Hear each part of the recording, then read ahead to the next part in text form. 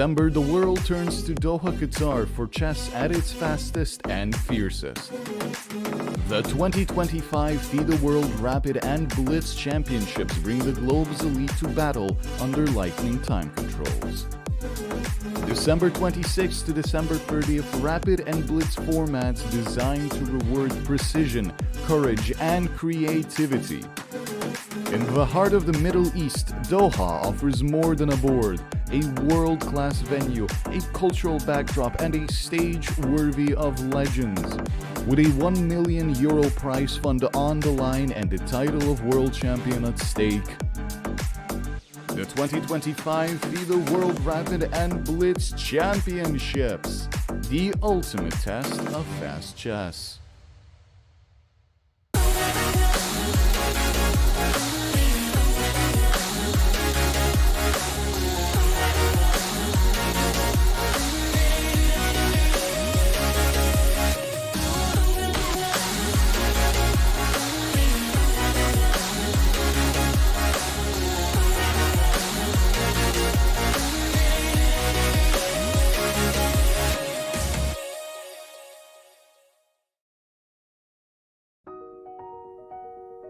Welcome to the FIDE Online Chess Museum.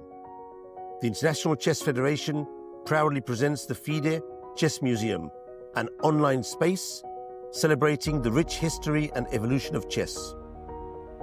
Explore exhibits that trace the game's fascinating journey. Discover the origins of chess, beginning in the distant past, and follow FIDE's centenary journey. Rare chess sets, unique books and memorabilia, autographs of chess legends, trophies of historical tournaments, and stories of the chess champions. Explore the game's legacy and future. Chess is more than a game. It's a global culture of strategy and unity. Join us to experience this unique online journey where history, culture, and passion for chess converge. And also on your phone.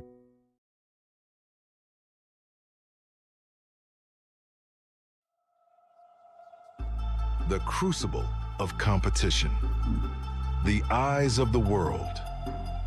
Goa, India, hosts the 2025 FIDE World Cup, where over 200 of the top chess players in the world face off in an 8-round knockout tournament.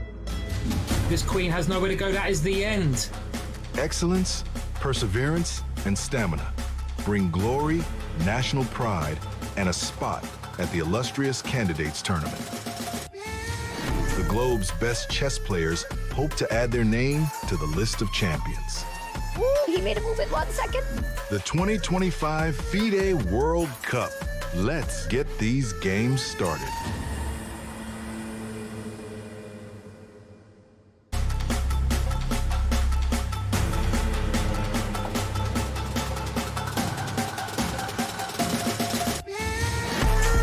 Yesterday brought some of the most dramatic chess we have seen in Goa. And today, the stakes rise even more. Round 5 comes down to just 4 boards. 8 players with everything to fight for, and only half of them will reach the quarterfinals. Faster time controls, higher pressure, and no room left to recover. Every decision today shapes the final stages of the World Cup. Welcome to day 15. All right, folks, good morning, good afternoon, good evening, wherever you might be, and welcome to our coverage of day 15 of the FIDE World Cup. I'm John Sargent, and I'm joined by International Master Jovi Hauska. How are you doing, Jovi? Good morning. Hey, I'm good, John. I'm just recovering from yesterday's dramatic day. You know, we started round 5 with a really calm day, only one person winning. And yesterday, well, we saw 4 people qualify to the quarterfinals. And now we're going to be deciding the fate of the remainder. I'm going to give a word to some of our incredible games yesterday we might not get to see today. I mean, the Donchenko game, absolute madness. Arjun's game against Levon, craziness over the board. We're not going to see those players in action today, but wow, what a day you guys had. Yeah, we certainly had. I mean, knight h3 there from Arjun Erigaisi against Levon Aronian. He came in, he meant business. Also, Yakubov choosing a super sharp line as he defeated Sargsyan.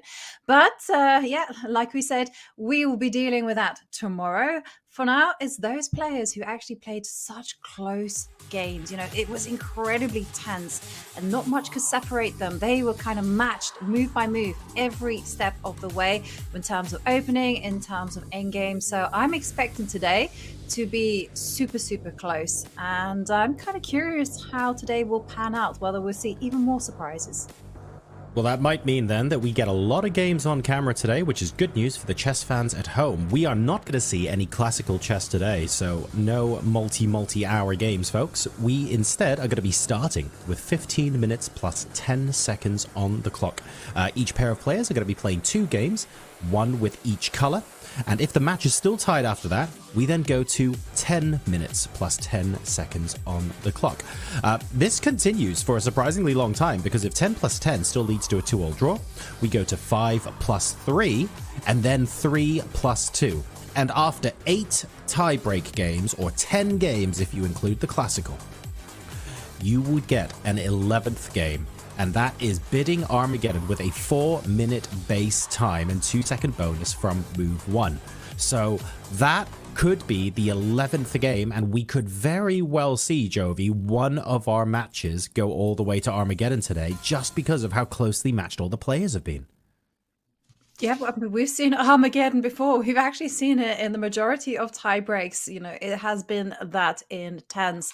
And when we get to that kind of situation, I think everyone grab yourselves a cup of tea, coffee, popcorn, whatever. Hold on to the edge of your seats, because we're going to be treated to a wild ride. Today's going to be very, very intense. That is all I'm going to say. Expect the unexpected. Is going to be a whole lot of fun and a whole lot of chess on offer. And helping us along with this, of course, in addition to the wonderful Jovi here, we have International Master Anna Rudolph, obviously needing to prep and get that opening preparation in on the gaming chair there, but we are here. Anna, how are you doing? I'm good, except I'm so bad at following what time it is. I thought we still have 15 minutes to go, and then you guys are already live, and I'm like, oopsie. Yeah, well, good morning, everyone.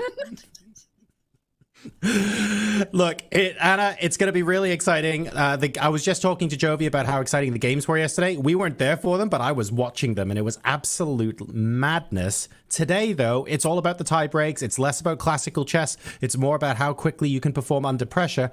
And ultimately, you can see someone super solid at classical chess start whipping out some crazy lines in blitz, or vice versa. We're going to get to see a different side of the players today.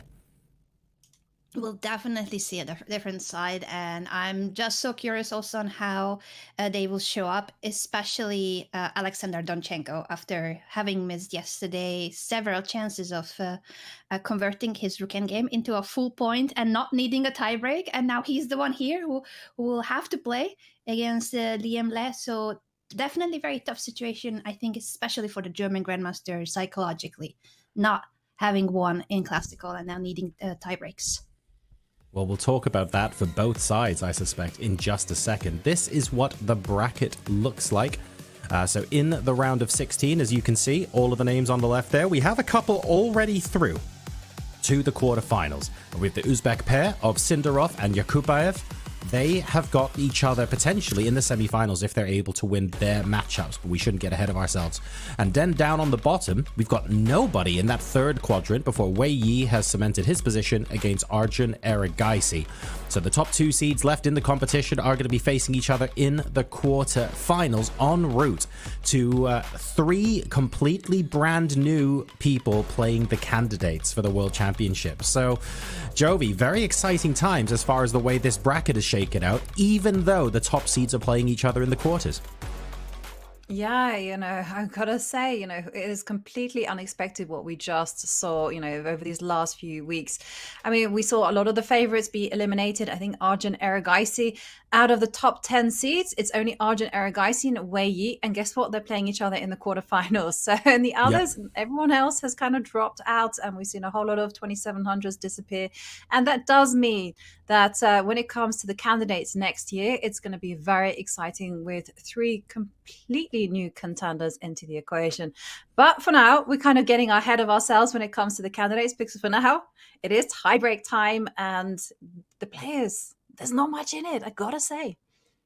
It's really small margins here, and hopefully some of those margins will get more and more exposed as the day goes on and we see some dramatic twists and turns in today's games. Before the first moves get played on the board, though, we should catch up with International Master Rakesh Kulkarni, who is live on the ground for us in Goa. Welcome to round 5 tiebreaks. This event is known as the Upset World Cup. Yesterday we saw Mr. World Cup himself, Levon Aronian, was knocked out by Arjun Erigaisi in a nice sacrifice with the knight by Arjun. And with that, Levon was the last remaining player to play in the candidates, and among the 12 players here have never played in the candidates. In March 2026, we will have 3 new debutants, and those 3 will be coming from the World Cup, as well as Blue Bomb, who qualified from the Grand Swiss. Let's check in who qualified. Here already, Yavokir Sindaro is through. Wei Yi won a nice game and he takes on Arjun, and as well as Nodirbek Yakuboev. So that means 2 Uzbek players are through. Let's check in on today's tiebreaks. We have with us Jose Martinez versus Pentala Harikrishna, a speed chess specialist versus the Indian star and the local hope here. Will we see 2 Indians? This game will decide. Next up, we have Lee Kwang Liem, the former world blitz champion, versus Alexander Donchenko. Donchenko was extremely close to booking his berth, but didn't manage to convert in that rook end game. Today, he has to start from 0. Next up, we have Sam Shanklin, America's last player in the World Cup, plays the former world champion in rapid, Daniel Dubov.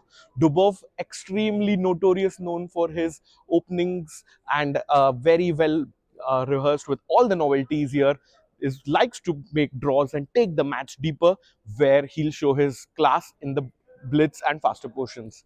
And the last game, we have the Russian, the 2 players from FIDE, Andrei Yasipenko and Alexei Grebnev, and which means we will have just 1 player from the FIDE flag playing. Who's going to go through? We'll find out. Very, very exciting games coming up. Everything to play for. Quarterfinal spot up for grabs today. Back to you guys in the studio. Well, the stakes are high, and here are the pairings for today. So Sam Shanklin taking on Daniil Dubov, Liem, Alexander Donchenko, Esipenko Grebnev, and Jose Martinez taking on Pentala Harikrishna. Now, we have to talk about the psychology of Liem, Alexander Donchenko. I think that is going to be a big talking point for the whole of today. Anna, Jovi, I want to ask both of you this. Anna, we'll start with you.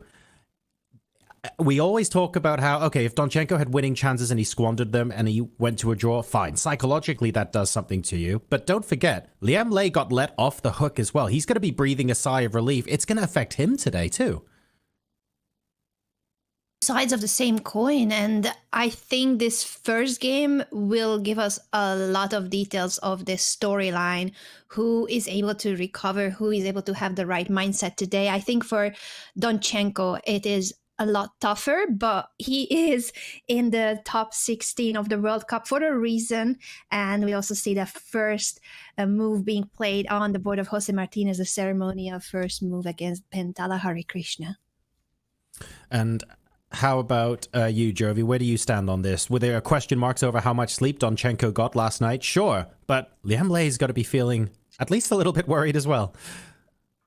Yeah, I think for Liem, he'll be feeling tremendously relieved. I think he would have had a very good night's sleep because he thought he was over. He thought his dreams were completely busted. They were gone, but he got given a second chance, and now he's back here with the white pieces to begin with, and he's going to be certainly applying the pressure.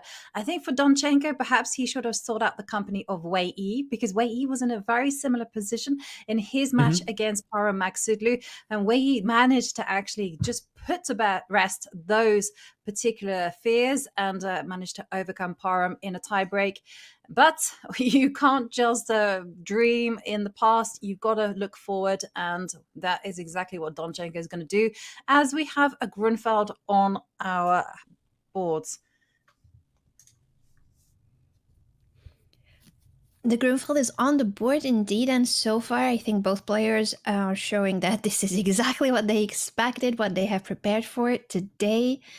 And I'm just really curious when will we see a deviation? The Grunfeld is known to be a very theoretical opening, so this could go on for a long time with the preparation. Although, and as I'm saying it, there was a little bit of a moment of thinking, but of course this is still a very well-known line, Jovi.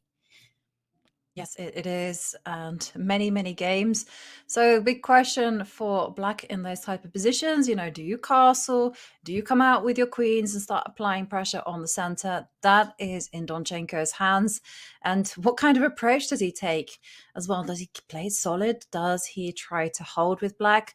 Because there's a lot of questions running through the minds. And I gotta also say that when it comes to the game between Sam Shankland and Daniel Dubov, they're on the top left. I'm also kind of interested because Daniel is not making any secret of his approach. He says, why bother studying loads and loads of variations when you can just literally decide that you are going to hold as black and agree a draw with white and then take it to the faster time controls where then you can display your creative ideas. And that's pretty interesting because Sam, we know, is wanting to put pressure with the white pieces. And we already see h2, h4 make an appearance. And things are a little bit quieter in the game between Andrei Yasipenko, Alexei Grebnev. That is a Petrov, but it's a very sharp version of the Petrov. With they're potentially seeing queenside castling from white. So I'm really kind of intrigued to see who's come prepared and who's bringing the heat to the games. And we're also seeing e4, e5 in operation in the remaining game between Jose Martinez and Pentala Harikrishna. Those two have been matching each other move by move when it comes to the opening. They don't seem to have launched any surprises anywhere. So Anna, I'm going to ask you, where do you want to go? I think it's a tough choice, but we could start with that h4 move by the American Grandmaster Sam Shankland, because who wouldn't love to see Harry, the H-pawn, making a really impactful march all the way down to the board? Is this it? Is this what Sam wants, that he literally just wants to continue pushing that pawn all the way to H6 to weaken Daniel Dubov's king? And the king of white is still in the middle of the board, but you have the option of castling queenside if you want to castle. For now, I feel like Sam is just okay keeping it in the middle of the board. Yeah, and it's a kind of unusual kind of situation, right? With h4 being played. I think that this is a new move. I don't think anyone has ever tried it. I think everyone else has kind of gone bishop takes bishop and then kind of played rook to d1. And it's kind of interesting to note that I remember the very first time someone did this to me, I was like, wow, you are letting the bishop on f4 be swapped off and you're kind of voluntarily doubling the f pawns for what? And it was only when I actually educated myself and began to look at some chess history, I was like, oh, advocated by Botvinnik. And Botvinnik is so not that new of an idea. No, it's not that new. But at the time, I didn't know my chess history. And I was like, wow, what is this? This is crazy. You're literally ruining your pawn structure. But it's all based on the fact that actually you get very good squares. The knight can jump into e5. There's a lot of space for white. And also, the problem of the c-pawn is still going to be very, very transparent. And that's something that Sam is definitely keeping an eye on. Don't worry about h4. I don't think it's going to advance too much up the board. I think we'll be seeing ideas such as g3, king to g2. Also, the rook can maybe lift up to h3 at some particular point. But what is very key now is that Sam has to keep control on the center. If Dubov breaks out, then the kingside weakness may begin to tell. But I can tell you from experience, it's going to be a massive job to ever try to break out from the grip that white has in the center. Absolutely. And just to highlight this last move of Sam, it's one of those few positions when it's okay to not castle. In fact, you are on purpose ruining your own castling options. You could take with the rook, and then say, I can still castle on the other side of the board at least, but that's not what it wants. The rook is actually really nicely placed on the h file. Because you're pushing the h pawn, it could become one of those situations when the rook will be activated without having to even move it. So the king takes on f1, and Jovi already explained that in the future, white could push g3 and tuck away the king on g2, artificially castling on the king side, but without moving the rook away from h1, because it wants to be activated through the h file by pushing the h pawn up the board. Very interesting position, and all of those ideas that you mentioned too, that white is not afraid of doubling these pawns. In fact, this pawn mess is pretty strong together because they are not isolated. This is a very, very solid, very difficult to break pawn structure. It does leave the d4 pawn isolated, but it comes with its pros as well with the activity of white's pieces. We have the trade, in fact, now taking place on f4, and we arrive at this very interesting pawn structure, weakened pawn structure for white, but white has more space and more activity and just wants to go really creative and active. h5, h6, or even f5 to get rid of one of the doubled pawns are pawn breaks that could take place in a few moves. Yeah, so I kind of was looking like knight to d7 as a natural kind of way. This is the way that I tried to play it. And then white was very quick to put a rook onto d1, saying, hey, if you ever want to get c5 in, it ain't happening because your rook is going to be eyeballing the queen on d8. So, you begin to understand suddenly that actually black doesn't have too much space, and the bishop on e7 is actually just jammed by white's wall of pawns on f4, f2. So it's a really kind of complicated position where white is enjoying the natural plans of going knight to e5 and jumping rook to d1. Knight to e5, by the way, is something that you do when you have complete control of the center. until you've got that, don't be thinking about jumping in with knight to e5. So rook to d1 and then consolidating the king, and the position is just very harmonious despite direct pawn structure. And it's a very, very interesting endgame. So I'm expecting rook to d1 from Sam, and I like the fact that this is actually applying the pressure on Dubov, because Dubov is playing the meta game. He's just saying, I want to get to 10 plus 10. That is the golden time limit for me, and I want to take my chances then. Then I'm going to hit you with some preparation. But until then, I just want to lock the game down. And Sam is saying, no way. Let's not go for that plan, and let's do something else. So, Anna, I'm just looking at the bottom right, and I can see that there's evaluation bars. And, when I'm commentating, I love to follow the evaluation bar. And the one that was pretty significantly in white's favor was the bottom left, and that's Andrei Sipenko, Alexei Grebnev. Oh, okay. The camera chose. Actually, all three other games had some swings up and down in the evaluation bar. So I think you are right, Jovi. We need to follow the bar because the positions keep changing. And on the other two boards, too, there must have been at least an inaccuracy earlier in the games. Yeah. And let's dive into this one because, we kind of called it. We said there was going to be opposite side castling. We hit the bingo there. And now... What is happening here? Because it's like a similar pattern. Now they're coming to d5 and targeting this bishop on f4, and Harry the h pawn has been mobilized. So the big question is, what is white's plan to get going? Yeah, you already see the h pawn on h5. It can be pushed to h6, although that might not always work. You cannot always just go like, I'm going to push it to h6 and that will guarantee that I'm opening up the h file. Black can choose to push g6 and keep things closed. But another thing that the h-pawn push helps with is that your rook has more space, and you could go for a rook lift with rook h3, rook to g3.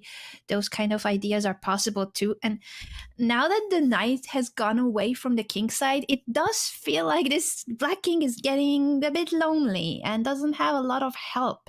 So that that could be the reason why this move, which is looking natural, place the knight in the center, attack the bishop. It looks like the computer is saying black has to hurry with the queenside attack. It's opposite side castling after all. Whoever's attack will be faster will win the game most likely, because it's all about who gets to the opponent's kings first. So a5, a4, launching an attack on the queenside. Guarding also the pawn momentarily, and being able to develop your pieces was priority. Knight d5 is an accurate move, and white can just continue with the attack on the king side. Rook h3 is happening, and rook to g3 is the idea. Yes, and it kind of answers the question, because the knight going to d5, yes, it centralizes the knight, but actually it takes away from some of the defenders. And after that particular move, Yasipenko, he felt that something was wrong, and so he went into deep thought for 6 minutes, which is a significant amount of time, and then decided, okay, I'm going to attack with pieces. Because this is the question when you're attacking, right, Anna? You can either go forward with g4, g5, h6, try to open a line with the pawns, or you can try to do it with pieces. And he's going rook h3, rook to g3 is a possibility. Also knight g3, knight f5 is another way to get the pieces in. And is it very interesting, because we've got to break down like what is the plan. So knight to d7, only move. I think it's a very natural move, right? Especially when black has tried to play with the pieces. Yeah, now that you have moved away with this knight from f6, you kind of need a replacement. You need to make sure that the other knight will back you up, either going toward f6 or to f8. The f8 square for the knight is often a very good defensive square to guard h7, but g7 is vulnerable too. After rook g3, the threat will be bishop to h6. This is looking scary, even if it's not an immediate crushing attack, but white's position is so much easier to play. I think Grabnev has noticed that knight to d5 wasn't the best, and now he really needs to play precisely to stay in the game. Right. And your bishop h6, suddenly I started looking at sacrifices, just going bishop h6 immediately, right? And like if you go knight to d7 or a5, let's just put an a5 kind of move. Sure. Just completely ignoring the king side. And I just wonder whether you can go bishop h6. I love it. Just for I love your idea, purposes. Joey. Yeah, let's show it. And then wow, rook to g3 or queen takes h6 is also good. Yeah, it's all good. Everything. On h7, on g7, there's too many mating attacks here with that beautiful piece sacrifice. What a move, bishop h6. Black is not forced to take it, but if you don't take it, rook g3 is coming anyway. Let's catch up with the game. It looks like Grabnev has taken the bishop before it can land on h6. He does not want to see that bishop sacrifice, Joey. Yeah, and now, yeah, so... Okay, so this wasn't the best move. Apparently knight to d7, as we saw the blue arrow indicating. So knight to d7 would be a kind of a move to play to try to just get the defenses. But is there a way to kind of bulldoze, open some lines? I don't see any immediate way to kind of do that. So knight d7, I just wondered. Knight d7 okay, looks like it looks like it's losing because of another bishop sacrifice. This game is full of potential sacrifices. After king takes, then h6, and now whether you take or push, there's queen f7.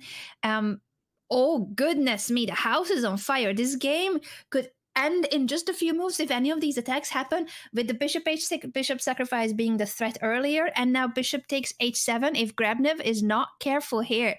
A natural developing move trying to bring the knight toward the defense is too late. He is too late to do that. He has to find either bishop to f6, apparently, to stay in the game, because after that, at least the sacrifice is not working. The f7 pawn is not, it's not possible to capture the bishop on f6, so that's some protection for the king. Or bishop takes f3, according to the computer, is another way to try to defend. But I don't know. I don't know about you, Joey. This wouldn't come to my mind as a great defensive move. It does trade a knight, but it also means that now the rook is hanging, that you then need to play knight d7 and make sure that these sacrifices no longer work. Yeah, no, it's super important to stop bishop takes h7. And I was going to say bishop f6 doesn't look that tempting for me because I would be, as soon as I see the move bishop to f6, I would be thinking about g4, if that kind of works. Mhm. G4, g5, let's go on and have some fun. And Yeah. This is a really difficult position for Alexei Grabnev, and it's all because of one inaccurate move, knight to d5 a few moves ago. It is just how sharp these positions are with castles on opposite side of the board. He had to hurry with his queenside development and with his queenside attack, and instead he chose to centralize his knight. Usually a nice and strong move, knight to d5, but in this game it was a mistake, and it could cost him the game, because also the follow-up, capturing the bishop, wasn't the best. And now it really is just how many attacking pieces white has here. We can also definitely count that pawn that is about to be pushed to h6 in many of the lines. How do you pair the threats when there are 5 of your opponent's pieces staring at your king and you don't really have defenders there? You don't even have your full development ready. No, that's a big problem. And as you say, way too many pieces just lurking around the black king. Rook g3, g4 is still in the air, h6 is coming, bishop takes h7, immediate threat. Oh my God, that is a demolition job in itself. Well, we see Grabnev just sink into deep thought. That perhaps gives us some time to go elsewhere and just take a peek into another position, even though we really got to stick to that one. And then what is going to be played? By the way, we can see that Grabnev decided to go bishop takes knight. That was one of the best defensive tries for black. And maybe we can just take a look at the game between Jose Martinez and Pentala Harikrishna, because these guys have been so evenly matched.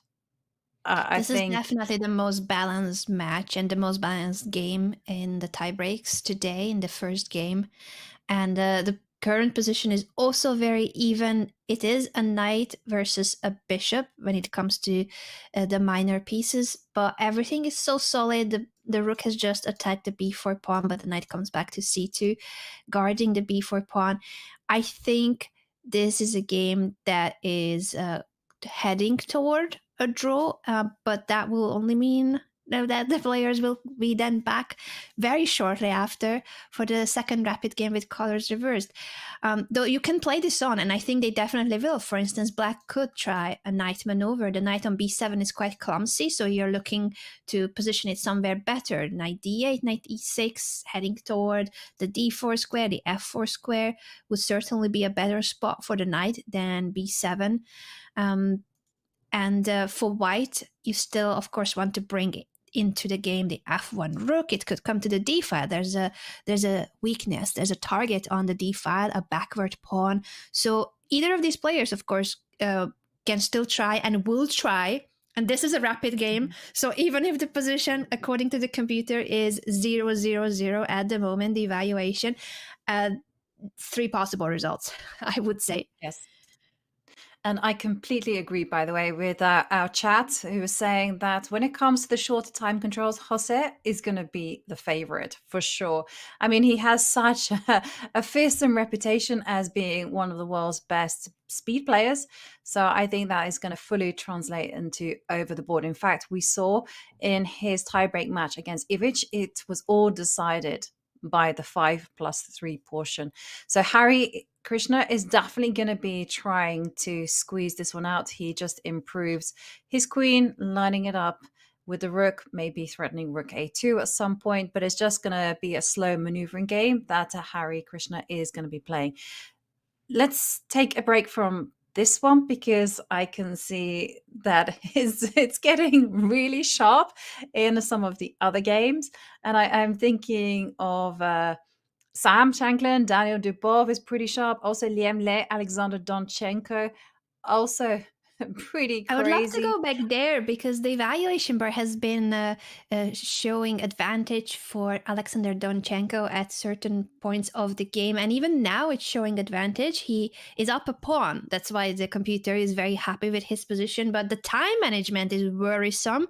He's down to 5 minutes and 20 seconds against 12 minutes and 27 seconds. So a huge time difference for a rapid game. But of course, the position matters the most. And now that it's an endgame, an extra pawn in the endgame, Jovi, that usually is a great sign toward a winning chance, if not already a decisive advantage. Yes, and not all pawns are equal. That's something Nimzovich liked to say, and that's definitely the case here. The pawn on c4 being exceptionally strong, but it does seem like the evaluation bar is going a little bit crazy. It can't really make up its mind. You know, It's at too first fast black was for it to winning, and now process, white I is think. absolutely fine. Yeah. I'm not sure about that.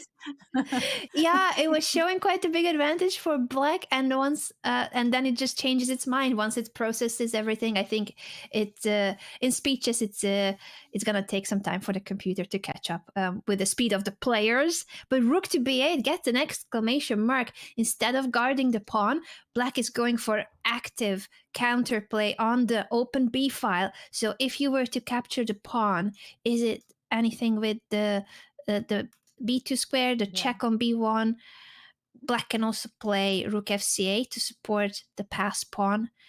Interesting that this would mean that the material will be now balanced, equal, but as you said, the quality of the pawns matters so much, and this pass pawn, that is a really strong pawn, while white cannot create a pass pawn. It's 4 against 3 pawns on the king side, but it's basically impossible to create a pass pawn, at least not in the next 20 plus moves with the pieces like this on the board. Yeah. And the thing is, you know, Anna, when you have a pawn such as c4 on the board, I loved your plan, by the way. Rook fc8 is the way that I would play. It's pretty simple.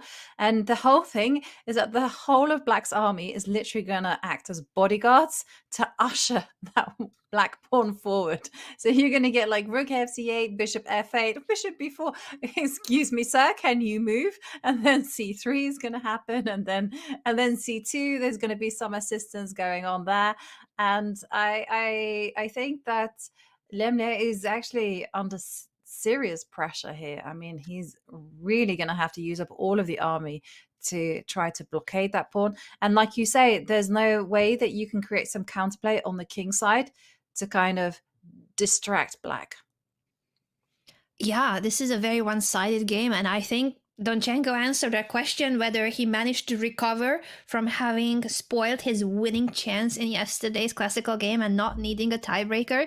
He is so back in this match that now, with the black pieces, he's the only one with serious winning chances in this game, and Liem needs to really work hard on how to defend this. I think first comes first, he probably will take that a6 pawn at some point, because at least then you say, okay, yeah, my position is worse, but at least I'm no longer down a pawn, and that activates the white rook.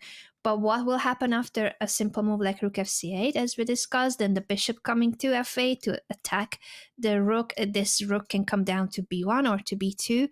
So many questions to answer, and it's happening. Rook takes pawn, and then rook fc8 is on the board. Yep. And here for Liem, he has to go on the pure defensive. He has to completely stop that c-pawn from moving. Anna, can we just take a pause from this game? We'll keep an eye on it when we go to a full-board view. But I really want to take a look at the game between Sam Shankland and Daniel Dubov, because that one is smoking. Wow.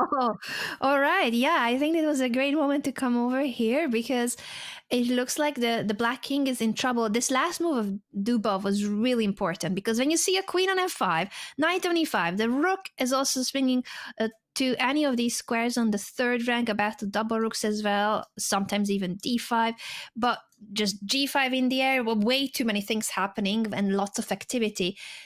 offering a queen trade is one of the best defensive resources. We said this already so many times with Jovi, and it's the same thing here. You gotta get rid of this queen, and it's either gonna be traded or at least you force your opponent to go back with the queen. So queen takes c8. Now it's gonna get a bit calmer here, but still with space advantage for white and very active pieces, even if the queens are off of the board. So the black king will be now safer and happier, but the position is still better for the American Grandmaster. Yes, and you remember those doubled f pawns? Well, they're no longer there. F5 being played by white, and suddenly white is the one who has this beautiful pawn chain. He's going to go f3, just solidify g4, h5, and the knight is sitting very pretty on e5. And this is the whole problem. Like, quick maths, the knight on e5 is attacking c6. That holds a rook. That's worth 5. So this knight that's doing 3 is worth 3, holds 5. So that's a favorable trade. And the big question is, like, can Dubov just hold this position? I mean, I don't think he's got any hopes of actually pushing or turning this position around. For the minute, the priority should be on just holding and just making sure that the weaknesses on c6, potentially a7, is gonna be maintained. But very good player, I think, from Sam. Yeah, and it's a 2 possible result position. Slight advantage only for white, so it really is not a position that is going to collapse. Dubov, with precise play, will be able to hold it, but he's the one who's going to be constantly tested with less time on the clock and lots of pressure in this slightly better endgame. I think one of the few things that maybe Sam needs to be careful about is to push f3, for instance, in the right moment, so that there's no pin on the e file, because that would allow black to activate the rook to some extent. But even that, of course, is not the end of the world. It's just that we would no longer be able to capture the pawn on c6, and black could place the rook on d6 or rook on e6. To be fair, that might happen anyway. Rook e6 and then activate your rook. You need to try to get that rook out of c8 one way or the other. Yeah, totally agree with you. Yeah, you gotta not make your pieces loose. And if you go f3 too early, the rook on e3 would be loose, and maybe there might even be some knight to d7 in the air. Just asking the question of this knight. So a4, and this is something else that I was gonna mention. A4 is like such a nice move, just to prevent b5, or also to threaten a4, a5, and Sam really showing that he's got full grip on the position. So now the players have to kind of switch to positional mode. For Sam, it's just making those very small incremental gains. For Dubov, it's all about holding firm, going for the old Gandalf, which is thou shalt not pass. I love that. And will that be the case in Grabnev's game? I'm looking at the evaluation bar, and I am really worried for his king. We were analyzing that position earlier under Yesipenko, sensing the opportunity after Grabnev made a slight inaccuracy with knight to d5 earlier in the opening phase, and now it is white's attack full on. Knight to e4 to eliminate the f6 defender, because look at this queen and bishop battery attacking h7. The only defending piece is f6, and so you want to get rid of that f6 knight with knight e4. It's taken, and now if the bishop takes, you are threatening queen takes h7, you are threatening bishop takes rook. Black is going to lose material at the least. Yeah, and also I just want to add a third problem for black, and that's the clock. So 6 seconds ticking down. Look at this. And he's got to save the rook, and he gives up the h pawn. Okay, queen takes h7. Is that going to be an automatic there from Yesipenko? He takes his time, but his eyes are definitely looking at h7. He's taking his time just to calculate, do I have checkmate in 3, 4, 5? Like, this attack, to pick up the pawn is one thing. You're going to be up a pawn. But it's more than the pawn that is the problem for black. It is the safety of the king. And after queen takes h7, king f8, I would expect a rook lift to f3 bring that rook to the f5, then the f7 pawn will be an issue as well. And that pin with queen g6 or bishop d5 or bishop g6 go to attack that f7 weakness as well. I think this is going to be perhaps one of the first games to lead to a decisive result. And I'm losing my voice over this position because the black king is in trouble.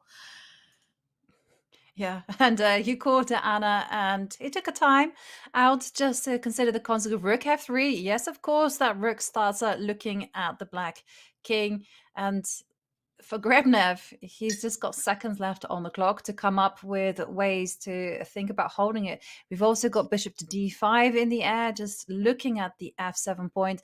5 seconds, 3 seconds, maybe he's going to, yes, he covers the d5 square. That was very important. Bishop to g6, also going to be a move that Yesipenko is thinking about, because it also looks at the e8 rook, and Yesipenko can sit on this position and just enjoy. It has been an absolutely perfect start to the tie breaks, and out comes the king. The king is going to put its running shoes on after rook takes f7, but is Grebnev being really sneaky? He's just literally saying that if you take with the rook takes f7, watch out, the queen on h7 doesn't have too many squares.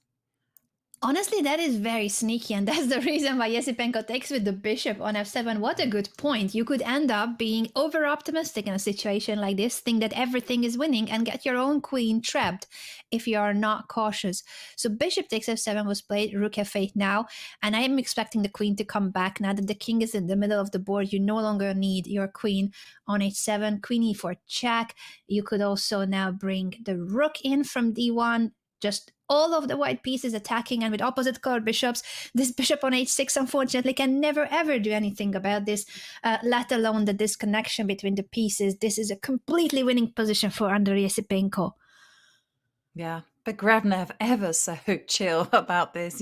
He's just casually moving the pieces like, yeah, this was all part of the plan. No, this was not part of the plan. The rook comes over to e1. There's threats now of the queen swooping into c6, rook to e8. That's been highlighted by Anna. That's very, very dangerous.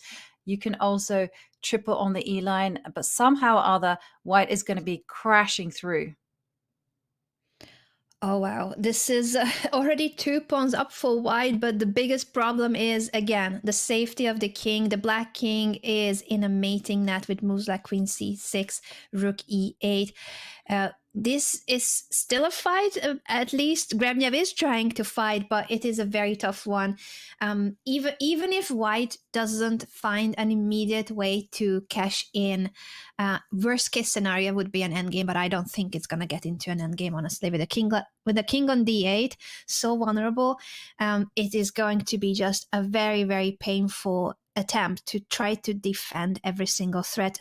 By the way, there's so much action going on everywhere. I'm just looking at the evaluation board. Maybe we bring back all our 4 boards if possible at any point, because there's a lot going on, and we could see 4 decisive results, I feel like.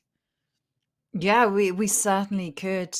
And I'm also looking at the game on the top right between Liem, Alexander Donchenko. For Donchenko, yesterday was a little bit heartbreaking. He didn't find the way to win, but he's certainly going in the right direction now as he just starts motoring up the board with a c-pawn. And just look how the whole army assists in the advance of that pawn. The bishop is in there, the rook is also in there, and now it's just a question of getting it to its destination, c1. So I feel like Donchenko should just, as long as he doesn't make any big mistakes on the clock, he should be able to just nurture that one through. And also Sam is putting the pressure on Daniel Dubov, whereas things are a lot more balanced in the game between Jose Martinez, Pentala, Harikrishna. I feel that one is a classy game.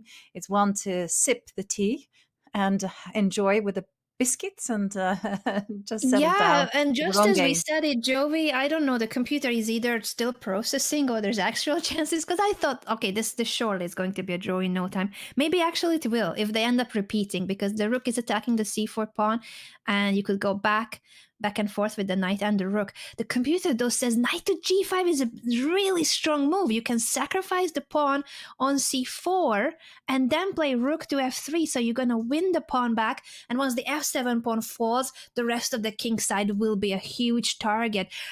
Everything could collapse if Jose Martinez finds knight to g5. Will he play it? Will he find and sense that he now has a winning opportunity in his hands?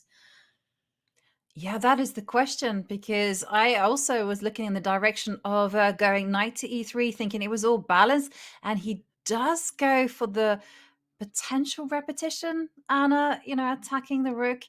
And well, knight to g5, that was a tremendous idea, actually switching tack and going for the king side. It's so tempting in this type of position just to focus on the center, focus on the queen side.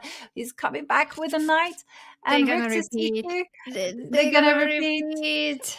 They doesn't know that knight g5 Neither of is them actually realize. so good. Neither of them, because if Harikrishna realized, he wouldn't be going back with the rook, of course. Knight g5, of course, is not easy to spot without seeing the evaluation bar rise all the way up to so much advantage for white. If you're sitting there without the computer showing you that there is something going on, this game has been already played for nearly 40 moves, very balanced from the finish till now. This is the first moment when there is actually something, an opportunity to cash in. Knight to g5. Will Jose Martinez find it, or will he settle for the draw? Yeah, and okay, we see our featured chat saying, knight to g5, knight to d8, and the whole point is that the white knight will crash through on f6. Yeah, this is the I thing. think that's it. I think they are agreeing to a draw. So that has been officially confirmed now, that neither of them spotted that opportunity. Honestly, it wasn't that easy. You're right, Jovi, that there was more to it, because the black knight could go back to d8 to defend f7, but there is no time to analyze it as much as I would love to, because there's action on every single other board. Yesipenko with the winning endgame. He is up 2 pawns, and his pieces are so active as well. So it's both activity, space advantage, and 2 extra pawns. Yeah, and look at the bishop on h6. Doesn't have much of a life. I mean, this is perfection from white. The bishop on h6 locked out. Resignation from Grebnev, because as Anna mentioned, g4, g5 are going to be in the air. There was really nothing that black could do to get out of the bind, which means we have 2 games ongoing. Let's head over to Liem against Alexander Donchenko, because Alexander, yesterday, he had a win right until the very end, but he missed it, and now he finds himself in tiebreak. But he's shown that he's a man on a mission with the black pieces in a Grunfeld. Look at that c-pawn go. It's just going to crash through. There is no way of stopping it. And now that the rook has come to c3, slowly but surely, black has been undermining every single blocking square, and the last ones holding are the rook and the bishop. Black is threatening bishop to c5 to undermine that bishop, which is guarding the c1 rook. Black Wang Liem plays bishop to d2, attacking the rook. But you can go bishop c5 check, and yeah, maybe you can pick up the rook. I mean, Liem has seen that obviously this is possible, because bishop takes rook is in the air, and 39 seconds for Donchenko, and all the variations are just whizzing through his head. Should he go rook takes rook? Should he go bishop c5 check and unleash a discovered attack against the rook? There's going to be trades. It requires fast calculation. He goes for that check, drives the white king backwards. So Liem fighting hard, and now decision time. Rook takes b7, or do you make another move? Yeah, if rook takes b7, you're trading your rook in a really funky way. But that trade of rooks should be beneficial to him. Then guard the pawn on c2 and come back to b1 with the rook. You can also go rook b1, Anna. Isn't rook b1 kind of a bit of a killer blow? Yeah, yes. No, honestly, that's so much better. I don't know why I wanted to guard the pawn. No, I was the same. I thought I'm threatening bishop e3, but I think both ways you are threatening bishop e3. He does play bishop f5. Rook b1 is next, or bishop e3, or bishop a3. White can no longer hold the blockading square. Yes, and unfortunately, Black is going to be crashing through, so it is hopeless for Liem Lei. And well played, Donchenko, gotta say. He showed us, we were all wondering what was his state of mind, and he's like, you know what? Yesterday was just a blip. I mean business. Bishop e3, bishop a3, rook b1. That c pawn, it doesn't have a name, but it's gonna crown. It is going to crown, and unfortunately for Liem Le, there is nothing you can do about this. Even if you were to bring the king to d2, that doesn't change any of these facts that the rook will come down to b1, and you're threatening bishop e3 check to give up your bishop for the rook to undermine the defense. There is absolutely no more ways in which white can try to hold on to blockading the pass of that pass pawn. You would literally need to give up that rook for a piece and a pawn. A best case scenario, he can try to do that. Place the king on d2 and give up the rook for the pawn and the bishop. And he extends his hand in resignation. Unfortunately, king to d2 would have been met by a rook to d7 check.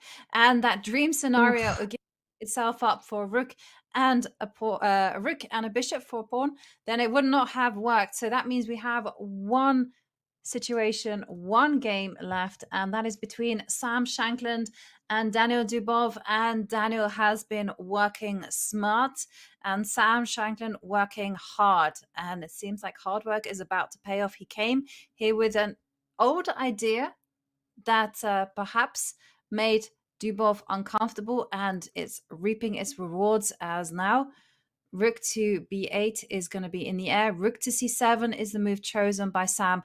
Oh, what a lovely move. And the whole point is it just simply just restrains the knight on d8. The knight cannot move, so it looks like Dubov is going to be facing his first loss of the event.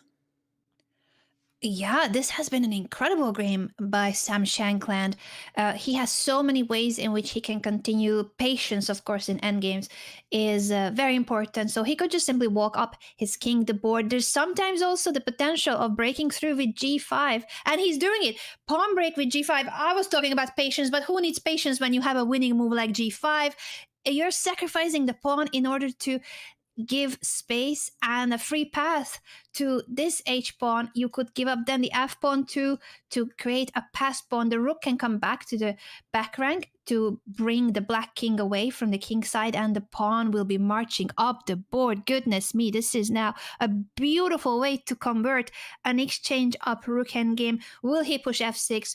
Will he play rook c8? It's very similar. Now f6 check.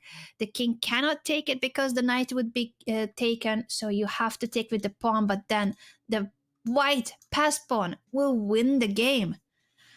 Yeah, beautiful. And Sam Shankland, no stranger to knockouts. He defeated Richard Reports rather smoothly.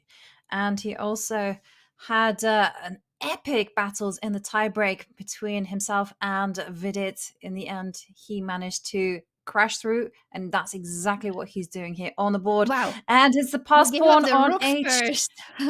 Beautiful. Yeah. He gave up his rook first and then pushed a same idea, but even classier. Congratulations to Sam Shankland and Daniel Dubov. And analyzing with a smile, it's always great to see the sportsmanship, and of course that the players acknowledge that it has been a tough game for Dubov, but Shankland, wow. Especially the precision with which he played the end game from a slight advantage, converting it all the way to this beautiful sacrifice at the end.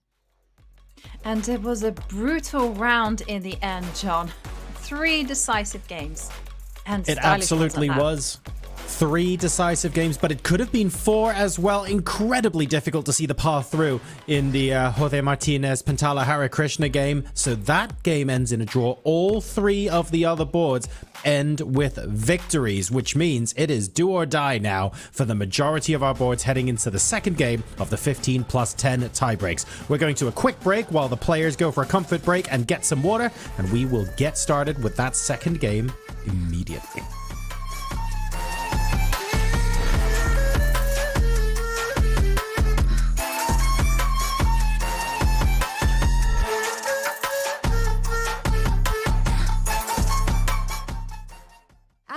a grandmaster and I'm a retired IM. So I'm gonna actually use this board to have the advantage. If I'm touching a piece, it's gonna show me whether it's a good move, a bad move, or a decent move. Okay, okay. What if I touch this? Oh, taking is not a good idea. So what's a good idea? It's ridiculous.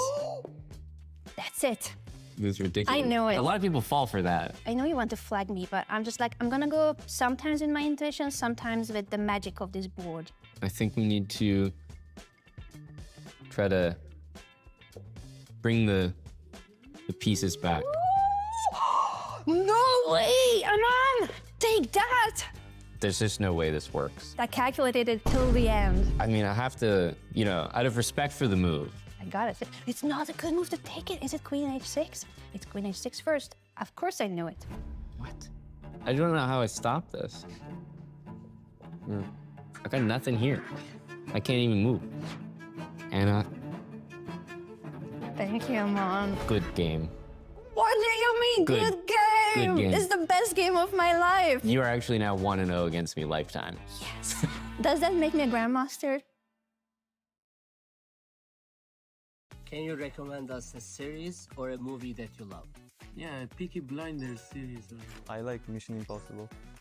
One of my favorite movies, probably Inception. Probably everybody has already watched it, but if you haven't, you definitely have to. Everyone should see Lord of the Rings at least once. I had quite a fun watching Better Call Saul. Yeah, I guess RRR for people, I think a lot of people are enjoying. Your favorite song these days? Jay-Z or something is good. Before the game, I often listen to AC/DC, like Thunderstruck. Some Turkish, I don't know, some Turkish one. So they're an Irish band. Yeah, again, nothing is coming to my mind. Yeah. Bollywood, Hindi music. Otherwise, I like music from chess-based India reels. If you could instantly learn any language, which one would it be? The most useful would be, like perfect English, of course, but actually maybe Chinese would be cool. No? I'm torn between Georgian, Nepali as well, but Nepali, it will just make me feel better that I speak my father's language as well. Yeah, Nepali probably. Arabic. Spanish is the right answer. Spanish. I'll say Sanskrit.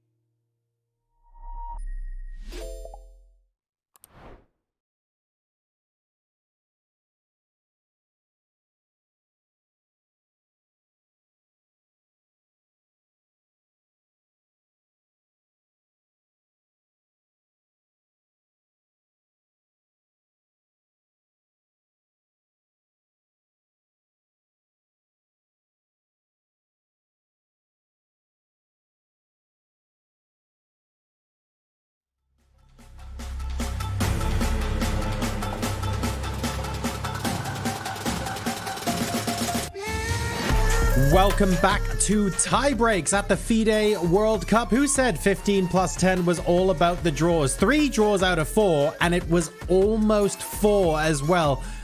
Anna, a word first about that Jose Martinez game where it's so unbelievably difficult to see the continuation for White, but that board result could have been a victory. Could have, but neither of the players sensed it. And for us, of course, sitting here with the computer evaluation bar and the engine showing the moves, it's easy to say and it's easy to then understand, oh, yeah, of course. But even now I'm like, but wait, the knight could have then come back to d8 to defend. So no, it wasn't that clear. It's just simply a lot easier for us here, armchair generals with our computers. Now, Jovi, I have a little bit of good news on that front, which is I don't think the players would have had enough time in the break between games for either of them to know that anyway. So as far as they're concerned, they've just played a draw and we're cracking on with game number 2 and nobody is going into a psychological spiral or anything like that. No, I don't think those 2 players are going into a psychological spiral, but I gotta say for the others, I think things are very problematic, especially for those players who lost, because almost every one of those losses was because the opponent came with some exceptional preparation. And that means one thing, if they're super well prepared with the white pieces, what are they going to be showing with the black pieces? And winning on demand is one of the most hardest things to do in chess, John. But at the same time, if you ask players like Daniil Dubov to win on demand, Liem to win on demand, Alexei Grebnev to win on demand, they are going to be some of the most entertaining players who are capable of doing just that. So we look forward to seeing how that's going to transpire. But let's talk about that for a second, because Jovi, we're not at the 10 plus 10 yet. Daniil Dubov has played a game that didn't end in a draw. What's going on? The world's ending. Yeah, the world is ending. Well, not for us, but potentially for Dubov. Like you say, he's going to have to bring his A game. He can't be coasting this particular game anymore. Instead, he has to reveal some of his preparation that perhaps he shored up for the 10 plus 10 portion that he was planning on demonstrating all of his skill and strength and creativity. But yes, it is going to be pretty intense, and I'm actually very worried for Liem because he lost with the white pieces as well. Donchenko showing that yesterday it was just a blip, it was just a small fluke, and now he's back. He means business. And Donchenko, I gotta say, with the white pieces is almost invincible. He plays very solid, very fine systems, just developing the king to g2 and not the king, the bishop to g2, and then just getting on with things in a rock solid manner. So Liem is going to have to kind of create some disturbance in the force. That's a great way to put it.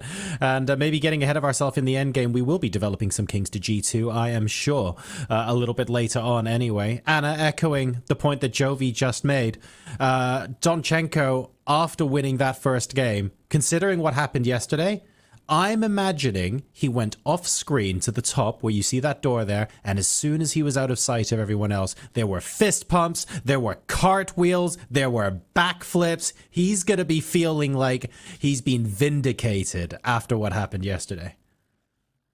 Yeah, I mean, I could see that, but I could also see a very composed, very calm Donchenko that is still so much in the game that he wouldn't even, like, it wouldn't even hit you that you won that much because there's the next game already to focus on. So I don't even think they have the time to celebrate, nor they should. I think it's best that they stay with their game face and game mode on, already thinking about, okay, in the next game I've got this opening prepared, and then my strategy is this, and it will only eventually kick in the celebration mode if you make it through and if you complete your win in the match and knock out your opponent.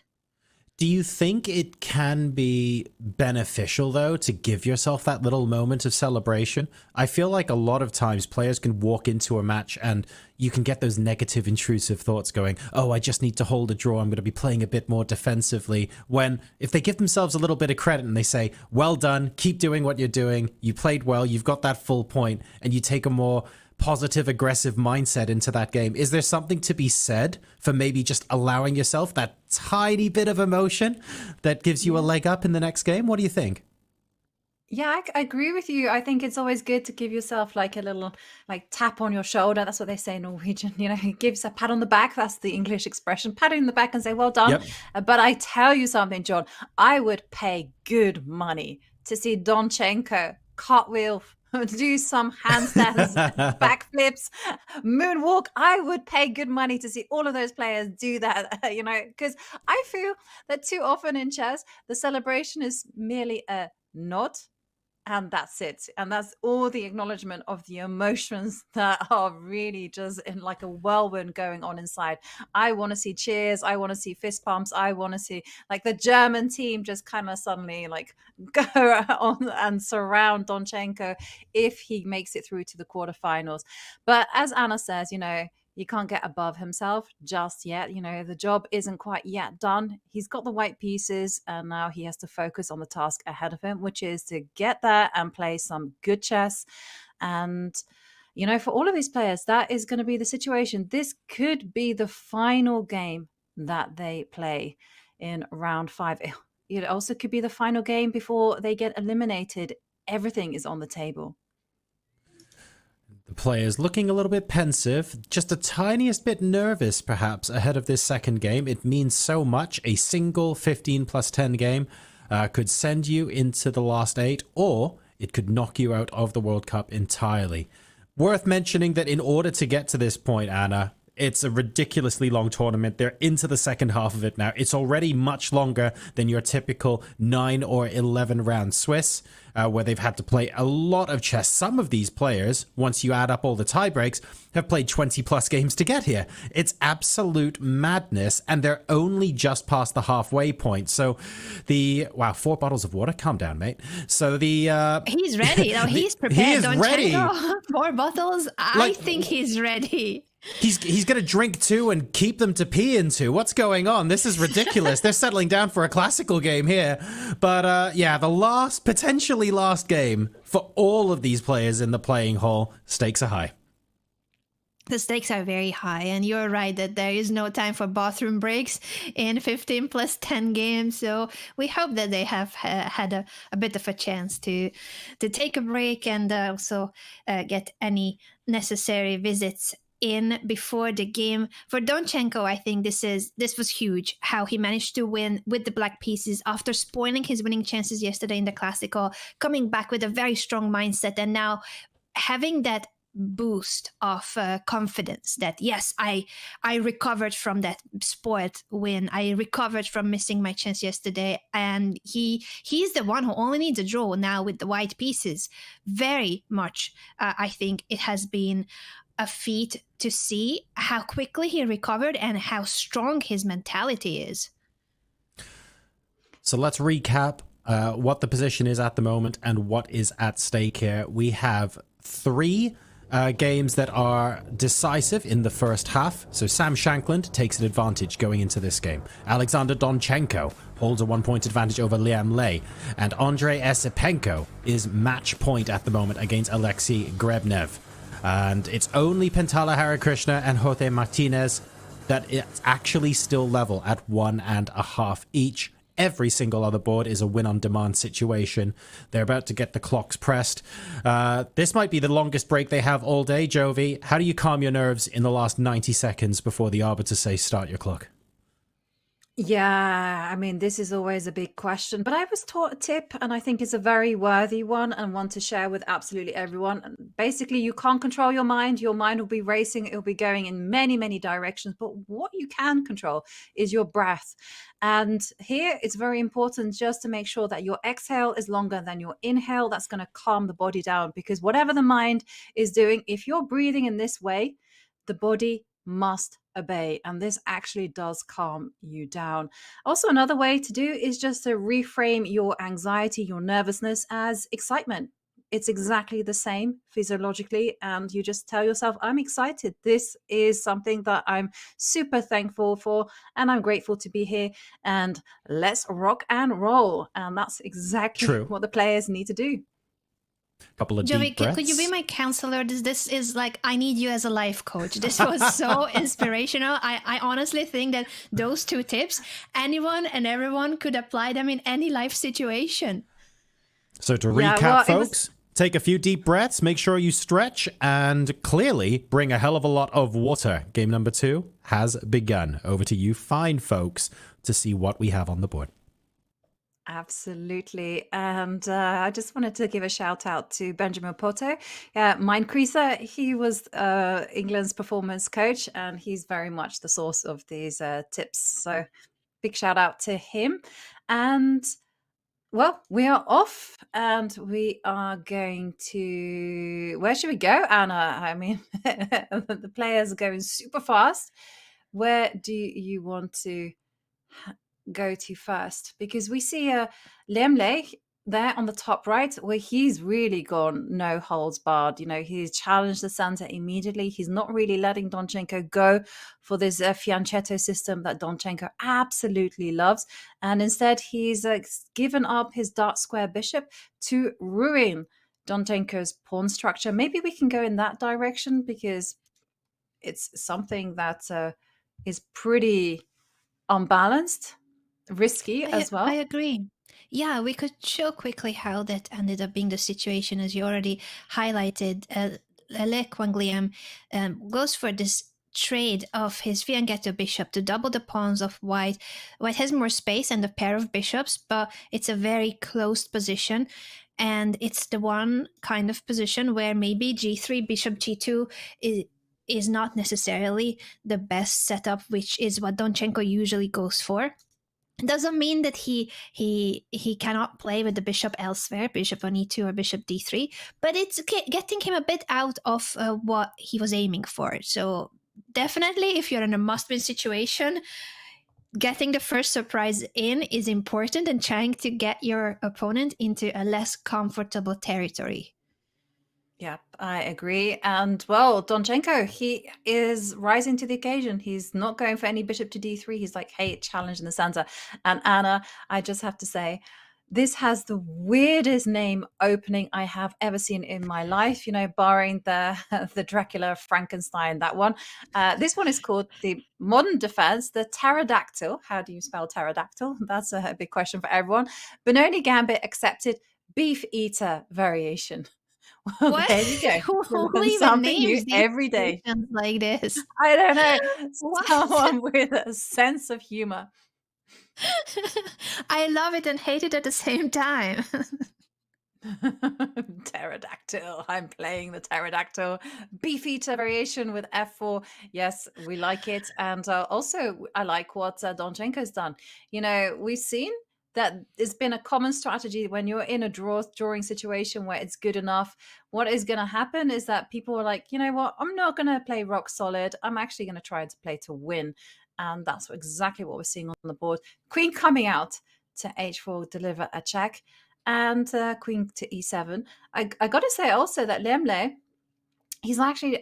don't think you kind of categorize him as a professional player, even though he's obviously one of the world's best grandmasters, has been world blitz champion in 2013.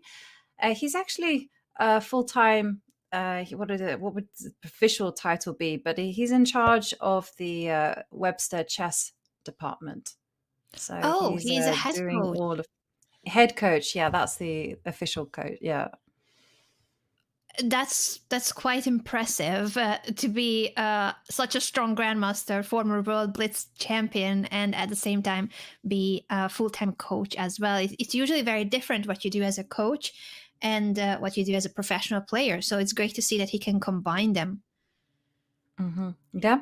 And we're seeing already that bishop to d3 was a misstep, wasn't the correct move in power. You know, the database is telling me that you should have perhaps taken on e5. But, okay, wasn't played. Oh, take on e5, and then both of your pawns are hanging. It's understandable that Donchenko doesn't go for this and just give up the pawn. According to the computer, this was all fine. Be down a pawn, give it up by check, and then just step away with your king. Yeah, of course, nothing to worry about. This was the best way to play as white, but if you don't know this, if you're not prepared, I think bishop to d3 is a very natural reaction to guard the pawn. Now the pawn on f4 is taken to open up the e5 for the queen, and knight f6 is coming to put even more pressure on the pawn. Le Quanglem is getting what he wanted out of this surprise opening. Yes, and what he wanted is a position with maximum tension and not a simple position for white to play. So I really like what Liem Le has done. It's been a gamble, but it seems to have paid off. Shall we go back to our full board view and take a look at what else is happening? Because I am seeing, like, this is really interesting. In the top left, between Daniel Dubov and Sam Shanklin, Daniel being in a must-win situation, we'd expect him not to go for a position where the queens are off the board. But sure enough, they are off the board. And Daniel is saying, actually, this is just a touch better for white. And it also seems to be the approach that Grebnev has gone for, also in a must-win situation. And he's just saying, I am going to take it to the long game. I'm going to play quickly. And I am going to bide my time and wait for an error. Very interesting strategy. He's basically playing the hedgehog system with colors reversed. It's as if he had played a Sicilian defense with the white pieces. And it's a very solid approach, but surprising to see such a solid approach when you're in a must-win situation. He is playing very fast, so he does keep a bit of a time advantage. He's playing very quickly, and maybe he just wants to grind it out, as you said, going for the long game. Yeah, I think he's definitely going to be utilizing his speed here. He's just saying, hey, keep it tense, keep most minor pieces on the board. And black is the one whose every move is going to be thinking, is b4 in the air? Is d4 coming? Or, I mean, are there going to be other maneuvers happening? So it is Yesipenko who has to bide his time here. I mean, but I do kind of agree with you. It kind of seems a bit weird that Grebnev has gone for like some reverse hedgehog and has kind of given the space advantage to Yesipenko on a plate. Yeah, this is a Marotti bind with colors reversed against the hedgehog. The hedgehog is characterized by these pawns on the 6th rank as black, or in this case, the 3rd rank for white. And the Marotti bind would be a very known approach against it, where the way you handle the hedgehog is that you try to avoid any of these pawn pushes, because in the hedgehog, everything is very solid, but at some point you try to break out of it by pushing either your d pawn or b pawn in the right moment. So far, everything is under control, and this is a very balanced game. Should we also check in, by the way, with the game between Harikrishna and Jose Martinez, because the evaluation bar starts to like it a lot for the Mexican Grandmaster, and I would love to see what changed in the opening. Yes, and I was also following that game as well. And here we're seeing a situation where black has the bishop pair and white has the reasonable pawn structure. I was going to say better pawn structure, but then I changed my mind because I don't think there's anything fundamentally wrong. I don't think there's anything fundamentally wrong with the black pawn structure. And he's given a check. In fact, I really like black's position. And it is the bishop pair, and you know, there's the knight on b3 is dominated. It's on a bad circuit, and it's actually really difficult for white to even think about taking the offensive. Okay, so he goes knight to d2. I'm expecting the rooks to centralize. It looks nice. It looks very pleasant to play. It does look very pleasant, and it seems to be a 2 possible result position. Of course, this is speed chess, so even if a player is in a reverse position, it doesn't mean that they cannot make a comeback. But in terms of if we only look at the position, I think this is really comfortable from black's perspective, and you are playing for a win, but in a way that it's very safe. So it's either a win for black or a draw under normal circumstances. In the heat of time pressure, that's not normal circumstances. Anything could still happen in a situation like that. But the bar, goodness me, Jovi, Donchenko apparently is now better already. When we thought that Liam Le got what he wanted out of the opening, some things have changed, including this h5 pawn push, which was criticized by the computer, saying that, hey, while black's pieces are all in the back rank, maybe it's not time yet for those pawn marches. Yes, yeah, you you neglect development at your peril, right? And the question is, I mean, how to defend g5. Like if you go g4, well, you'll start to concede squares, and the knight can jump to h4, and then there's a nice, lovely looking square on f5, which has that knight's name all over it. And if you're going to go f6 or bishop to g4, maybe bishop to g4 was his intention. I mean, is there some funny business going on? Maybe you can just simply go Ooh. h3. It's just Apparently, if bishop g4, white can simply take the pawn. This might have been what he missed, and that's why he doesn't play bishop to g4, but protects the pawn with pawn to f6. Another inaccuracy according to the computer, but you can understand why, even if there's no immediate breakthrough. Actually, as I'm saying it, maybe there's no immediate breakthrough. e5 seems to be really strong here, because by sacrificing the e-pawn, you open up the diagonal of your bishop, heading to g6, attacking the king immediately. This could become... Oh, wow, this could become a really strong attack out of the blue if Donchenko notices that he's got the opportunity to push and attack, or he can play it calm and solid by castling, which honestly is also promising, very promising. Yeah.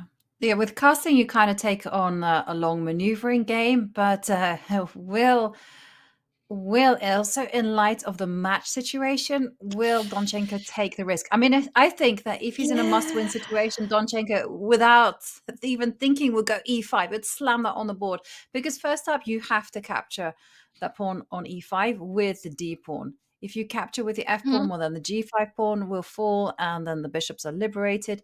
And this is what we are going to be looking at. And then d takes e5 is a kind of a must. And then what would be the follow through? Is it just to go bishop to g6 and just say, haha, you can no longer castle? Yes, it appears that is the logic. And then I guess you castle, and then it is all systems go on the open lines. Something's going to crash through, Anna. I can feel it, right? Yeah, I can feel that there's going to be castles, h4 in the air, some kind of piece slamming into e5. To show how difficult this position would be for black, I just want to show one of the lines of the computer saying that at some point there's going to be not only a pawn sacrifice, but even a bishop sacrifice to just crack open the entire position and go for it. Again, as you said, if Donchenko was in a must-win situation, then maybe he would be going for sacrificing all his pawns and all his bishops for this attack that will be crushing.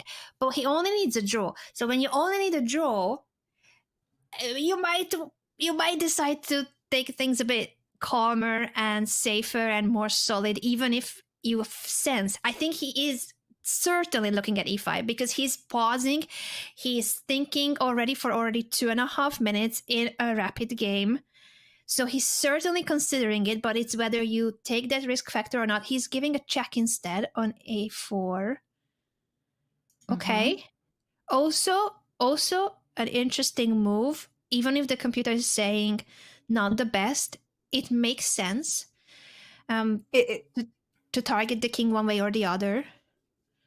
Yeah, I think it was just a question of risk. I think white is ultimately okay, although I got to say that white does have to kind of strike when the iron is hot, so to speak, because if black is allowed, black is going to be cementing a piece onto e5, and black also has control of the light squares. So if Donchenko doesn't play some incisive moves right here, right now, he could find himself in the long term in a little bit of a problematic situation. And I'm using the British in a little bit. When a British person says in a little bit, think maybe serious trouble. And talking about serious trouble, let's go to Pentala Harikrishna with the white pieces against Jose Martinez, because there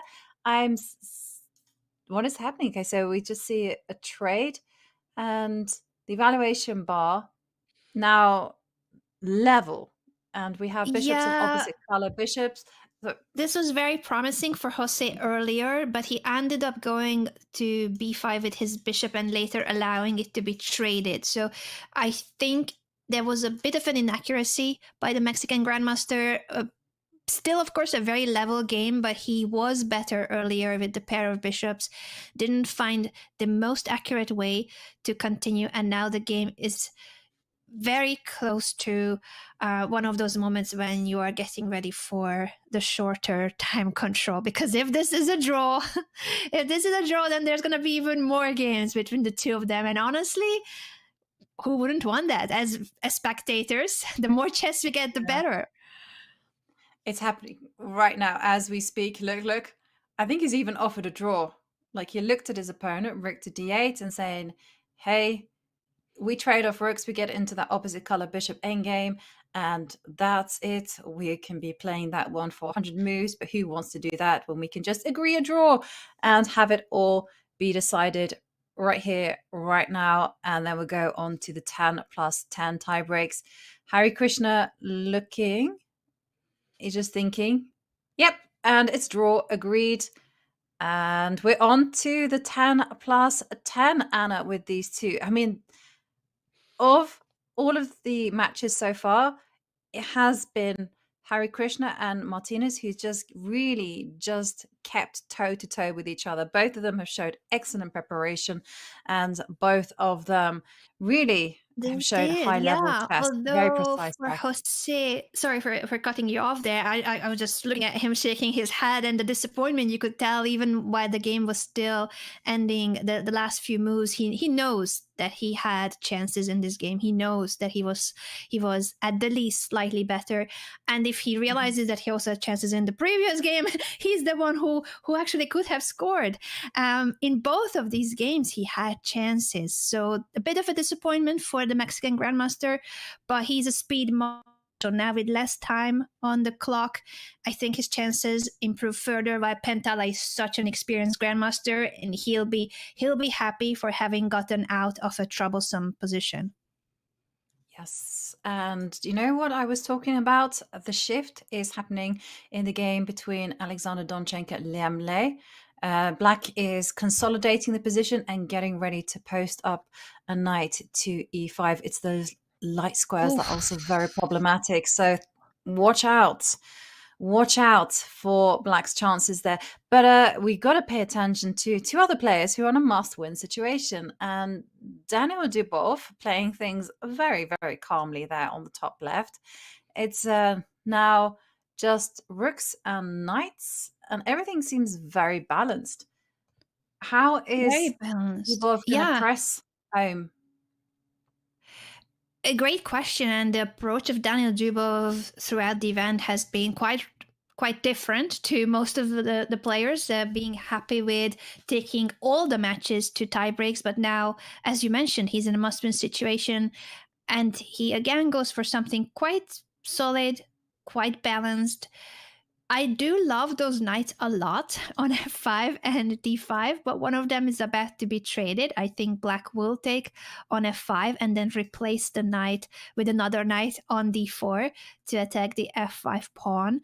And the more pieces that get traded off, the better it is for Sam Shankland, who only needs a draw. At the same time, I can also understand why Dubov would go for this, because he basically says, okay, yes, it is very balanced and even. I'm only slightly better, but I'm going to push forever and ever. Like this, everything for Dubov is on this game. If he doesn't manage to win this, he's going home. This is it. This is a knockout format. So he's just basically saying to Sam Shankland, you're going to have to defend this for an eternity if you want to knock me out of this event. And defend is exactly what I believe Sam has to do, because it looks pretty level. But with that knight trade that you indicated, well, you do have to assess what are the consequences of allowing a rook into c7. The 7th rank is the dream row for I kind of got mixed up. I tend to say I kind of go between a rank and a row and line, and I got kind of a bit muddled there. But rook to c7, 7th row is the perfect row for a rook. Second is the one for the black pieces. And the whole point is that, then once the rook gets active, its fellow on d1 is also going to line up into the game. And it's going to be very unpleasant. I mean, the evaluation bar and the engine might say 0 point whatever it is, but I think Sam is not going to be entirely happy. And it's just a very small pressing kind of advantage that Dubov will have. Like, yeah, this is the point. The rook comes to c7, you kind of ignore the knight on the pawn on f5. And I can see that this is a little bit problematic for black. You rook to f7, then rook to dc1, and you renew the threat of posting up a second rook onto c7.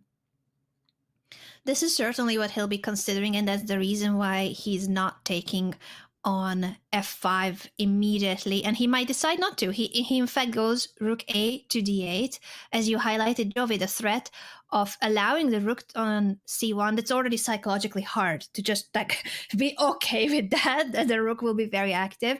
He chooses to keep his knight on e6, guarding the c7 square. He chooses to maintain the pressure in the center. If knight takes d4, you can take back with the pawn or with the knight. Feels like knight takes knight should be the move, so that both knights are on a lovely outpost in the center. But then again, you need to consider what happens if rook c7. It should be fine. Black should be able to hold because you always have rook to f7. And if white were to double rooks, you can choose to double on the 7th rank. That could be the reason why he brought the rook to d8. Then he'll have 2 rooks to get you off of that 7th rank. And if you give a check, you simply retreat with the rook and offer a trade of rooks. So very solid. And I think Sam Shankland is doing well, making sure that Dubov doesn't find any spark in this very even position where Dubov is in a must-win situation. Yeah, that's a very nice move. I liked your whole idea of just kind of grimly holding the 7th rank. I was like, that's sufficient. I just need to make sure that there's no inroads to be made here from white. Okay, shall we go back to the full board view? Because things just got sharp in the game between Donchenko and Liem. Again, things are very tense in the other game between Alexei Grebnev and Andrei Sipenko, but not much happening there. But it's here where someone has just set alight the position because the pawn is now on d6. And what is happening here? It feels like this is anyone's game. Yeah, and that's what Liam wants. He is in a must-win situation, so for him, this is, oh goodness me, now bishop takes g5. Okay, bishop sacrifice, here we go. If it is taken, the idea is knight takes e5, I would assume. Attacks the queen, and the f-file opens up. The black king was looking troublesome, but that's very brave. Donchenko only needs a draw, but the position, as you said earlier too, like if you just wait, you are giving chances to your opponent. So he's trying to take advantage of the fact that black is still undeveloped. The king is on f8, so he is opening up the position for the bishop sacrifice. Yeah. It's crazy because bishop takes knight is also there on tap, and that's exactly what Liem played. And look at this, the bishops are coming in, and hang on a second, is this like a full everything is hanging? Everything is hanging. The bishop on g6, the rook on d1. Apparently one of the best moves is just to keep them hanging, just move the other rook to f1. That's how crazy the position is, to just not care about how many pieces will be taken. Wow, I like this one. Oh my goodness me. Rick, I mean, also we got to bear in mind that if Donchenko spots like a repetition, he's going to be heading into that one quicker than anything. So Rook GF1, maybe whilst Donchenko's about to move, he's just got over 5 minutes on the clock. And I mean, it's interesting because why would you think that the rook is better, or the G rook should move to F1 as opposed to the D rook? And the questions, Queen B1. What Which is also a that? good move. Apparently, Rook F1 and Queen B1 were the top moves of the computer. So he is sacrificing his rook now after having given up a bishop. And that, according to the computer, is the best way to follow. Those were the two options for him. It's absolute madness. And I like this from John, the emprise attack. Absolutely. Leave everything emprise. You don't care about the pieces. After all, you can put them back on their starting squares once you're done. And okay, Anna, we're going to dive in. Bishop takes d1. That was my ad lib, by the way. Sorry about that. I loved it. I loved it. Shout out to John and his unfree attack. I can so relate. When I do this, I resign a few moves after, because after all, you're down 1 million pieces. So there's gotta be something concrete. You cannot just give up a bishop, a rook, and then say life is great. You need to prove that you have something for it. So what's the proof? What happens if black takes the rook? Let's just start making questions. Yeah. We would take back on d1. Actually, no, we are not making questions because Lek Wang Liam plays something else. But that was one of the main questions. What happens if the rook is taken? He played queen to g4. Also, honestly, a great move because it is now attacking the bishop again and the rook is still hanging. So white is still going to lose a bunch of material. But Anna, check out the crazy only move suggested by our blue arrow by the engine. Bishop takes h5 on pre-attack. It is, I mean, accelerated version. I mean, let's break this one down. What in earth is going on? Bishop takes h5. Why is that so important? Queen takes, and yeah, is it because the queen swoops into h7? Oi, checkmate. Oof, but it's not over. Black would have the option of coming back with a queen, great defensive resource to offer a queen trade, but that will mean that white can pick up the knight, and then the attack continues after finally moving this hanging rook. I think you can now move it either to e1 or to f1. F1 looks great, by the way, because it attacks the bishop, and then there will be discovered attacks too. It will still be a piece down for white, but it helps a lot to have a piece down in positions where your opponent's entire queen side has not been mobilized. Black is playing without a rook and a knight, so virtual piece up in a way, if you count how many of black's pieces are not doing anything. Yeah, beautiful, beautiful move there. Bishop h5. Will he find it? That's the only move. If he doesn't find it, he's worse. In fact, it's much worse for white if he doesn't play bishop h5. Yeah. Only move.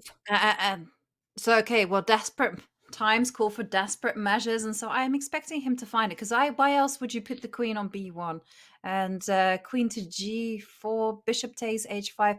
I think it is kind of a natural move to go queen h7 and threaten checkmate. But again, there's so many lines that he's calculating because after bishop takes pawn, queen h7, there is knight to c6, which covers e7. Probably that's going to be losing because, yeah, that's going to be losing because the bishop can come to e7. There you see. Checkmate into if king e8, it's d7 checkmate. Beautiful pawn checkmate it will be. And he has played bishop to h7. He didn't see it. He did not see it. Bishop h7, and now black is winning. But black's only move, though, again, thank you, blue arrow, knight to d7, Liem finds it, he goes on the attack. Wow, this game has just been mind-boggling.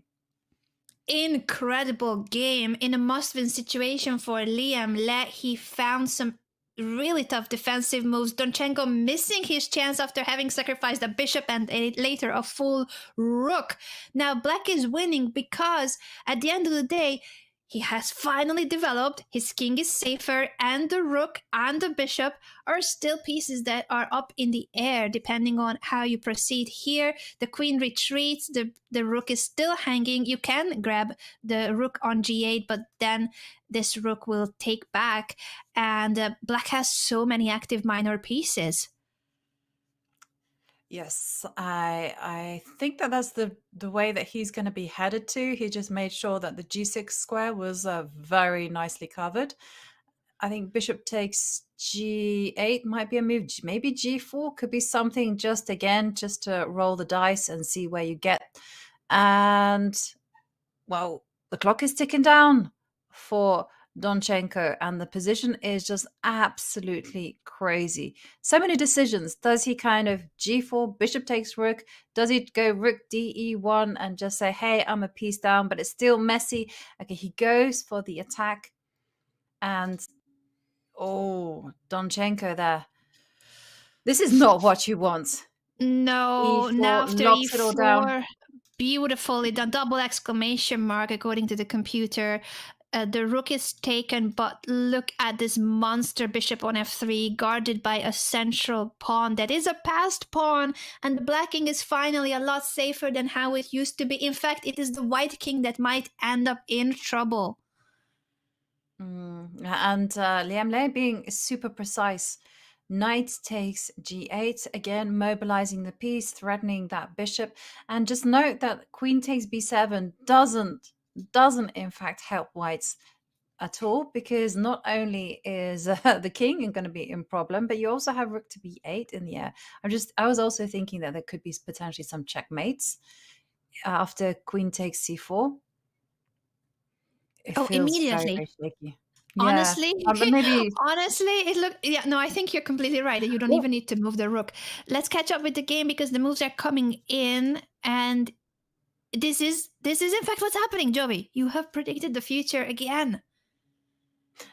Well, it's nice when one wins that battle, but unfortunately, it's not good news for Donchenko fans, as Donchenko now in big trouble. He offers a queen trade. Again, there's so many lovely moves that one could play here. I'm expecting queen e5. Can I show one that Yes. the computer really loves? The Bote's gambit with knight to e5. Give up the queen, because if the queen is taken, you have knight d3 check, king here, rook comes in, and that is checkmate. If you go to d2 with the king, thinking that then you will escape, it is still checkmate after the rook check and rook e2. Oh my goodness me. 10 out of 10 in the beauty competition. I mean, knight to e5, a queen sacrifice. Will Liam he play find it? Somehow? Will he find it? It's only easy if you spot it. He's looking in that direction, and he's a whiz when it comes to this type of tactics. No, he trades off queens. This is the pragmatic choice. It eliminates all kinds of risks. Now all he has to do is start mobilizing the knight on g8, put it to f6, just get all of the pieces working, and eventually it's going to be all about the e-pawn, which is going to be escorted by its whole army to its promotion square. That was quite a beautiful queen sacrifice that unfortunately was missed. But to be fair with Liem, this is of course very much winning as well, and the more practical way to win. He could still play 95 and the white king is still struggling, but it's no longer a checkmate pattern. The king will walk all the way up and can hide on f4 if needed. Now with the time advantage and also the advantage in the position, which is Jovi, let's end up what's even on the board, because it is two minor pieces fighting against a rook. And one of the pawns of black, I think, is this one is the most troublesome for white. That this is a pass pawn that's guarding a monster bishop here on f3. The knights will come into the center. Black has so many ways to improve his position. He's trading the knight for the bishop to then go and try to grab this pawn. If you play d6, I think he will just ignore those pawns. They look beautiful, connected pass pawns, but they cannot march further down. You're guarding all the squares possible here, and then you will activate your pieces as black and try to help the e-pawn march further. And that checkmating motif that you illustrated still very much in the air once knight to e5 makes an appearance. And I suspect that these two, I mean, it has been such an epic battle. I think we're still in the middle part of this particular episode. I mean, so much fun. d6 in the air, knight to e5.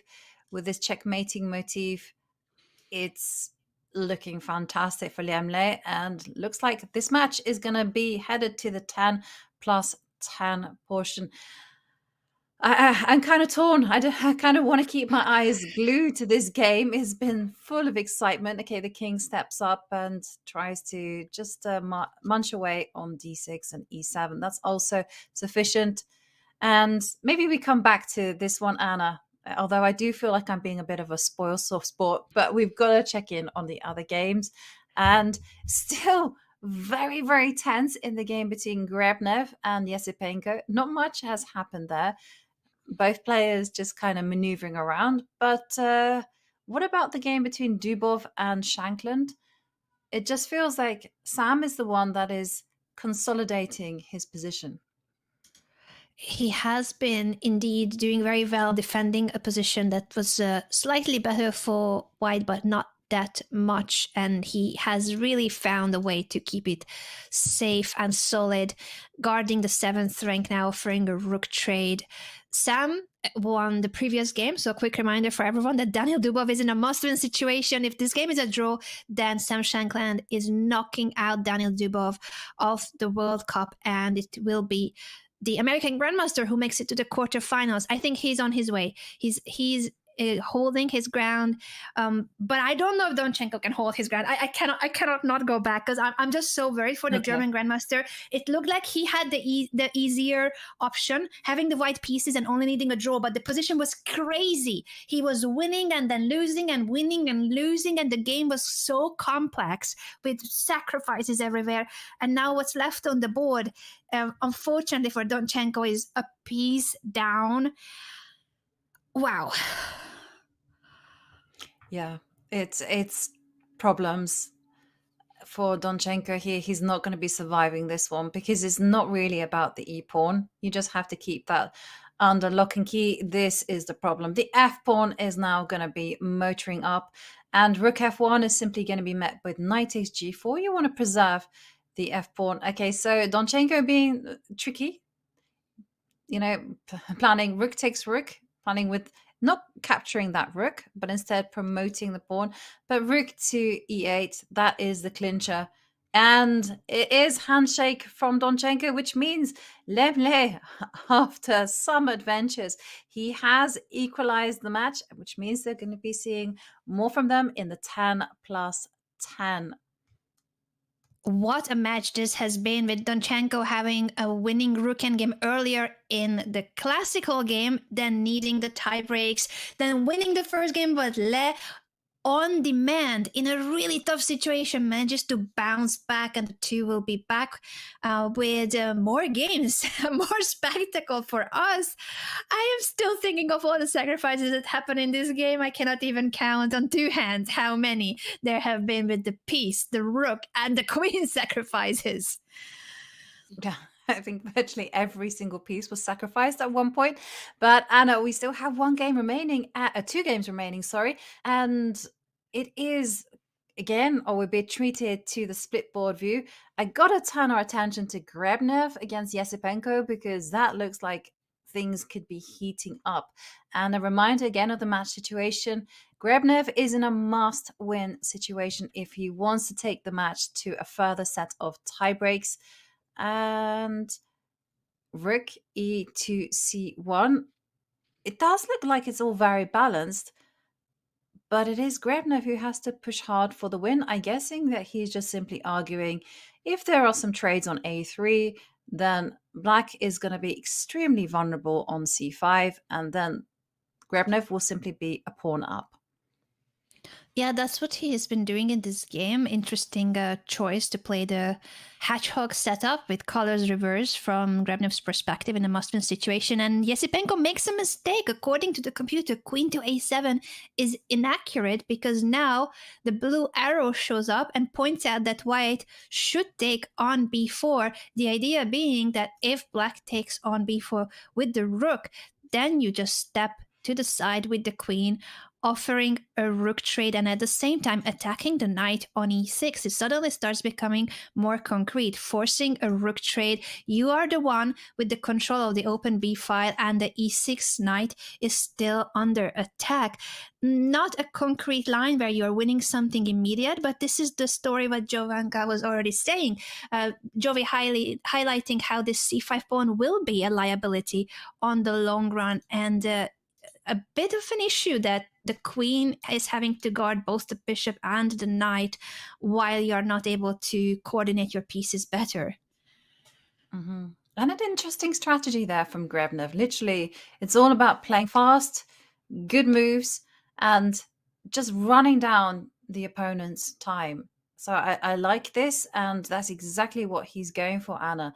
He's been so good, Grebnev. He's just 19 years old. He eliminated Maxime Vachier-Lagrave from the competition in, again, using the same kind of philosophy, just playing good, quick chess. His classical chess has also been super impressive. And okay, not rook takes b4, but c takes b4. Jovi! Now that the c-file is open, the bishop is loose. He can take on e5 because then you capture the bishop. And if knight takes e5, it looks like everything is guarded, but you still take it because after knight takes this, queen takes f6. Will he see that he can sacrifice a full rook for this attack? What a round. It would be an exchange up for black, but the black king is barely making it. Beautiful. And knight takes e5 is such a difficult spot. Yes, you see the fact that the bishop is loose on c6. He finds it, Anna. He finds it. Wow. And it didn't take him any time at all. No, he's in a must-win situation. He's going for it. He has to win with the white pieces, and he's going for the sacrifice. Yesipenko noticing that he has gone slightly off the safe path, and now he is in. He has to try to complicate matters. He plays bishop takes e4, but now knight takes f7. Both pieces are still hanging. Oh, and the surprises keep coming, Anna. Look at this move. Rook takes e3. Boom. My goodness me. Good move. I think it was the only move for survival for Yesipenko. And the whole point is that the knight on f7 still hanging. Bishop takes rook is going to be met, obviously, by bishop takes bishop. And the rook cannot move to a good square. And after that, queen takes knight is simply going to make an appearance. And how do you rescue that knight from the f7 point? And I feel like Grebnev, now he played that sequence just a little bit too quickly, and he's completely missed this one. He did. Apparently, this was not forced. He did not have to take on f7. He was very confident that the forced line will be giving him the advantage, but I think he must have missed this beautiful exchange sacrifice idea. Rook takes d3, sacrificing the rook, as Levy would say. But in the end of the day, it's what Jovi said. If you take, your rook is hanging on b1 and your knight is hanging too, and you don't really have a good way of saving the situation. White will still be better if he finds a knight sacrifice again. Apparently, you need to give up your knight on e5. That's the best move for white in that position where both the rook is hanging and the knight is hanging. Everything is fine. The players are down below 2 minutes on the clock, and this is how you should play chess, apparently. Yeah, the position just suddenly livened up, and knight to e5 there being an only move. Yeah, okay, I think Grebnev will find this one. He's not happy with his position because, remember, he's in a must-win situation, and it felt like he was making all of the right moves. Knight to e5 immediately. So he doesn't quite go for that sequence of bishop takes rook, but this is the way to do it. He does not take the rook indeed, so Yesipenko could, if he wants to, retreat his rook. And with that move, again, renew the threat over the b1 rook. If you take on e5, let's just show that line why black should not capture that poisoned knight. Basically, picking up the bishop and the king, being so vulnerable, would be the main issue. Therefore, he retreats with the rook to d6. Now, both, again, the rook on b1 is hanging, and with placing the rook on d6, you're guarding your e6 knight. So down the line, you could take the knight on e5. And I tell you something, Anna, though. There's something that's going to be giving Grebnev some hope, and that's the fact that Yesipenko down to under a minute. Queen e7, and they just get a 10-second increment. Ain't that much time. So Queen e7, now there is a threat of pawn takes knight in the air, so you have to do something about that one. He needs to move the knight at last. That knight has been sacrificed so many times. It's still on the board. It was never captured. It's been hanging in so many positions on so many different squares. I think now it's time for white to move it. Knight to c4 seems like a natural move to attack the rook on d6, but it will also mean that the position becomes calmer, more solid, and that's what Yesipenko wants. He only needs a draw. Yeah, he only needs a draw. But okay, now Grebnev is the one ticking down the clock.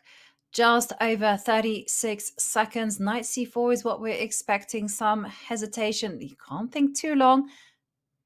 You got to be practical here. Where is he going to go with his knight? Is he perhaps got eyes on knight to g4? No, he decides knight c4. Very logical move. And now the question goes over to Yesipenko. Rook to c6 is what I'm expecting. Yesipenko is going to be hedging all of his bets on the advanced b pawn. He slides the rook back to d8, just making sure everything is connected and protected, which is excellent strategy when you don't have too much time on the clock. You just try to minimize the risk of blunders. And 15 seconds. Grebnev. Okay, 8, 7. There's only a 10-second increment. Grebnev needs to make a move and not flag 3, 2. He made his move with 1 second. He made his move with 1 second on the clock. Knight to d2. Grebnev is still in the game, but barely. Yeah. I hate it when the players do this to us, Anna, when they just coolly go knight to d2, 1 second left on the clock. It's like, speed up. Don't keep us all hanging. Okay, so now it is Yesipenko's turn. I don't think that he's as calm as Grebnev, and he does some great things, centralizing the bishop. Rook slides up to a5. Okay. This is... how can Yesipenko kind of like hold everything together? Rook a8 was kind of one nice move, I think, just to eliminate that rook. Yeah, I think it would be a good idea to try to offer a trade of rooks that way. Instead, he's going for a different idea. Some hesitation. He changes his mind, and only 5 seconds left on the clock. He is not sure what to do. He goes back to f8 with the knight. Hesitation indeed. It is. And then the players just on their final seconds. So watch the clock, lining up the rooks together. Bishop comes to f7. Just note how Yesipenko is just looking at the most stable, secure squares for his pieces. He just wants to make sure that nothing is left undefended. And now, okay, there's some consequences there for Grebnev. Does he post up a rook to d1? Okay, b3, he's reaching for that pawn. Yes, it advances. Now everything is nicely tied together. What is Grebnev's plan of attack? Knight to d4 is what I'm expecting. Knight to d4, I like to centralize the knight, improve it further. He plays instead rook to c1, trying to double rooks on the c file, I would think, and also guarding the back rank. Mm-hmm. And Yesipenko denying the white knight of its central post. And again, it's going to be so difficult to come up with plans. I'm expecting the rooks to line up either on the C line, the A line. Something has to give, and the tension is almost unbearable here. It is. For the players, this is all or nothing. For Grebnev, especially so in this game where he has to win in order to not be knocked out of the World Cup. The pawn on b3 is now hanging. Yesipenko guards it by doubling rooks on the b file. Mm-hmm. Yep, it's making all of the right moves. But this is the kind of situation here where the players are just using their instincts to make those slow, improving moves. And the question is, who can hold their nerve? Who is going to crack when the clock situation is Rook so c4 low? is a Oh, nice move. mistake. Giving up the a file, and now rook a2 is coming. Suddenly, Yesipenko's position is a good bit better, and he only needs a draw. Look at that b pass pawn. That's only 2 squares away from promotion. And now with rook a2, you can just finally get that blocking queen out of the square in front of the pawn. Rook to c6. Queen trade offered. Perfect stuff here from Yesipenko, just getting rid of the blockader. And if he 3 trades a seconds, queen, 2, not only his 1, king, time's about to 3, flag. 2. Oh, he made it just there with 1 second on the clock, and the queens are off the board. And now it's all about that runaway b pawn. Now, Yesipenko has to find a nice way to coordinate the advance of that pawn. He can use the knight. The pawn on b3 is nicely supported by the bishop on f7, but it's just a question of getting those final pieces into the game. That's indeed the question. I'm getting a heart attack. I mean, this is like 1 second on the clock. So many times with the players. I mean, if it's this nerve-wracking for us to watch, imagine the heart rate of the players. Imagine how they must be feeling. And we still have another game, by the way, as a reminder here with our split screen that Daniil Dubov and Sam Shankland. Dubov is also in a must-win situation, but that rook endgame should be a draw. Sam Shankland has been defending very precisely and holding his ground to make it to the next round. He's also very confident in rook endings, is Sam, because he wrote some endgames. His philosophy was that he was struggling in them. So what to do? You write a book, you do a course, and you solve your problems through hard work. And he's doing all of the right things. He's put his rook behind that runaway a pawn, and now the king is going to come in just as compensation. Here it is. Ooh. And it's actually turning. It's turning in Sam's favor, because actually it's 2 pass pawns that black has. And Sam really has been super impressive, holding his nerve. So he's well on his way to getting a spot into the quarterfinals, as it's all about the advance of those kingside pawns. Meanwhile, it has been still very much the same here for Alexei Grebnev on the right against Andrei Yesipenko. It's just a question of how he can break through with the b pawn and make sure that the moves are coming quickly. And it is a win for Sam Shankland. He makes it through to the quarterfinals, and we say goodbye to Daniil Dubov. What an impressive match there from the American. But 1 game remaining.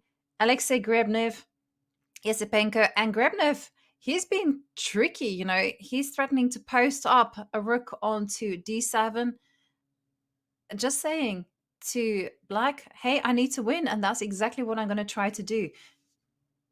Rook to d7. That's what he's looking for. Now the rook is attacking the c6 knight to not allow the doubling of the rooks that easily. So if you go back to d4, you're blocking the way toward the d7 square. Mm-hmm. Yeah, well, now for Yesipenko, he's again, it's about holding the nerve. He needs to hold on to the asset that is the b pawn. And he wants to protect and preserve that bishop. So what he's going to be doing is just coming in with his rooks, make sure everything is under control. Well, okay. Knight take. Can you do knight takes b3? There is a pin on the d file, so this is the moment when white could potentially take it, but there were tactical patterns that didn't allow it. We unfortunately don't have the time to dive that deep into the position because of the clock situation being only a few seconds for each player. But now after rook a8, the rook is guarded on d8. You can still take the pawn, but I think the issue for Grebnev is that will lead to the simplification of the position, massive trades. You trade the bishop for the knight, you trade a pair of rooks, and it's a rook endgame, 4 pawns against 3 pawns that black will try to hold, and with precise play it should be a draw. Problem for Yesipenko is that white can try forever with that extra pawn, and he will. Grebnev is in a must-win situation. He's about to be knocked out of the World Cup. He has to play this rook endgame on forever and ever and find chances to test Yesipenko constantly. H5, unfortunately for Grebnev, is a very precise way to play and not allow white to expand on the king side easily. Exactly, and that's the whole point. If you go g4, well, then that's going to initiate a set of trades, and the more pawn trades that are on the board, the easier it becomes to hold the position. And Grebnev, he's trying rook to b7, cutting the king off is a step in the right direction. But I think this was the best for Grebnev. This is exactly what he wanted. h4 being played, Yesipenko trying to set up some kind of pawn chain with f6, g5, h4 being played. Maybe time to start asking questions. I'm expecting rook to d2 or rook to d1 to appear on the board, but they're going to cut the king. Now the rook is going to maintain that connection. Rook to a2. And what next? g5. Black has the perfect pawn structure. It is the perfect pawn structure, and both kings are caught on the 2nd and the 7th rank, being pinned down to the back rank. If white wants to make progress, at some point you will need to try to bring the rook back, offer a rook trade so that your king can start walking up the board a little bit more. Should be a draw, but it is Grebnev who will try as much as possible, because remember, he is in a must-win situation. The game, everything depends on this one final rook endgame under Yesipenko. With a draw, makes it to the quarterfinals. Absolutely. And I expect that the only way to improve this particular position is not to go dancing around with the rooks. They're just doing that to build up some time in the bank, but to eventually offer up a rook trade, because the king and pawn ending is actually going to be completely lost for black. So rook to d2, and the rook will act as a shield for the white king to try to penetrate. White is dreaming about situations where you can post up a king to f5 and start pushing the pawns. Maybe f2, f4 is a nice disruptive move in order to make the progress. And sure enough, the rook starts acting as cover, and it is a question here. How can Grebnev pose the most problems to Yesipenko? He moves the king up to f3. You don't have to rush with going f2, f4, g3 at all. I mean, you can choose your plan. You can build up a massive time advantage or some time for you to just think things through. Many ways indeed to play this, and to play it patiently. The pawns don't go backwards, and in endgames like this, it's really crucial to find the right moment, when to push and when not to. You don't want to get your king exposed to unnecessary checks. The rook goes to g1 to prevent the white king from marching up the board, so that this pawn is always hanging on g2. Rook to d4 by Grebnev. King comes up to g6. So Yesipenko is playing all of the nice moves. He's not going to be taking the front foot. He's just simply going to be standing firm and trying to react to whatever white does. This is a very nice way, very instructive way of playing, the way Yesipenko is defending this endgame, making sure that white cannot easily activate his king. So he's just making waiting moves with the king. You could just go back and forth with the king until white tries to find a way to make a bit of a progress, which is not easy. It's not easy. You almost need to come back here, but that doesn't look like a good square for the rook, because it will be chased away eventually when you move the king. So how can white make progress? Well, he's maybe going for your plan. The other option is just simply just to go g3 and just accept that some pawn trains will be happening, but that's really not ideal. So I suspect, I mean, the way that Yesipenko has played has been so precise. You know, it really has kind of killed this idea of going f2, f4. And he's gone for your plan, Anna, of posting the rook up to g4. But here it's just, again, to wait. And how is he going to wait? He waits with his king to h6. Maybe now the white king can try to come in. Except because you guard f5 with king e4. It would be an attempt, but after king e4, maybe black will just simply go back to g6, threatening f5, pawn fork, and it's gonna be a bit troublesome for white with the rook trapped on g4. Yeah, absolutely. The rook on g4 doesn't make a good impression. And unfortunately, if the king steps back to e2, then you can ask the question to the rook. And he's moved his rook. He says, okay, that doesn't actually help anyway. So we're just seeing a dance. And Yesipenko is finding all of the right drawing mechanisms. I like this move, e4, as a kind of winning attempt. Again, the king cannot transport itself to f5 so easily. And this is a clever move. So the whole point, Anna, is that say you go king to g7, then you're going to go e5. So Yesipenko has to be very careful with where to post the king. So instead, he waits with the rook. Again, super instructive. You think about what your opponent wants to do, and you simply prevent it. Yeah, now it's key to keep the king on g6, as you mentioned, Jovi. So he is really doing a great job of defending the rook endgame and giving us a free masterclass on how to defend it effortlessly, always making sure that the most important squares are guarded. A lot of prophylactic ideas, and now this rook is active, so it will be the one that's causing troubles, either by giving a check or going to a4. The check has been given, and then he can either give a follow-up check or go to a4 to attack the e4 pawn again.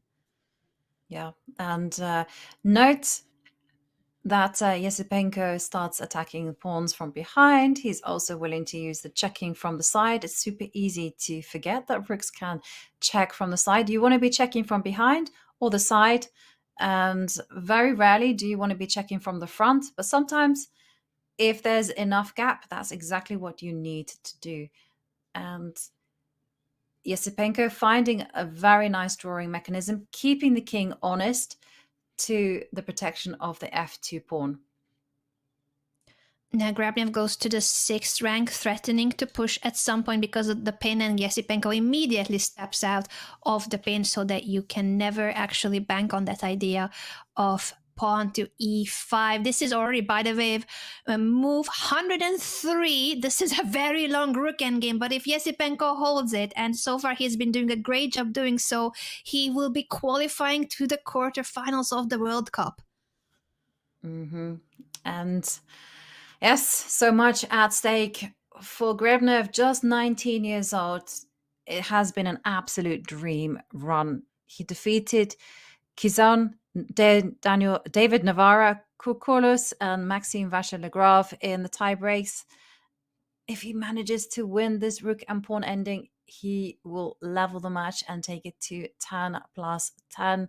There was one golden moment with this beautiful sacrifice, but here in this rook and pawn endgame, it just appears like Yesipenko knows his stuff. He knows exactly how to defend this one, as Grabnev not making too much progress, the king just hiding behind his pawn. And eventually we have a pawn break, Anna, and of course Yesipenko captures that pawn. King takes. This is the best way to recapture.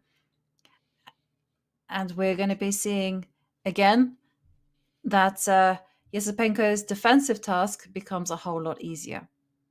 Yeah, the more pawns are traded, the easier it's supposed to be. Of course, he still needs to play very precisely, but he also has gained a lot of time with the earlier back and forth and the position being in a really difficult to crack a kind of defense where he was constantly using either his rook or his king to cover the key squares where white was trying to break through. If the h-pawn is traded for the g-pawn, which at some point I think will happen, so that white will try to then push the 2 pawns against the 1 and create a pass pawn, that is still a drawn rook endgame. We are already on move 109, and the players will be playing this on for a long time, I feel like. For Grabnev, this is his last game. If he cannot win it, this is going to be a goodbye. But what a run it has been for Grabnev, as you have already highlighted, Jovi. He has taken down in the World Cup, among others, Maxime Vachier-Lagrave, and he's only 19 years old with a rating of 2,528. He's gonna be gaining so much more rating in the very near future. He's not a 2,500 Grandmaster. No, he's certainly not a 2,500 grandmaster at all, and it's also a name to watch as well, because a lot of people, myself included, until he made the World Cup appearance, didn't know who he was, but he's had to fight here from the very beginning to be actually in the World Cup. There was a big battle. I mean, he had to play an elimination match against Marc-Andrea Maurizi. Grabnev won that one, and a spot at the World Cup. And what a run he has, eliminating Maxime Vachier-Lagrave, David Navarra, amongst others from the competition. It's been super impressive. Rook goes to e6 and f3 from Grabnev, but for Yesipenko, it's all about holding that 6th rank. He's just not allowing White to make any progress whatsoever. I think eventually White will have to just give up the ghost and go h4 and try to resolve the tension in this way. But we're on move 111, Anna. 111 indeed, and it's not even the end of the game. I think the other players are actually very grateful to Grabnev and Yesipenko because they get a longer break before the next rapid games begin. We are in a very, very lengthy and tedious rook endgame, but for Grabnev, of course he's trying, of course he keeps playing because this is it. He either manages to somehow get Yesipenko in a tricky situation, or he's going to be knocked out. He's in a must-win situation. Mm-hmm. Yeah, so he goes for the h4 pawn break. That was what we expected. Now here, Yesipenko for sure would be capturing that pawn on h4. You cannot really allow White to go h takes g5 because then it makes life a little bit trickier. Here, at least you have a situation where 2 versus 1 and you keep your pawn on f6. You can even challenge. I mean, should you challenge with f5? This is what's running through Yesipenko's head. Or should he kind of stick to a formula that is tried and tested? We're going king f7 and waiting it out. Okay, he doesn't disturb the balance too much, doesn't change the nature of the position, and instead just posts the rook up. Yeah, very practical decision. The computer wanted to immediately go for the concrete lines with f5, but this is the most pragmatic and instructive way, just pinning that pawn on the 4th rank, making sure that there are no e5 pushes in the right moment for White, and that the king stays on g6, guarding the f6 pawn. It also stays guarding the f5 square. No breakthrough for the White king. You cannot make progress. Grabnev now goes back to the 6th rank to pin the pawn, but because this pawn is also pinned, you can never push e5. And this position actually is now in the table basis. So it's been worked out. There's so few pieces on the board that the engines have, like, through brute force, worked everything out. And Anna, I just saw some interesting bit of trivia. So the longest game that has been played at the World Cup has been 169 moves. That was played by Alexander Morozovich against Evgeny Tomashevsky back in 2013. That was 169 moves. Will we see this one break it? I mean, they are on the way. This is move 121. We have how many more moves to play? Just another, I don't know, 40 plus. My vote is for no. I don't think that this is going to go beyond 150. Yeah, it's unfortunately for Grabnev, it's very hard to make progress while also keeping material on the board. He's offering a rook trade because, of course, this king and pawn endgame would be winning for White, but Black is never obliged to take the rook. You can retreat it on the b file or go to b1 or b3, and then the king will always come back to g6 to make sure that the White king cannot go to f5.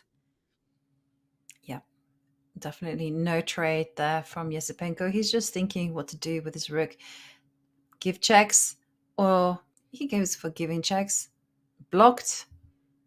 Then the rook is rooks going to go be back. moving back again.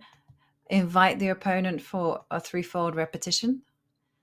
But with so much on the line, of course, Grabnov is going to say, no way. Now for black, he can wait either with the rook or just bring the king back to where it was. I think he's taking a bit of time because now that the king is on f7, you can also go toward f6. I really liked when it was just the king on g6, pawn on f6, super solid. But he of course is making sure that he's playing it the most precise way possible. For Yesipenko, a draw in this game means qualification to the quarterfinals. So he calculated that by sacrificing the f-pawn, he is forcing the trade of the pawns. He's simplifying the position even further. If white takes this pawn, you step up with the king to attack it, and white will not be able to hold on to those pawns easily other than by guarding it with the rook. But then how will you make progress with the black rook cutting your king? Yeah. And very nice, actually. He does it right when white isn't ready to make a move like e4, e5. So if you go e5, then you can post up your pawn to f4, and then the black king can start attacking the vulnerability on e5. And if you take, well, as you mentioned, Anna, then it's just going to be a case of the king just posting up to f6. A very nice move there from Yesipenko. And with that, he might only have 31 seconds, but Yesipenko must be feeling super confident now to hold this one. Yeah, the position becomes very simplified. 2 extra pawns for white if you take the pawn, but they are doubled and isolated pawns, and both of the black pieces, the king and the rook, are very active. If we just say again that line, pawn takes pawn, the king will attack the pawn. White can and probably will hold on to that pawn, but you cannot make progress as white. Instead of the capture, he plays rook to c7, which allows after the check, king d7, rook goes to h6, and now there's a trade on e4. So only one pawn remaining on the board. This is a theoretical draw. And note the technique. This is called the Philidors. And what you try to do is you cut off the king on the horizontal. And as soon as that white pawn advances, then you get your rook to the bottom rank, to the first row, and then you start checking from behind. So you cut from the horizontal, then you check from behind. Exactly, it's happening right here. And Grabnov, now this is it. Nothing going for the to king be and done. pawn in game, but now that is something that Yesipenko makes a final verification that is it okay or is it not okay, or simply move the rook away. He does end up calculating that the king and pawn in game already is a draw because the white pawn has been pushed way too far ahead. You cannot get the key squares for the white king. And we are seeing stalemates and a handshake. And with that draw, Andrei Yesipenko moves on to the quarterfinals. And what a run it has been for Alexei Grabnov. But sadly, we say goodbye. And John, I mean, we saw it all. We saw the comebacks, wins on demand. We also saw that the players with that point lead getting the draw that they so desperately needed and progressing to the quarterfinals. Yeah, an incredible run indeed for Grabnov, but unfortunately it is going to end here. So Andrei Yesipenko through to the quarterfinals of the FIDE World Cup. This means then that we have a decisive result there. We also have a decisive result in the match between Sam Shankland and Daniil Dubov, where the American will be progressing to the quarterfinals. That means there are 2 boards left. We have Alexander Donchenko, Liem, and that is a roller coaster if I've ever seen one. And Pentala Harikrishna and Jose Martinez, where neither player is willing to crack just yet. We managed to grab a quick interview with Sam Shankland straight after he finished his tiebreak games. Let's go ahead and see what Rakesh asked him. We are live with Grandmaster Sam Shankland, who beat Dubov 2-0. Your thoughts on this match? Well, I mean, 2-0 is a little bit misleading just Yeah. because game 2 was a dead draw every which way. And he's just sort of forced to suicide to like hope something will happen. But I consider it 1.5 to a half, but still, I think it was quite good. I think I got my preparation with white in game 1. I think I got a very nice position. I don't know how clean it was, but I felt like I was sort of pressuring him the whole game. And then game 2 was super solid. I don't think I ever really gave him a chance. So I thought it was a pretty convincing display on my part. And nice tiebreaks win with it, Richard, and now Dubov. Yeah, this was actually a surprise for me. I'm not generally a great rapid player.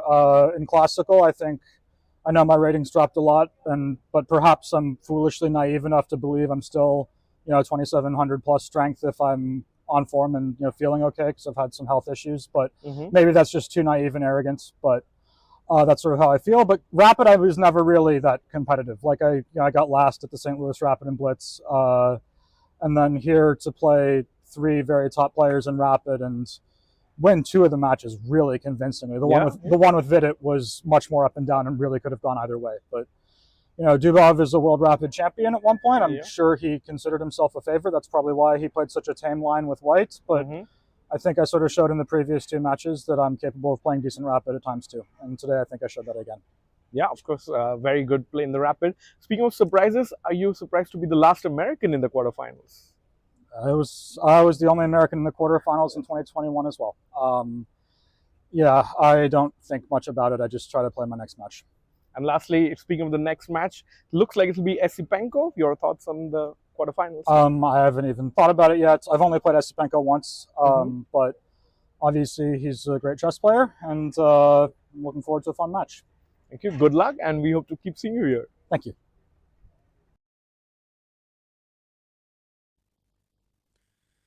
You can really see the level of focus that he had there. He still hasn't even thought of his next match, hasn't even given any thought to potentially facing Esipenko yet. When that interview was put out, everything, all of the energy was focused just on that moment. But now that moment has passed, we do know that Esipenko is through, and we've got 2 more tiebreak games at 10+10 coming your way straight after this break. See you guys in a bit.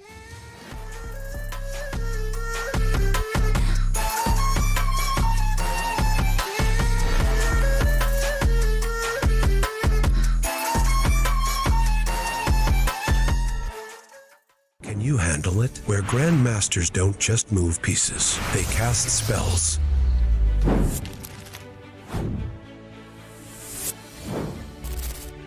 Oh boy, didn't see that one coming. Victory doesn't come easy. Wait, queen time? Oh shoot, I just lost the piece. Yeah, but I got no mana. This isn't your classic chessboard. The thing about the imposter is that if you swap it like...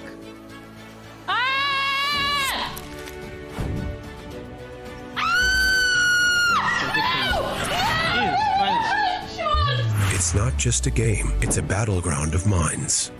Let's have some fun, you know? Let's have some fun. When the greatest minds meet magic, anything can happen. On chess, cast that spell, play for free.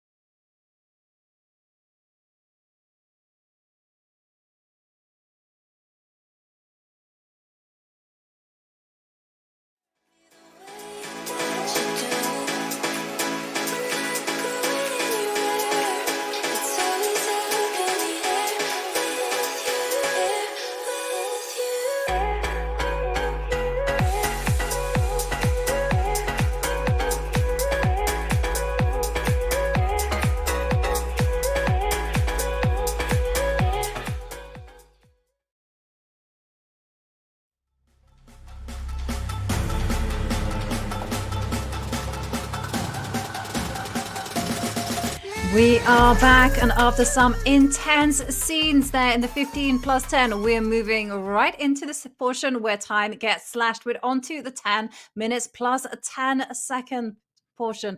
And look at this, the games have already kicked off. So Anna, let's dive into the games and see exactly what has unfolded, because both players, some of them are going to be a little bit more upset than others. I'm thinking Donchenko.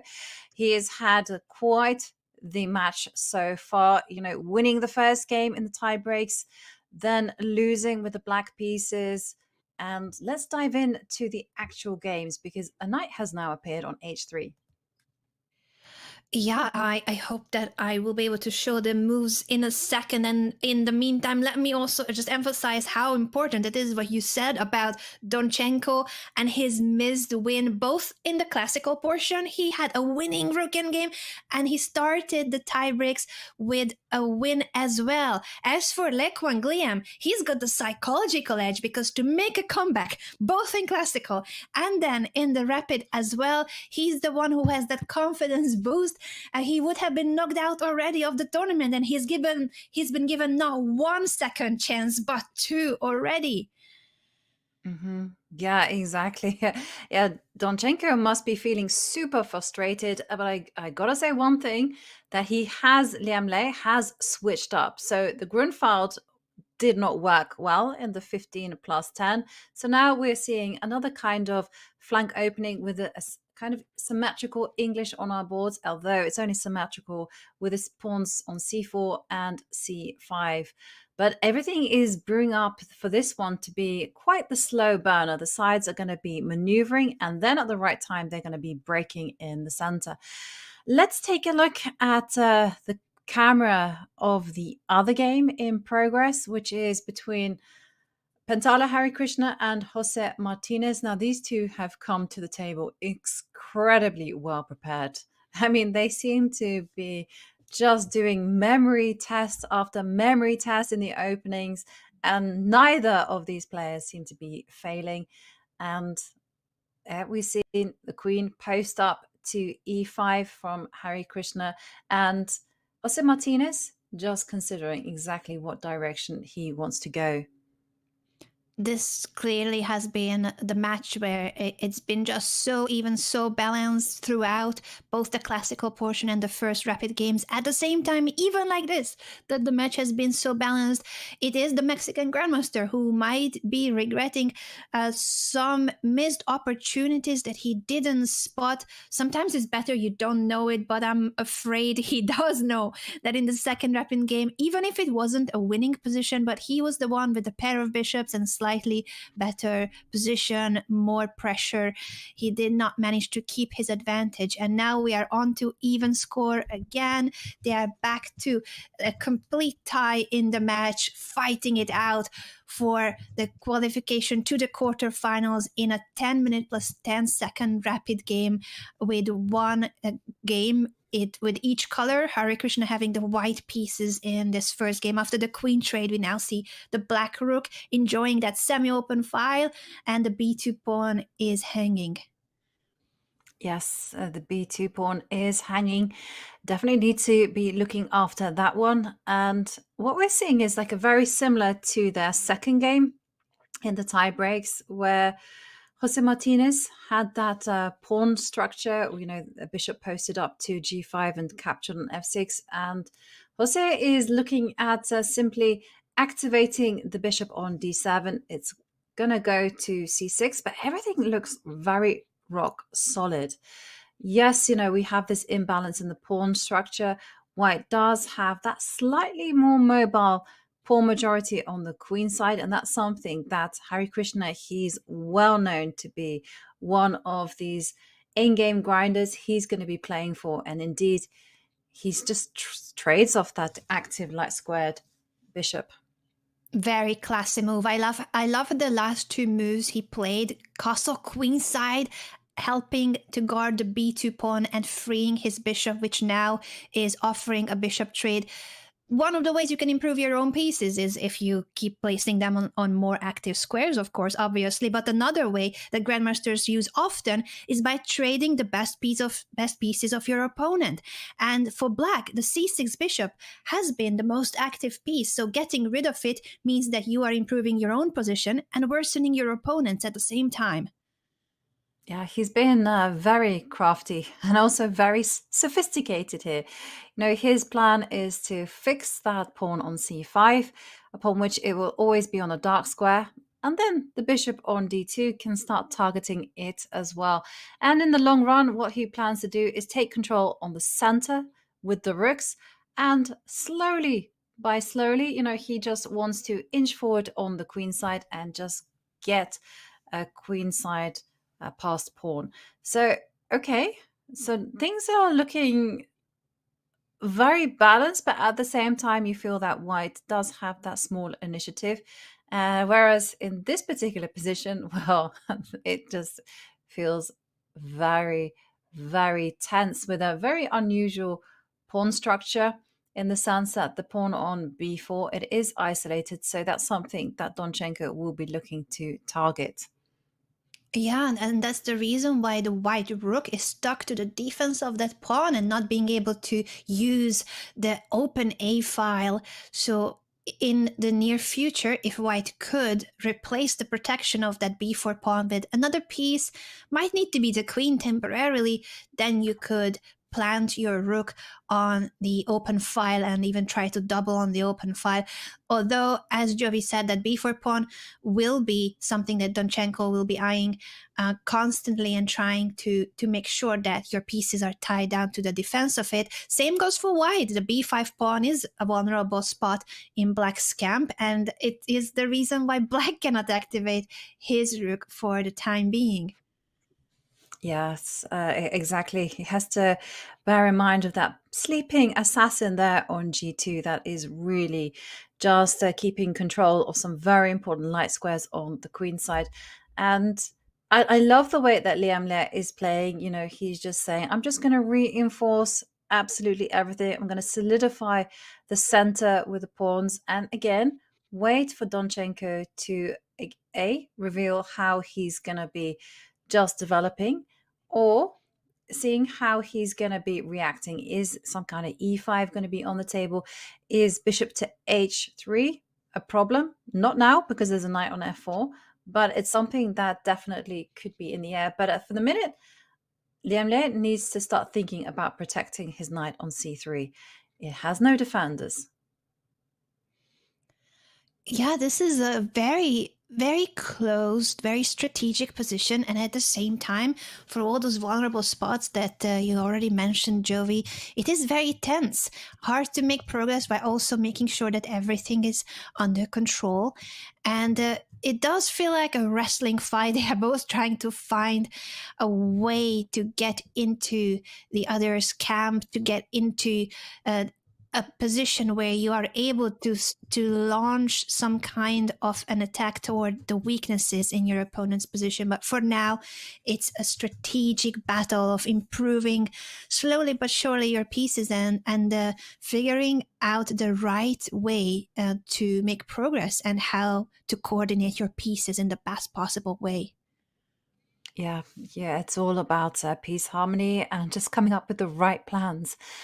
And I'm expecting both of these players to actually burn a lot of time on the clock here, just figuring out where best to put the pieces. For Donchenko, it's about whether to break. He's broken in the center with e5. And, well, that has come at the cost of conceding the d5 square, upon which Liem, no hesitation, just jumps right on in. Yeah, all the moves in chess have pros and cons, and this was the disadvantage of pushing the pawn, giving up the d5 square. Donchenko does it so that he can then offer a trade of bishops with bishop h3, now that that fianchetto bishop for white has become a monster. And we see a quick replay on how we ended up here in the positions. Our board is catching up with the players. The action is taking place and it's taking pace so quickly that we are now onto our chessboards, also waking up and showing what has happened. How did we land in these complex situations? And look at the bar, Jovi. Look how tense it is, that no matter how many moves have been played, how intense, how much is going on, the computer is just like, no, this is balanced, this is even, nothing is happening, nothing to worry about. Yeah, and I gotta say, I love seeing the board in 2D and having a clear view of exactly what is happening on both of the boards. And it's looking super balanced in the game on the right between Harikrishna and Jose Martinez there. And Harikrishna just saying, you got one weakness in the position, and that's the c4 pawn. That is what I'm going to be targeting. But it's not going to be an easy job to kind of pile on the forces on that point. So I think Jose Martinez is doing actually quite well there, as long as he manages to find some good connecting moves to get the rook on h8 involved into the game. Whereas the trades are happening, a lot in the game between Liem and Alexander Donchenko on the left. The bishops have left the board, and this feels a lot calmer than the games we've seen so far from these two. It just feels like, okay, the players had enough of the sharp, swashbuckling chess, sacrifices here, there, and everywhere. And now they're just going to go for the small grind. That's exactly the approach from Liem. And what we're seeing in this type of position is just, can Black coordinate the pieces in an effective manner? Because White's going to be very quick with going rook to d1, rook to c1, and start utilizing the squares on c5 and d5 that are up for grabs. So Donchenko, I mean, I've always called him a positional player. I'm not sure I should continue calling him that, considering the way that he's played. But he's posting up a queen to f5, saying, okay, activity is everything. Activity is everything indeed, and I hope we will see more fireworks, maybe if not in this game, then in their upcoming games. After the previous Rapid game where there were so many sacrifices by both players, we couldn't count how many pieces were up in the air. Now this is more solid, but it doesn't mean that there is no venom. Black is trying to trade White's best piece. As we have highlighted earlier, this is one of the ways you can improve your own position, get rid of the opponent's best piece, offer a trade. It's either going to be traded or you force your opponent to retreat the piece, but they can no longer keep it in that very active central square. Now, after rook f to d1, Black can decide to take, after which queen takes or rook takes. I would think that White wants to take back with the queen, centralize the queen, have the control of the d file, and also have the control of the long diagonal, so there's no trickery with checks on e4. But it's not forced to take. You can decide to play differently from Black's perspective. This check comes to mind. I don't know if it achieves much, if anything at all. H5 I love. Sometimes this H pawn pushes in the right moment can mean a lot of trouble, even if it's not like a checkmate attack or winning move, but the threat of sometimes potentially having this pawn push in the air to try to tickle the king by pushing h3 or at some point trade, even if you just leave it on h4, just making it look less safe for the white king and try to push to h3 in the right moment. That could set up a checkmate pattern on g2. Yeah, definitely. It's in the air, this whole prospect of going h4, h3. And then the question now flips over to Liem. Like, how far does he want that pawn to go? Because he could meet this with h4, but then he concedes the g4 square and also makes himself vulnerable ish in a later date of going, some kind of g5, h4 ideas. Anyhow, the other alternative to meet this h4 idea is to go for, as White, h3. And what you're getting ready to do is to simply meet h4 with g4. So two options here for Liem. There's also the other option, which is just to ignore things. And somehow I suspect that is not going to be the route that Liem takes. So he goes for the h3. That one, your idea, felt like it was a lot more solid. Yeah.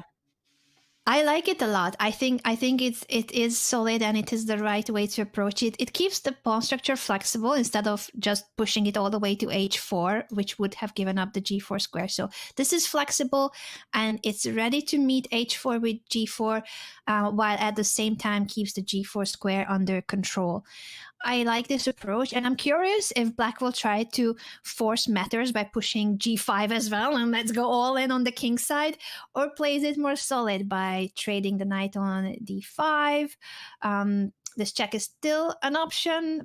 I don't think it achieves much. You could push that queen back, push f3 and e4, so it might just run into White's play to give that check. Not easy to make progress from Black's perspective. I feel like White's position is easier to play once this idea has been met and he has just parried that threat. It's White who has both of his rooks on the open files on the queen side, and it's just a little bit harder to make progress from Black's perspective, even if the position according to the computer is pretty balanced and even. Yeah, I think the computer is like often super objective and doesn't have any emotion at all. Well, I'm stating the obvious here, but I mean, the thing is, you're completely right. Like knight takes knight, queen takes, and everyone, human is going, oh my goodness me, a rook is going to come to c7. And then there's going to be eyeballs on f7. And then, oh my goodness, what's going to happen if I have to go on the defensive where the engine is going like, yeah, worked it out. Everything is fine. Everything is good.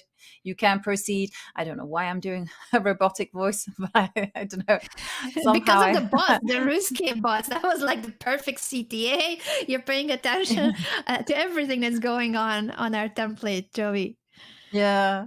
No. Yeah, maybe some kind of some funny things going on. But what I wanted to say was that for Donchenko, he's going to be looking for the path of clarity. There's one thing I got to say about Liem's position, which is slightly weak, and that is that pawn on b4. We've kind of highlighted that before, but it is vulnerable to a bishop coming to f8, and White will not have that free hand. And you can see rook to b7 was the move that was chosen by Donchenko, primarily because he was so afraid of a rook posting up to c7. Yeah, it apparently is not the best move according to the computer, but you are right, Jovi. It was not a clear cut how to protect everything and how to make sure that the rook is not coming to the 7th rank. Those were some real important issues in Black's position. White takes on e7 to open up the d5 for the rook. Now both rooks have these beautiful open files. The 7th rank is very well protected. The back rank is not. The check apparently is not that big of a deal. Rook d8 check will lead to king h7, and the king is very well hidden and protected on the edge of the board, and Black eventually will offer a rook trade on d7 to get rid of at least a pair of rooks. It's very tense. And I'm really curious if we're going to see a queen trade offer at any point, because White could also just say, maybe if I do get the queens off of the board, then it's easier for me to get my rooks on to the 5th rank, for instance, and attack the b5 pawn and not have to worry down the line that there's something around my king. He plays rook to c5 immediately. But I agree with you that your idea of trading queens is just like spot on, right? Because if you get the queens off the board and now you imagine a rook following through on rook to d5, suddenly the pawns on b5 and e5, they are super weak. And when you look at the trade, if a bishop posts up to e5, and even if it comes at the cost of the white b4 pawn, well, it's going to be problems for the black king. So I can see why Donchenko is feeling slightly uncomfortable here.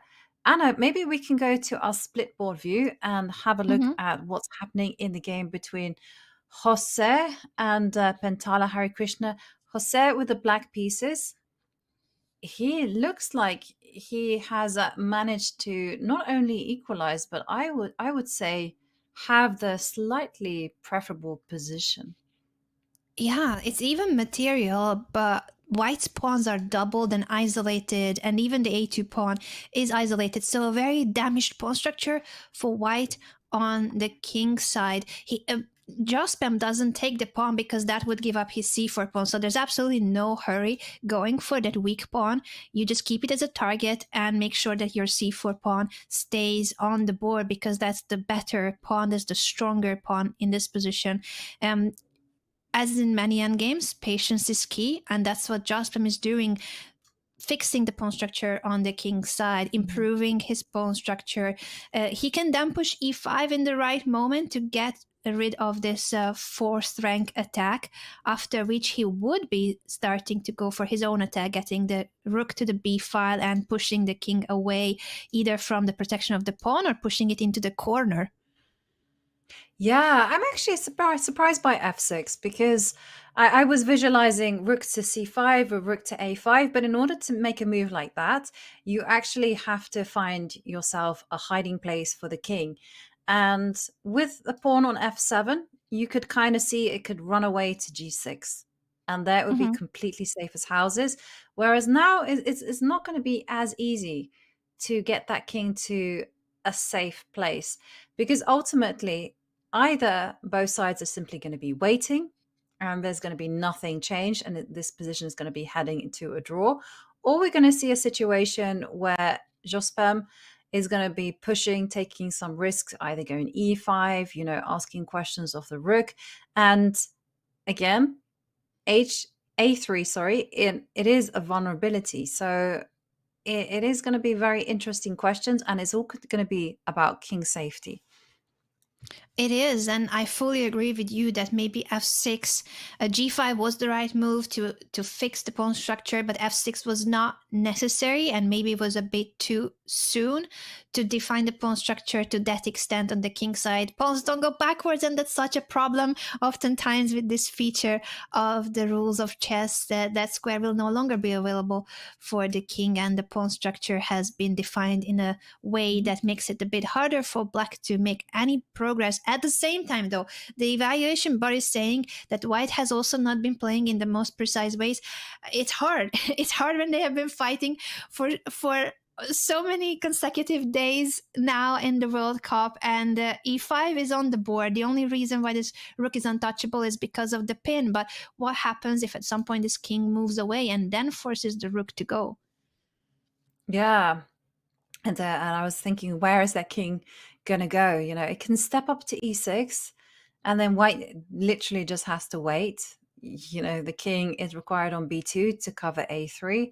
The rooks are forced to be on the 4th rank. You want to have some eyesight on the pawn on c4. So it's going to be a big waiting game. And like you said, it is going to be the question of where is the king going to be headed. Maybe it can go to, you can see some kind of moves like rook to c5, just slowly improving the black rook a little bit more, and maybe even asking the questions about rook to d5. But this is a game where black is the one pressing and white is very much on the defensive. Whether black's advantage is enough to win, it's a different matter, right?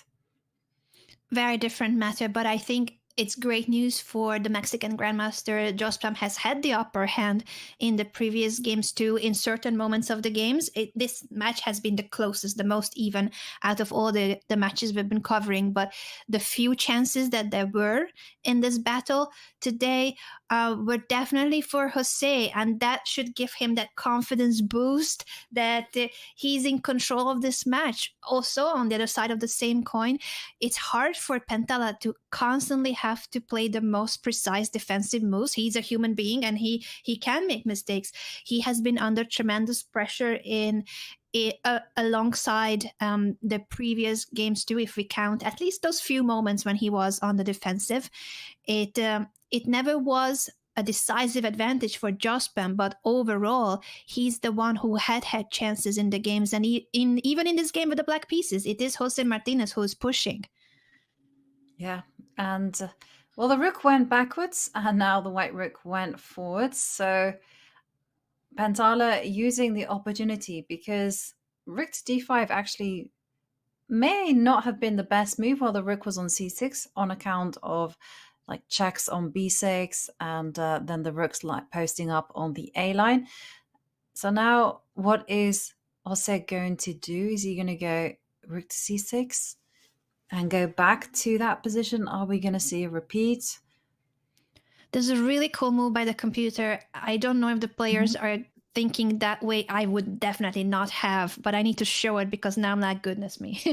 You can sacrifice this pawn apparently with h5, because if it's taken, then you will go back to e6. Maybe not even immediately. Black wants to give this check first. So this is really complex, but the idea would be something along the lines of give up a pawn so that then you can move your king back up. It doesn't matter that your pawn on c4 is being gobbled up because you're going to enter through the h file. So this is a temporary 2-pawn sacrifice in a rook endgame.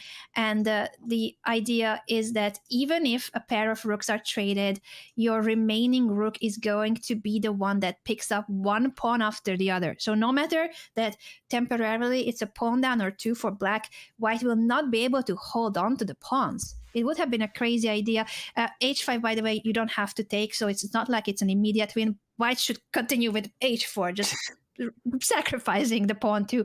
Crazy rook endgame did not happen, but instead, this is the current position we have on the board. Yeah, I did wonder with the rook going to c8 whether Jose had ideas of going h5, but then I thought rook to d5 did put an end to that particular pawn break. But as we're seeing, well, no, that wasn't played, and instead the rook is now mobilized, rook to b5. I think Pentala, Harikrishna, has made big inroads in holding this position. Rook to b4 is on the agenda, and it's not going to be easy for the black rooks to get at the weak pawns. I have never seen such weak pawns before as the line that you showed, Anna, with white having literally every single pawn like disconnected and be unable to defend itself from attack. But a lot of people watching these two remaining matches. A lot of spectators on site and also online. Thank you so much for joining us. Let us know in the chat what time is it for you guys, because for a lot of people this is really early or really late depending on your time zone. So thank you for being here. We have 2 games going right now at the moment for those qualification spots. Only half of the field is making it to the quarterfinals. Brutal, absolutely brutal system, the knockout format. And what we have witnessed in the game between Pentala Harikrishna and Jose Martinez is a very balanced, very close matchup, with Jose Martinez having some chances, but Pentala, very experienced Indian grandmaster, holding his ground. And also now this rook maneuver. Look how he's covering the b5 so that his king can stay on b2. And if you are trading the rooks, that will help massively White's pawn structure to make it a lot healthier and straighten those pawn structure, straighten the pawn chain as well. Yeah, I agree. And some nice stuff. I guess now it's time for Jose to start mobilizing the king, because the move that you mentioned is always in the air, h6, h5, but you can do it after some small improvements. And well, we'll go back to our split view.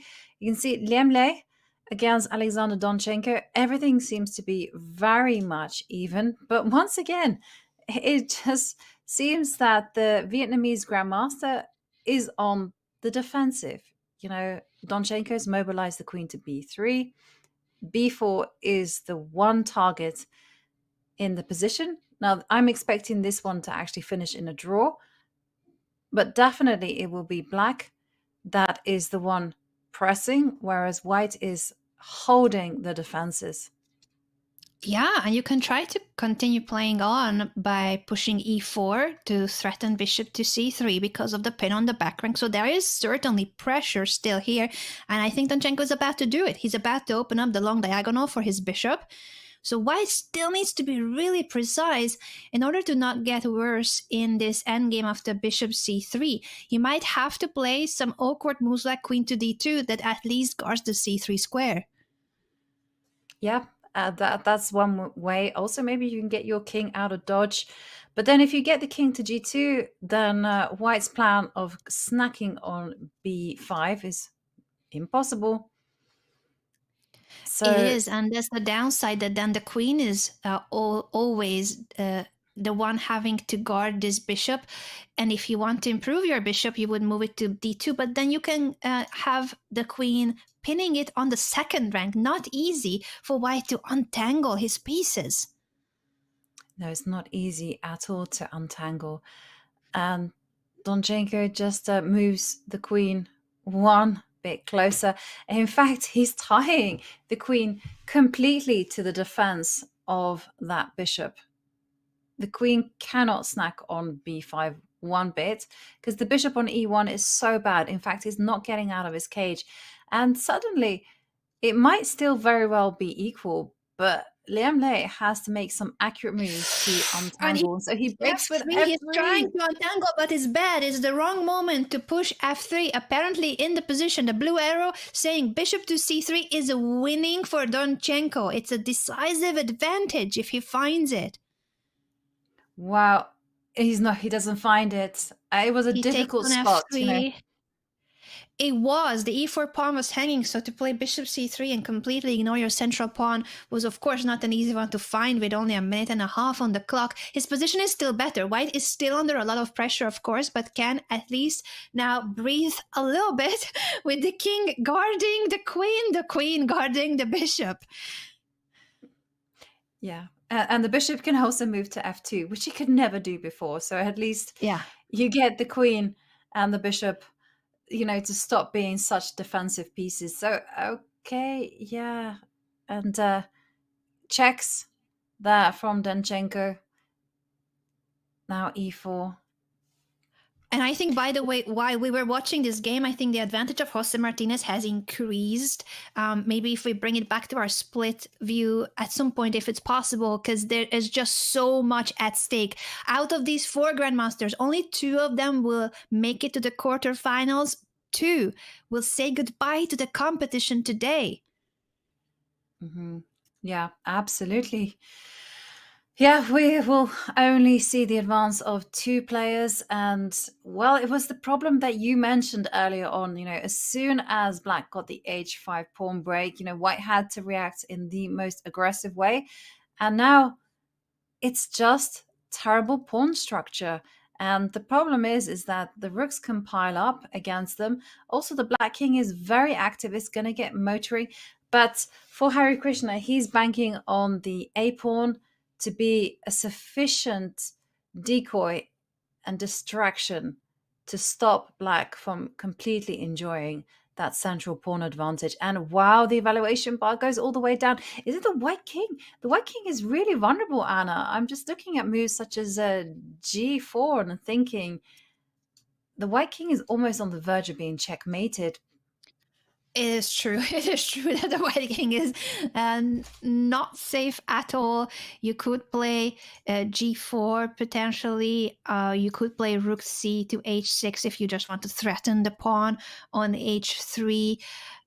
And Jose plays the other rook to h6. I'm a bit puzzled by that because it's not getting the pawn back. Maybe he wants to bring that to d6. I'm a bit confused. Or he wants to trade rooks on a6 and pick up the a4 pawn and then go back later for the h pawn. Yeah, maybe this is the plan. But king to b2 maybe can save the a pawn. This is a very clever plan. It's very maximalist, but I was expecting the rooks to double on h6. You know, you can snack on h3 and then you can simply retreat the rook to just keep an eye on the rogue a pawn. But it is causing Harikrishna to think, and probably Harikrishna has to be super precise here in order to hold the balance. And he's got a choice, right? He can go king b2, king a3, or he can go king to d2. And here, I guess Harikrishna is saying that he wants to hold the unfortunately center. action in the other game, so we're gonna need to abandon this because Alexander Donchenko is in a winning bishop endgame. This game has had its ups and downs, but as you can see it from the graphics below the board, the final couple of moves were all in favor of the German Grandmaster. He's now attacking the b4 pawn. You can only guard that pawn by playing bishop to e1, but in that case, the Black king will try to gobble up the other pawn. It's so difficult to play this for Liem Le, where both the b4 pawn and the d5 pawn are targets, as well as the g3 pawn. You have to keep an eye on all of those 3 pawns.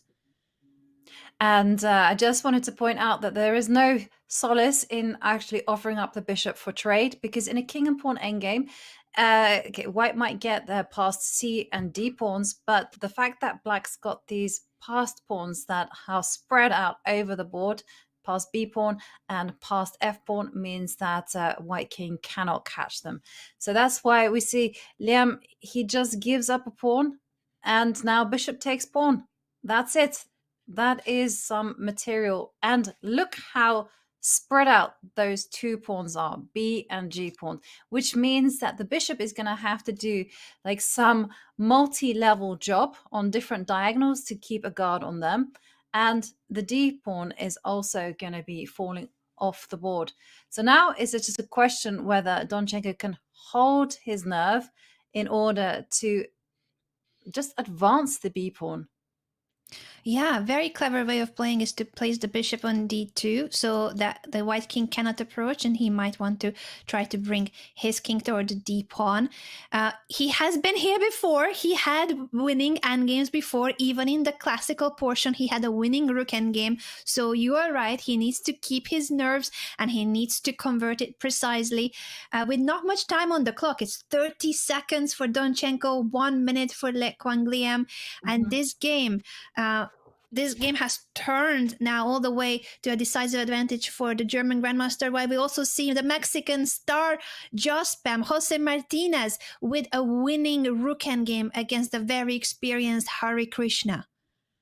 Yes, and it's all to do with piece activity. I mean, keep your eyes peeled to both of these boards, because for Alexander Donchenko, he's going to be trying to slowly inch forward with the G pawn and the B pawn, and the defense. Wow, it does appear like there is some defense for Liem, but it's very, very complicated.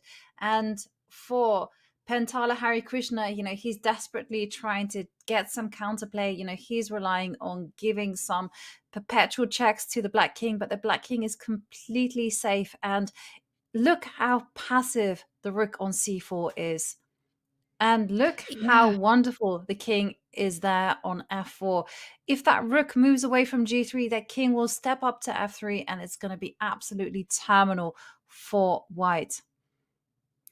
What a dominant position for Jose Martinez. The activity of the rooks, the activity of the king. It's 3 pawns against 3 pawns. It's not a material advantage that's giving Jose the decisive advantage that you see with the evaluation bar. It is the activity of the pieces. The quality of the pieces matters so much. All of Black's pieces are better than their white counterparts. And some good defense there from Harikrishna. And talking about good defense, there's also good defense happening from Liem. So his plan is to ultimately win the g6 pawn with a king and then sacrifice the bishop for the remaining b pawn. If he can manage that, then he will successfully have held the draw. And look at this, it's a mating net for Jose Martinez. Rook, it's C checkmate to in G1 11 incoming. moves. Checkmate in 11 moves according to the computer. White cannot get out of this. The only way to make the game go a bit longer is by giving up the rook on h3.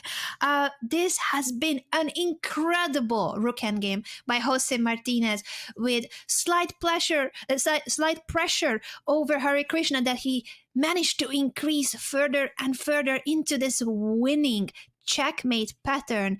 What a game. And there is no way out.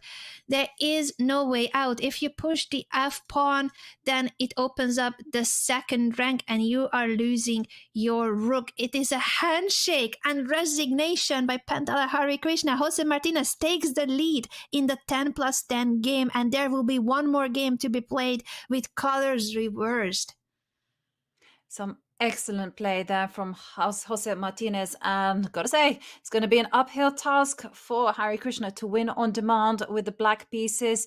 And someone trying to win, it is Alexander Donchenko, but it appears that Liem has found all the right moves. When I say this, and the evaluation bar goes all the way down. Bishop f6. Bishop f6, and with that, you decoy the bishop. You get those tempo in. Wow, and now the bishop is going to be on the perfect diagonal to defend the b4 pawn. Now bishop to e7. Bishop e7 keeps the d pawn under lock and key, and this means that you can now just advance the g pawn. And beautiful. A bishop wants to be at 2 weddings, and you can only do that when a bishop is defending on one diagonal, Anna. I love that phrase.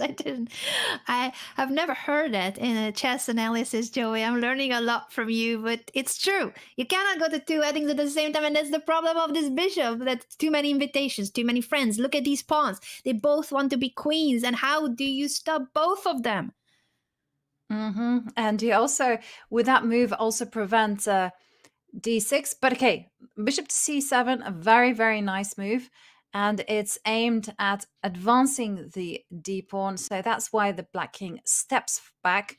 And the whole point is, if you ever go d6, the king will simply come over, keep that pawn under guard, and it's going to be all about the advance of the g pawn. But the move's coming thick and fast. And now, at some point, black is going to be able to post up a bishop to d6. So that's why Liem, he's holding firm, but it's so instructive the way that the bishop came back, Anna, and was able to post itself on that very critical f8 to b4 diagonal. Really instructive, and that was just one move where Le Quangliang went wrong after having defended really precisely. So ups and downs in the game, but of course it happens. This is speed chess. Tremendous pressure and tension in this match. It's all about who makes it to the quarterfinals, and Alexander Donchenko is now on the right track, bringing the king to d7, threatening bishop d6. Now that the bishop is on h4, he might just play bishop e7 and then bishop to d6. Yeah, but there's still going to be some hard work here, Anna, because it's not easy to advance the g-pawn without letting go of the cover of b4, but he's slowly making those improvement moves. And now I guess that the bishop has gotten to the dream square of d6. Now it's a case of working the king round and assisting the g-pawn. Yeah, he still needs to be really precise, as you mentioned, and make sure that he pushes g3 when it is the correct circumstances. He could do it now because the pawn makes it all the way to g2, and then the white bishop will have to keep a constant watch over the g1 square while the two pass pawns are so spread out. White's king cannot run to both. Yeah, Jovi? He can play b3. Okay, this is just a very cool idea. He can go b3. King c3, bishop b4 check. Woo! The bishop sacrifice, because if the king takes it, then the other pawn runs. It was missed by Donchenko. It doesn't matter. This is good enough. This is clinical. We might see a similar I idea definitely down the think line. so. I think we're going to be seeing, but this is also very clinical. The king is going to run to assist one of those pawns. And the beautiful thing is that it can actually do a feint. It can pretend to go one way and then head the other way.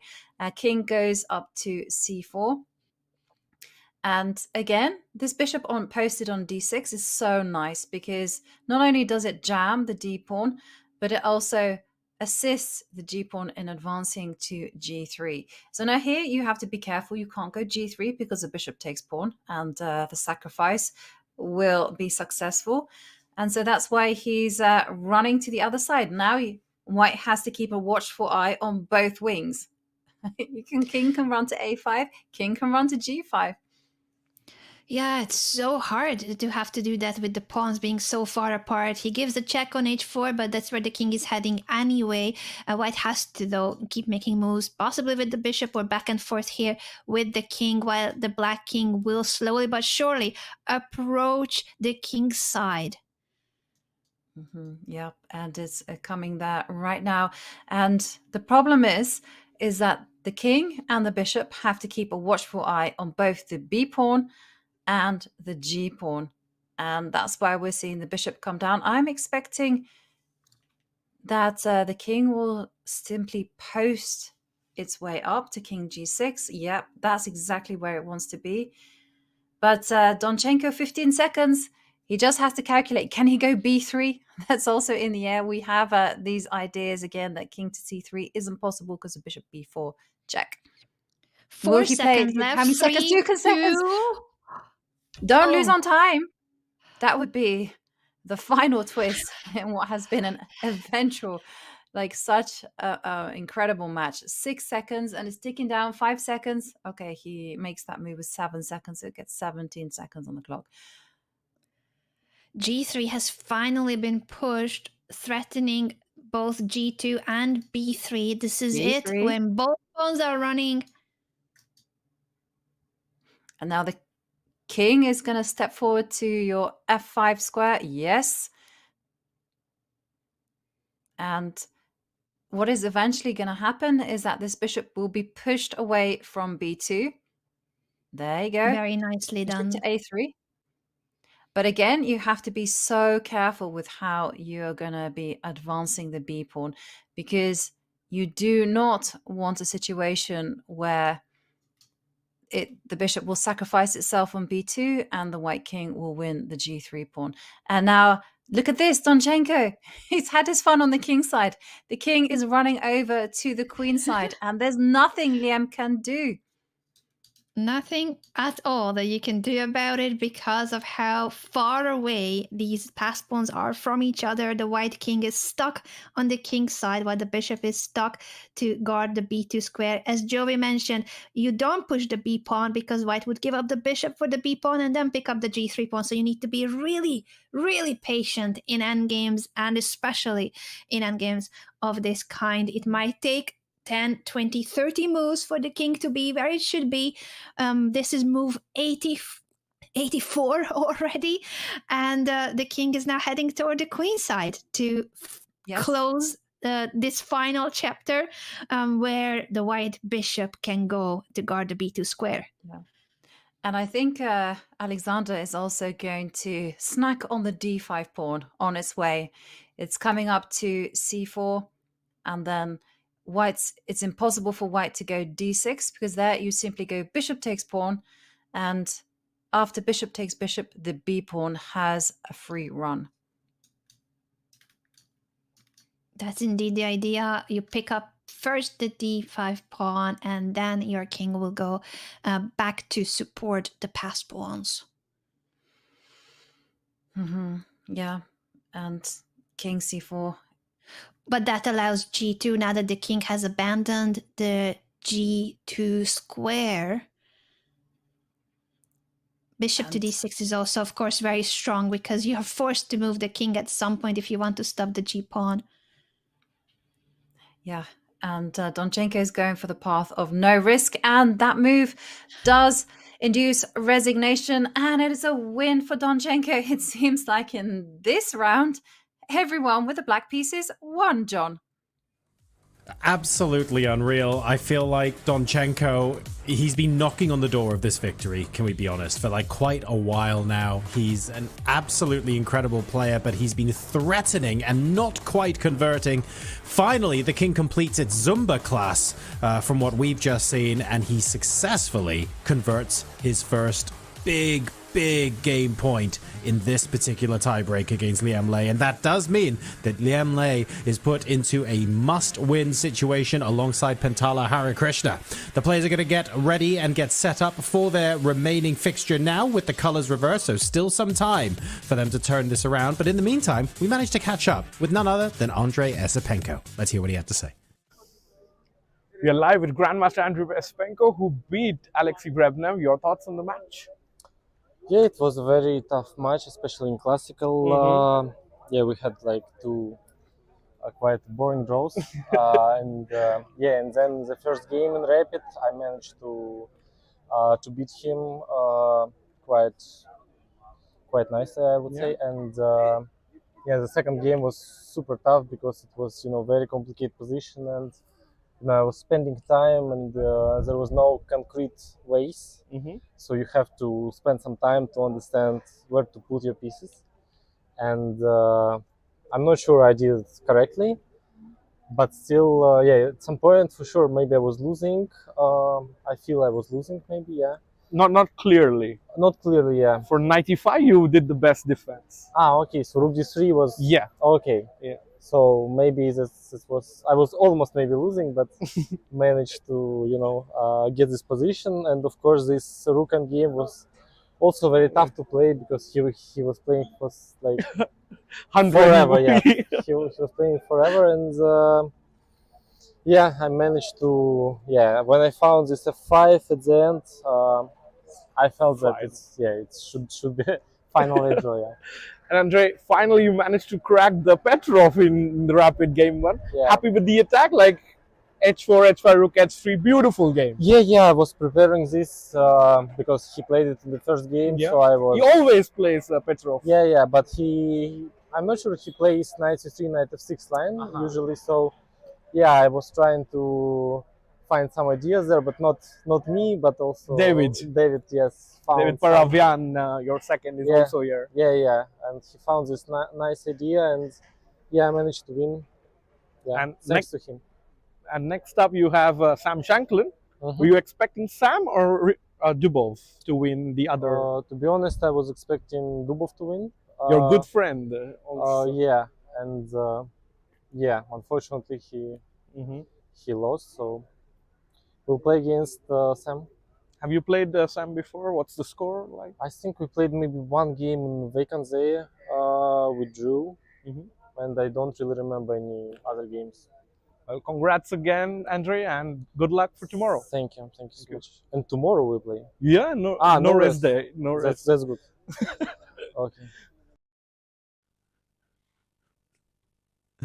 Please come back tomorrow, Andre. You have got a chess game to play. Oh my goodness. Fantastic interview. Thank you so much to Andre Esipenko and Rakesh there for that.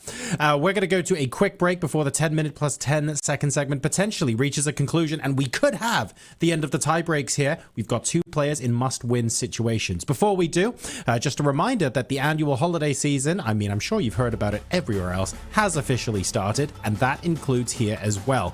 ChessUp's annual holiday sales starts now, and you can use the promo code CHESS to get $100 off your ChessUp 2 from now until December the 1st. Now, this is a physical and electronic board, and it syncs to your chess.com rated games so that you can save them and analyze them again on chess.com afterwards. It's got built-in Wi-Fi, a touchscreen, and touch-sensitive pieces, and it supports players of all levels. So use !ChessUp in chat to unlock $100 off until the 1st of December, which will be the lowest price of their holiday season. And as you folks can see, or I can, you will in a second, we have got the players sitting back down in their chairs now, so forget about what I said regarding a break. We're going to head straight in to the must-win situations. This is going to be very interesting because, Jovi, I feel like the black pieces are now starting to really come into their own. We're seeing a lot of black wins. Yeah, black is more than okay, according to both Donchenko, Liem, and also Jose Martinez. But, well, just a reminder, though, you know, the time has been slashed to 10 minutes plus 10 seconds. The players do have to adapt to that. And also, it is going to be very difficult to actually unbalance the position with the white pieces. Liem has done it before. He did it with this particular approach of going to bishop to g7 and after d4, c5. So that's why Donchenko is like, you know what? Not having any of that. I'm going to fianchetto my bishop directly. And for Harikrishna now, he's doing something very unorthodox, you know, with the knight now coming out to a6. I don't think I've ever seen that in my life, both as a chess player and as a commentator. I'm also not familiar with it, Joey, but this is what it's like when you are in a must-win situation with the black pieces. You need to sometimes go for something extreme measures, at least in terms of choosing an opening that's not the most known, not the most theoretical. You don't want a forced Berlin. You don't want any long, lengthy theoretical line that could force a draw one way or the other, because both Pentala Harikrishna and Leko and Liem are in a must-win situation. So very solid position on the left side of the screen, almost a fully mirror position, while Pentala Harikrishna going to the edge of the board, knights on the rim are dim, but he knows it. He knows it, of course. It just simply helped him to push the pawn to c5, and he will later maneuver that knight toward the center of the board. Absolutely. And you know what would have been quite funny? Because I'm pretty sure that if White had been induced to make the move d5, that we might have seen something that we saw before from Liem, bishop takes knight, trying to ruin the pawn structure and get that long-term kind of possibility. But Jose Martinez is like, oh, no, I learned from Donchenko. I am not advancing in the center whatsoever. And so now we have a different type of position where white does enjoy very nice space. And I gotta say one thing, with the pawns on e4 and c4, it's going to be very, very difficult for black to actually crack this one open. And meanwhile, Lemle on the left, he's in a must-win situation, and Donchenko is keeping everything rock solid. Very solid position by Donchenko, and it's also getting more solid in the game between Jose Martinez and Pandala Harikrishna, because there was a pawn trade offered on e5 in order to open up the position further and offer a queen trade. Looking very good so far for the players with the white pieces, because it's their opponents who are in must-win situations. So solid, safe is actually something that here is a great strategy. This is a knockout format, and this one single game of 10 minutes plus 10 seconds will decide who will make it to the quarterfinals and who is going home today. Yeah, so much at stake here, Anna, and decisions for Liam Lei. He's decided that he's going to go rook to b8 and maybe kind of initiate some queenside play. I think Liam Lei is doing very well here. I think he can also post up a bishop to g4 without any problem. And also, when the other game between Jose and Pentala, it is decision, does Harikrishna go into an endgame, take the queens off, or does he make another move? And then the question is, how is he going to unbalance the position? Because, yeah, you said it there, the last thing black wants in a must-win situation is to make the position safe, simple, and solid. Yeah, you need to avoid that at all costs. Sometimes that means going into a worse or dubious position, because you need to make sure there's some life left in the position when in a must-win situation. And that is the case here both for Liem Le and Pentala Harikrishna. So Pentala tries to do that by keeping the queens on the board. He goes to the edge of the board. You can see the evaluation bar showing that that's not the best way to go. That queen trade was, according to the engine, the most solid and best way, but you cannot go for the most solid when you are in a forced win situation. You have to play for a win no matter what. Yeah, absolutely. And I agree with our featured chat there. Jose's openings are top notch. I completely agree with that. A3, B4 is coming and questions are going to be asked of the queen. I think the best move for black probably would have been to accept that there was a queen trade happening and take the game into an endgame. But yeah, when you're in a must-win situation, then absolutely you don't want to be doing that. And I think Harikrishna is actually just regretting the fact that this knight was on a6. If it had been on c6, well, that's a different matter, right? Because then you start asking questions of the bishop on e5. It's not on the board there. So I'm expecting a3 from Jose. And you know what? I've noticed from all of our players that when the time is critical on the board, they are more than willing to just use some energy to just take a look. Everyone can kind of sense those key moments. Yes, and this is something I think we can all learn from. First of all, you gotta build that instinct, that intuition to sense the critical moments, and then to be okay with spending more time and energy in those moments, even in speeches, even if this is only a 10-minute plus 10-second game. Jose is spending his time wisely, because after Queen A5, the evaluation has changed. White has now an advantage, but in order to show the advantage, you need to play precisely, and that's what he's trying to figure out. He's trying to figure out whether it is developing the bishop and castling, whether it is a3, b4, what is the best way to continue so that he can eventually capitalize on that mistake that was queen to a5. Yeah. And okay, bishop e2 is a nice, simple developing move.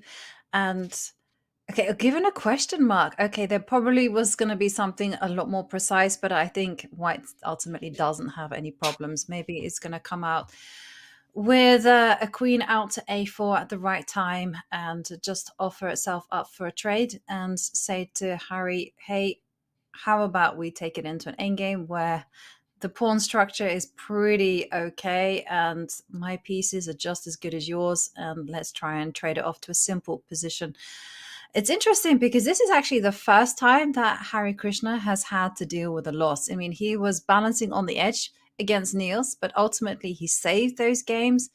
Now we're going to have to see like a real test of his just his class and also his nerves, because this is the first time he's been in this situation, winning on demand with the black pieces, and dealing with losses is never ever easy.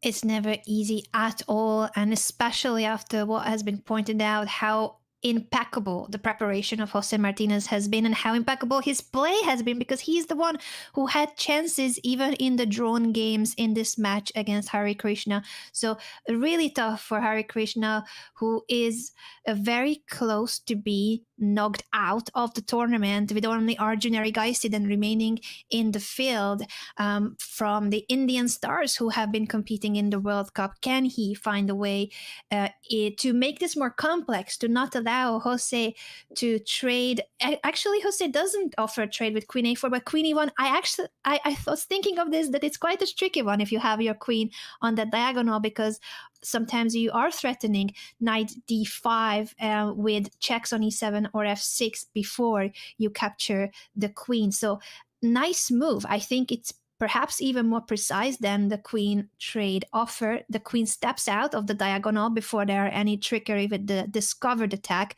But that means that according to this blue arrow, a3 now is really precise. Don't allow your opponent's knight to be activated and jump to b4, and at the same time prepare to push your pawn to b4.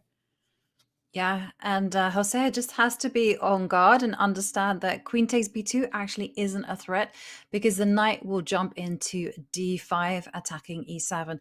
So a3, a nice natural move, but somehow I suspect that it might be actually quite difficult to find, because it does invite a knight to jump to c5, upon which it will kind of start looking at the b3 square, which is a little sensitive. And well, we're on the split board view, and you can see that everything is firmly level in the game between Donchenko and against Liem. Although I would say black should be relatively happy with his position. You know, still a lot of pieces on the board, still a lot of possibility for black to make these improvements, and a lot of possibility to go wrong. And is there another Liem Houdini act incoming? Maybe, never say never. I mean, let's face it. Never black say has never. won 3 in a row. A4.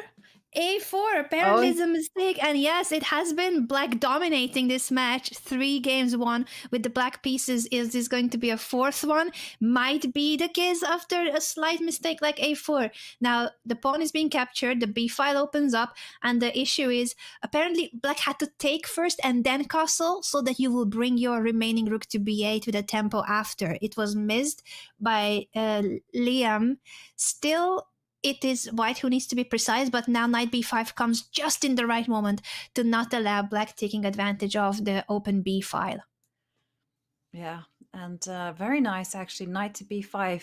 I like the idea behind a4, yes, and as we saw, Liem had the wrong execution, but knight to b5. And now the question is, it's like knight takes knight is actually a big threat, so that's why we saw king slide up to defend the h6 point. Yeah, that will free the bishop. So in case of knight takes d4, you are able to take with the bishop. You don't want to capture with the pawn to block the diagonal of your beautiful fianchettoed bishop. Therefore, king h7 is a really nice prophylactic move. Now, in terms of the match situation, this is going really well for Donchenko, because he has managed to block the b file. He is offering further trades with the knight on b5, with the bishop on c3.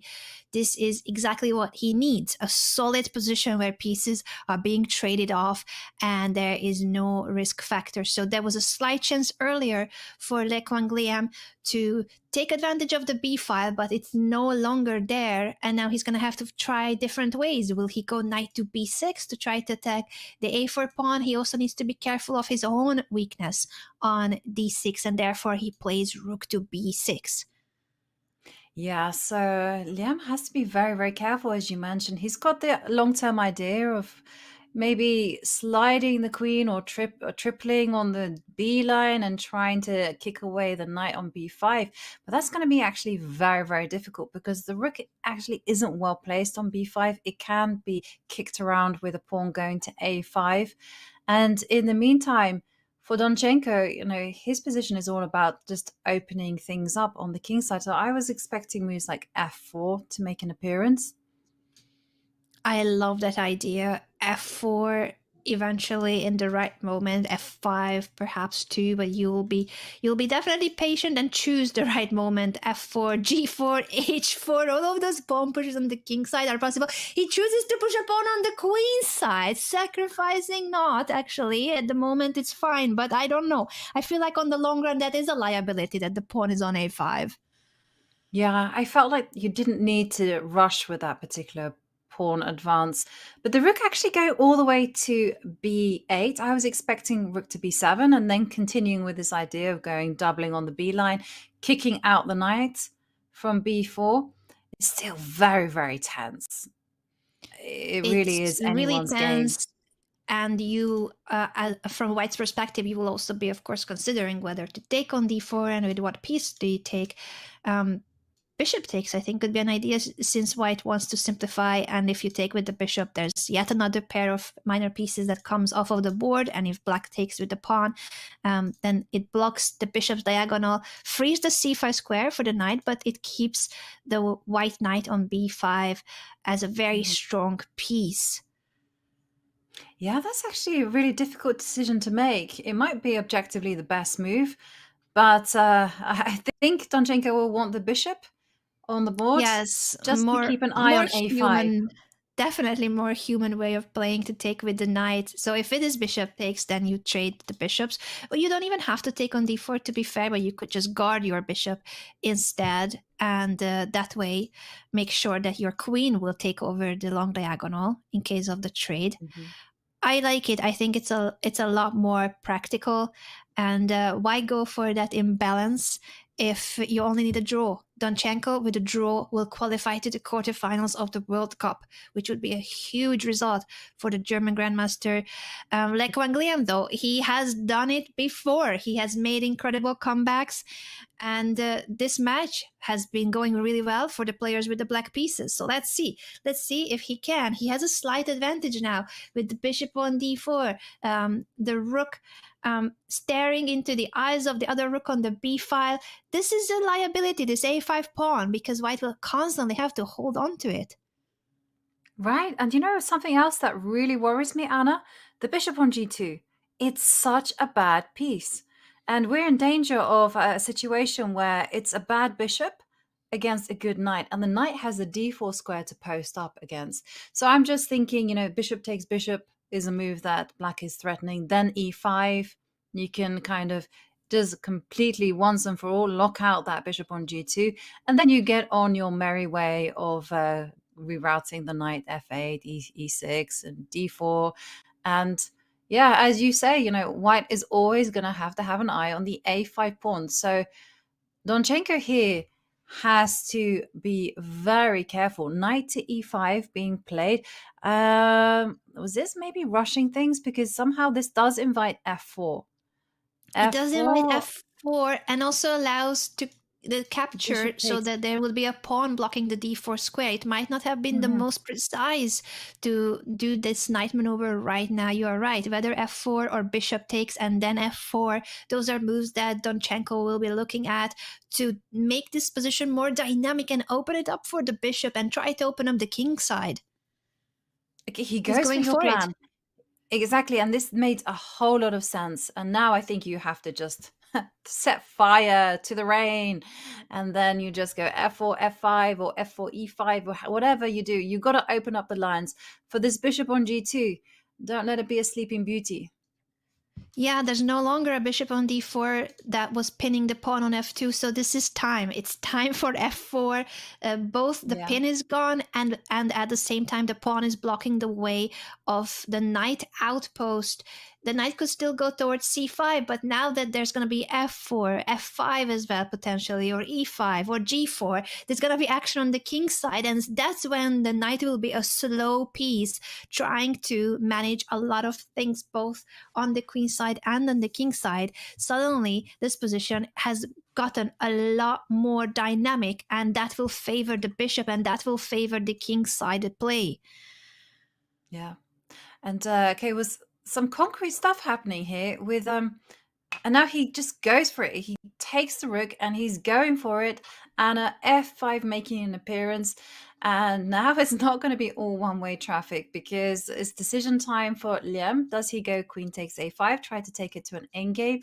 Also, this rook on f1 is about to get mobilized, is about to land on f7. Knight to e5, and very nice move actually, just cementing the grip on the f7 square. Yeah, maybe actually Donchenko didn't quite spot this. Wow. And whilst things are still very tense, we gotta go. Jose, advantage. Indeed. Knight Let's go there. Apparently is a blunder by Pentala Harikrishna. Jose Martinez is leading the match already. He only needs a draw, but after knight to d3, he has pawn to g4 to chase the queen away from the defense of the d3 knight. Pentala has blundered. Wow. Blunder. Okay, he's locked in. Anna, will he find it? We have to demonstrate that. The big idea is that after g4, the queen will come to e4. That's the only move to continue the defense of the knight. And now, is there something tactical here to win? Takes f7 apparently is winning on the spot. You cannot take it because of knight g5, knight fork. That's the point of the pawn push to g4, pushing the queen to e4. So after bishop takes f7, you cannot touch that bishop. If you move away with the king, the bishop will simply retreat. There's still, of course, a chance for Pentala to continue the game, but he'll be down a pawn in a game where he is in a must-win situation. Yeah, and also that is one mighty pawn to lose, because now a knight is going to come up to g5, and there's going to be all kinds of checks against the king. Oh, it's not looking good. It really is not. But will Jose find this? Will he find g4? That remains to be seen. What other options could be? I mean, I guess he could be also thinking knight attacks the bishop, I move bishop. Yeah, you could think of retreating the bishop. You could consider that the trades are beneficial to you with the draw odds, since he's leading the match. So he might just want to attack that knight with rook d1 and offer multiple trades on e5. There's several ways in which he can play, but he's certainly sensing that there's something, because this is what we have seen in all the key moments between grandmasters. You sense the moment, and then you invest time, even in speed chess, even if he only has 3.5 minutes left on the clock. But this is the right way to spend your time and energy, that in key moments you just focus in a hyper focus mode on, and let's see if you can cash in. I think he is calculating a move like g4. I would predict that. What do you think, Joey? No, I don't think he's seen it. No, I know Chad thinks that he's seen it. I don't think he's seen it just yet, because he kind of gave this frown, like, he's not entirely happy. And also, if you track the eye movements, he's looking at the knight on d3. He's not looking at f7. He might want to just play it safe with a move like rook a to d1, as we mentioned. hang that on, would force many trades. Ooh, but now there was a swing of the head and looking toward the other direction too. Okay, and drama is happening on the other board as well. Rook a to d1. He plays it safe. He plays it safe, which also is in the match situation a good idea to be fair. Oh, goodness me! Oh, Liem back in the game, so back in the game that he's winning a queen. Yeah, he's about to equalize the match and take it to 5+3. I mean, what a tiebreak. I mean, what a match it's been between these two. They keep winning with the black pieces. Rook to b2 and Donchenko, he knows there is no salvation here for him. He has to give up his queen. And unfortunately, the rook on h4 is just so far from the action that the queen can just sit there and pick off all the pawns in the middle of the board. And for Donchenko, it is a tough realization, so close and still so far away. Everything is going to be decided in the 5+3. He takes the pawn on g6, but unfortunately he cannot even capture the pawn on h6 as the king will just run to g7, and he What has a to now give up the heartbreak. queen for the rook. Yep. Yeah, And then Donchenko the has queen. been here so many times in this match. He had the upper hand in the classical. He spoiled his advantage. He had the upper hand in the rapid. He then spoiled his advantage, and now Liem does it again. He comes back from the dead. He has gotten yet another chance to make his way back into the match, and he took it. He grabbed that chance with both hands, and he is on his way to equalize the score and make it to a blitz tiebreaker. What an exciting match this has been, and Black winning on demand so many times now. Yeah, and some accuracy required there from Liem, as he doesn't take on d3 immediately because of the bishop coming to e4. Instead, he captures on d4, and now a big threat of bishop to e4. So Liem is going to just take some care, take on c4, and now it's just an exercise in advancing the d-pawn. So this is it for Donchenko. Taking some moments, shaking some heads, getting used to the fact that this match is once again going to be determined in the 5+3 portion. I mean, it's incredible what's happening here. It was such a solid position. Things have gone wrong on move 30. If anyone is checking the games on chess.com, you can replay that moment where there was a blunder with rook to h4 earlier in the game. It was a beautiful tactical pattern that Liem spotted with the sacrifice of the knight to win the queen eventually through that skewer pattern on the second rank. Very instructive. And now with the queen helping both guarding the e6 pawn and supporting the d-pass pawn, this is a winning position for the Vietnamese grandmaster. And what a painful what a painful reality for Donchenko to have to accept and to have to continue the match again from here on, having done again the same, that he is winning in the match, he's leading in the match, but he lets his opponent escape and come back. We will see a blitz tiebreaker, which is, again, for us spectators, I think great. The more chess, the better. Yes, the more chess, the better, and the more excitement that these two are both providing for us is absolutely fantastic. And yes, this one is over. Bishop to g4, trying, but ultimately the d-pawn is going to be the one that decides the game. Let's cast our eyes to Jose Martinez, and well, he didn't spot that lovely tactical motif, but he certainly spotted something as we see knight takes f7 appear, and the knight is dancing round to d6. The e6 pawn is going to fall as well. It is all over for Pentala Harikrishna.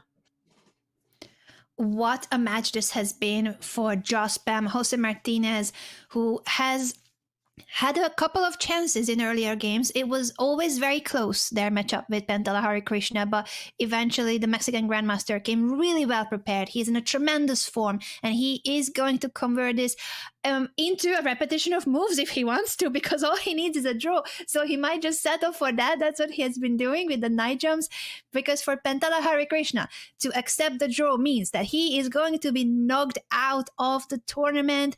Jose Martinez from Mexico is about to qualify to the quarterfinals. Yep, on the verge of doing that as the players just repeat and Harikrishna head in his hands. There's nothing he can do. And meanwhile, we have resignation there from Alexander Donchenko, which means that we're going to be seeing more tie breaks, this time at the shorter time control of 5 minutes plus 3 seconds. Will the trend of winning with black continue in a shorter time format? We're going to find out. Whereas for Harikrishna, all he has to be resigned to this particular scenario, that he has to repeat the position. He has to keep an eye on the e6 pawn. And the emotion is there on Jose Martinez's face as he makes it through to the quarterfinals with that draw. What a match it has been. Some absolutely magnificent chess there from Jose, and the dream continues, Anna. The dream does continue. Josh Pam is in the quarterfinals, getting each time closer to a qualification to the candidates tournament. Why for Pentala Harikrishna, really experienced grandmaster, and of course the fan favorite there in India. Now only Arjun Erigaisi remains among the Indian grandmasters in the field, and we shall see if it's going to be Alexander Donchenko or Liem who joins Jose Martinez in the quarterfinals. John, your thoughts on what we have just witnessed? It's two different stories here, right? Jose Martinez manages to make his way to the next round, the quarterfinals. Incredible effort from him, but the question on my lips is, we could be playing up to 11 games if this goes all the way to tiebreak for Liem to potentially win an Armageddon, but surely he's only got 9 lives and we can't last all 11. We'll have to find out in just a second, because 5+3 is coming to the playing hall in just a moment, folks. When we come back, we've got more Blitz chess for you to determine who makes it through to the quarterfinals.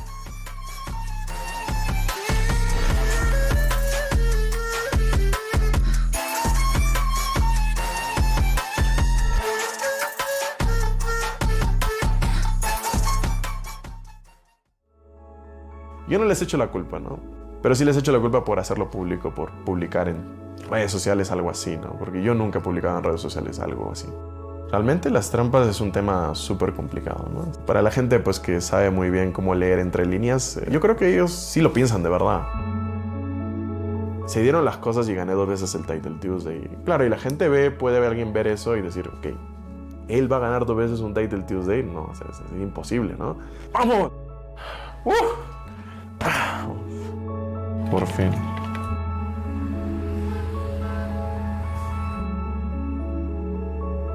Yo creo que la gente juzga mucho por lo primero que ve, ¿no? Pero no juzga que pues uno juega 100 Title Tuesday mientras que la mayoría juega 40, 30, 50 porque anda haciendo otras cosas. Descanso. Me llamo José Martínez Alcántara y soy gran maestro de ajedrez.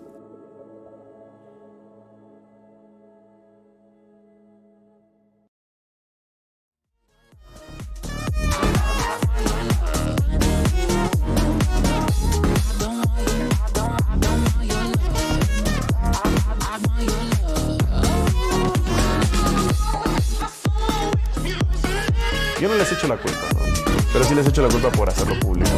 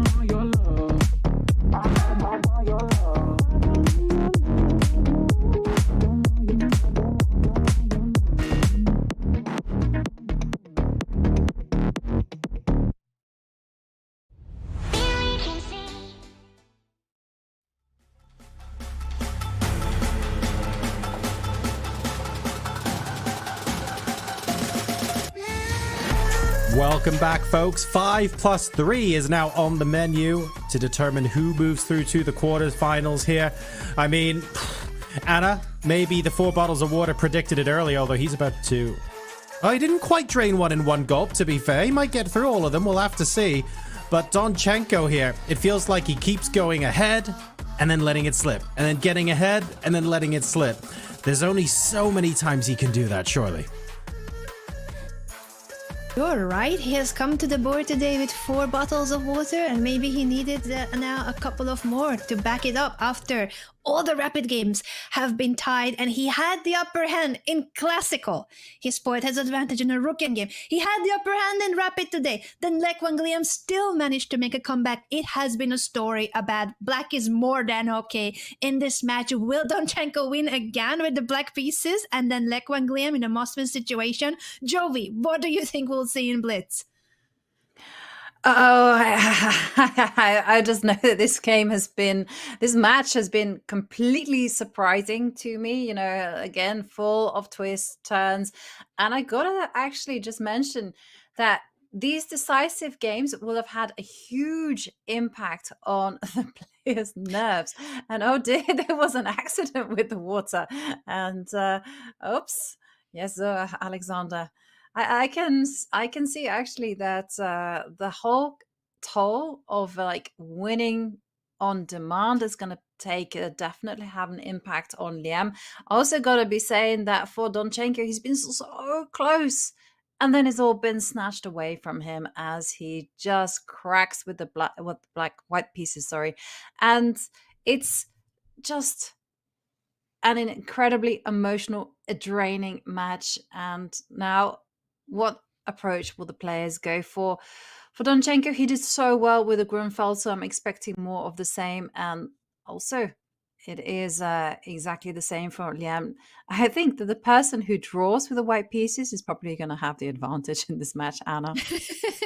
It might be the case because it really has been the story about black is doing extremely well in the match, white is struggling. Now, in this Grunfeld, will we see a very theoretical line again? So far, of course, this is all theory, and they have been gaining time, not spending time. A reminder that Liem is a former World Blitz champion, so quite the opponent to have in a Blitz tiebreaker, but it's Donchenko who has had the upper hand overall throughout the match, and Liem always had to make a comeback and continue fighting his way back into this really gruesome, nerve-wracking matchup where one of them will go home today and the other player will be in the quarterfinals. Yeah, there must be a winner, and we're here on tenterhooks, just trying to anticipate exactly how the game will continue. White has the center, but black does have the bishop pair, and Liem, okay, a4, this was the move, one of the main moves, and now bishop to a3 is a move that is played. In fact, didn't we see Dubov try a line like this against Sam Shanklin just to get the draw? I can see that. Yes. Liem is like, you know what? I've had enough of this. If I'm gonna suffer, then at least I want to just get the first game out of the way and not be in a must-win situation anymore. Yeah, it really has been tough for both players. I think psychologically, emotionally, mentally, energy-wise, chess-wise, everything-wise. And it will all come down to these 2 games of Blitz with 5 minutes and 3-second increment. It is now Donchenko who starts thinking a bit longer after rook to b1 was the choice of Liem. Joey, when it comes to this opening, are we still so much in the books that there's many games? Are we down to a few games? Do you have access to the database to see how far are we into theory? Well, according to my database, it's not too many games, just the one, not too many. The art of understatement there. But in that particular game, what happened was that black actually played pawn takes pawn in the middle, and after the recapture, because white is hitting the c6 pawn, they went bishop to g4 to try to induce some kind of weakening, and upon which white played knight to e5. And then it was a pawn sacrifice, because after knight to e5, bishop takes knight, and everything got captured. Bishop to b2 was the move, and white is just simply arguing, hey, I have the dark squares, I have pressure against c6. It actually doesn't matter the material imbalance. And we might be seeing, actually, we're seeing this happen on our board, so we're going to catch up with the players. And bishop to b2 was the move played in that particular game. And they are repeating the game. It looks like both players are very well prepared, and they are both aware of that one single game in the database for this position in chess history. Yep. And interesting. Okay, so here there was here Donchenko has varied from that game, because that game actually went with a queen to d6, and then after h3, the bishop stepped back, and then white was able to go queen to c3 and get a very small advantage just by putting pressure on the c6 pawn. So no queen to c3 in the air for Liem. So that's why we're seeing bishop to c3 instead, and queen to b2, setting up a battery on the long diagonal. Luckily for black, this battery is a lot less dangerous than having the queen at the front, as it was in the game that's in the database that Joey mentioned. Not threatening checkmate. Still, of course, a strong piece placement, but nothing happening on the dark squares as of now. White does want to bring the rook into the game as well, bring it to the c file, and later on this c6 pawn. It is a pass pawn, but it's also not that easy to push that pawn or hold onto it without making your pieces passive. So let's see if black can find something more active. Moves like queen to c4 are suggested by the computer, because there are 2 pawns on the 4th rank that are vulnerable. So I do think that queen c4 is a move that could be considered here. Oh, nice. Now white can only hold on to these 2 pawns by playing queen to b4, offering a queen trade. Well, first up, he attacked h3. the bishop, and I'm expecting queen to b4 now, just again to keep an eye on the 2 pawns. But then again, this opening perhaps hasn't been the biggest of successes for white, because as compensation, white was playing for, incredible pressure on the dark squares. And now it's a situation where black is up a pawn, and there is no checkmating threats on g7 to worry about. Yeah, black is again doing extremely well in this match. Why don't we all play better chess with the black pieces? I don't know. I seem to struggle with the black pieces more than with the white pieces. But in this matchup, somehow black is more than okay. It has been the storyline. And even though it's only a slight advantage shown by the computer, it's only black who can play this for a win with the extra pawn. It's slight advantage only because of the opposite colored bishops. These bishops can never be offered a trade. They can never see each other on the same color of squares, which in endgames, if it comes down to only bishops remaining on the board, that one extra pawn will not mean much, because black can block everything on the dark squares, and you can never chase away the bishop from the dark squares. That's why it's only slightly better for Donchenko. Mm-hmm. Yeah, it is only slightly better. That is very much true. But he's a pawn up. I think he'll be feeling hopeful to do something being a pawn up. And yes, opposite color bishops, then they can attend 2 weddings at once. Well, well, one person will be attending one wedding, and the other one will be the other at the other end of the country, another wedding, and the 2 will never ever meet. That's the sad thing about opposite color bishops. But I mean, it's right. Once the rooks get traded off, then white is completely fine. And look at the activity the rook on b7 has. And that's why Donchenko is trying to, bring his king in. Obviously, you have to look after the c-pawn, so that... actually, you can't look after the c-pawn, Anna. So maybe this is already... If you push the bishop b4, and that will pick up the 7 pawn, so white is winning the pawn back. Mm-hmm. And then this is going to be a simple case of a draw, because the king might want to...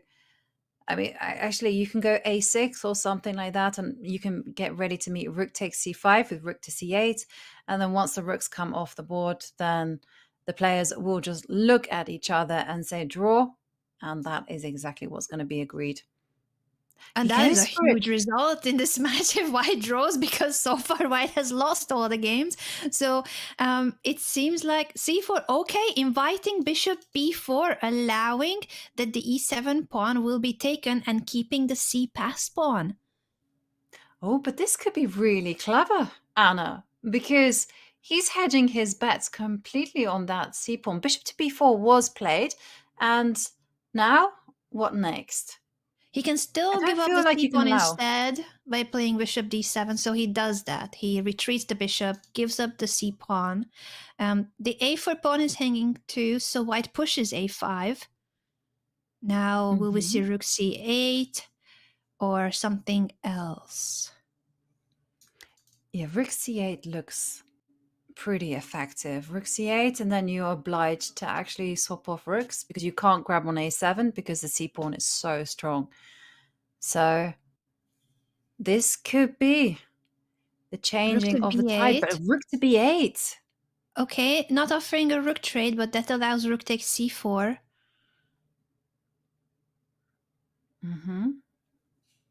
Yeah, this is nice. But the question now is, everything is balanced. Is this a real winning attempt from Donchenko? Because now he was he the offers a one. rook trade. Yeah, and they are repeating moves with the rooks. The first draw for White in a match where Black has been doing extremely well, winning game after game. And now this is the first draw. Should we say it's a good result with the White pieces, seeing how the tendency has been in this match? Yeah, I would say so. I mean, wouldn't you agree, John? Good result, draw with White? Absolutely huge result, finally. We don't need to nerf the black pieces. Draws actually been agreed. That also means, though, that it all potentially hinges on this next 5+3 game. Let's go ahead and see whether the players can do that or whether we go further to 3+2. Quick break here as we expect the players to be back very swiftly.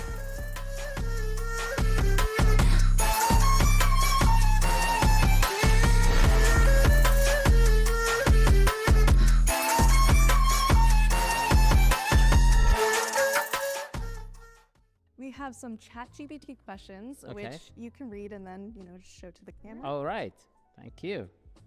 You have been at the top of the chess world for many years. What has kept you motivated to continue pushing for excellence, even achieving so much? I am a very curious person, and I just want to know and want to see what happens.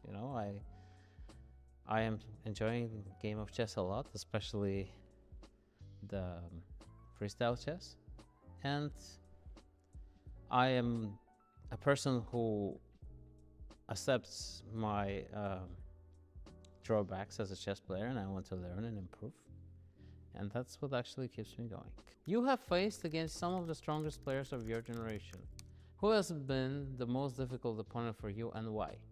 The most difficult opponent for me, I had many difficult opponents, but definitely Magnus is one of the difficult opponents because he's a fierce opponent. He's not a person who is satisfied with having like an easy game.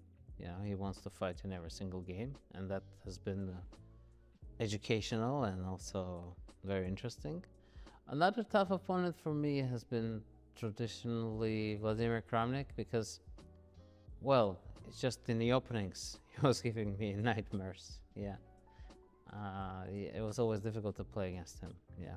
Your matchups with Magnus Carlsen have been intense. What do you consider the biggest challenge when facing him? And how do you mentally prepare for such high-level encounters? I'm always excited to play against him. So even though, I haven't been too successful when facing him, but I've got some. I managed to win some games. I think our score in classical chess is, I think he won 18 and I won 8, or I don't know, something similar, yes. So it's pretty embarrassing, but I still want it because I enjoy challenge. The way I was preparing, I think intense battles require, when you feel your opponent is here to play very intensely and challenge you. You just need to kind of be relaxed and just get away from the emotional point of it. Because of course it's unpleasant. Throughout the years you're playing, everybody gives you respect, and here's a guy who wants to beat you. And if you let it go into your mind, it's going to be tough, you know, to challenge it. So yeah, whenever I relaxed against Magnus, I think I played well.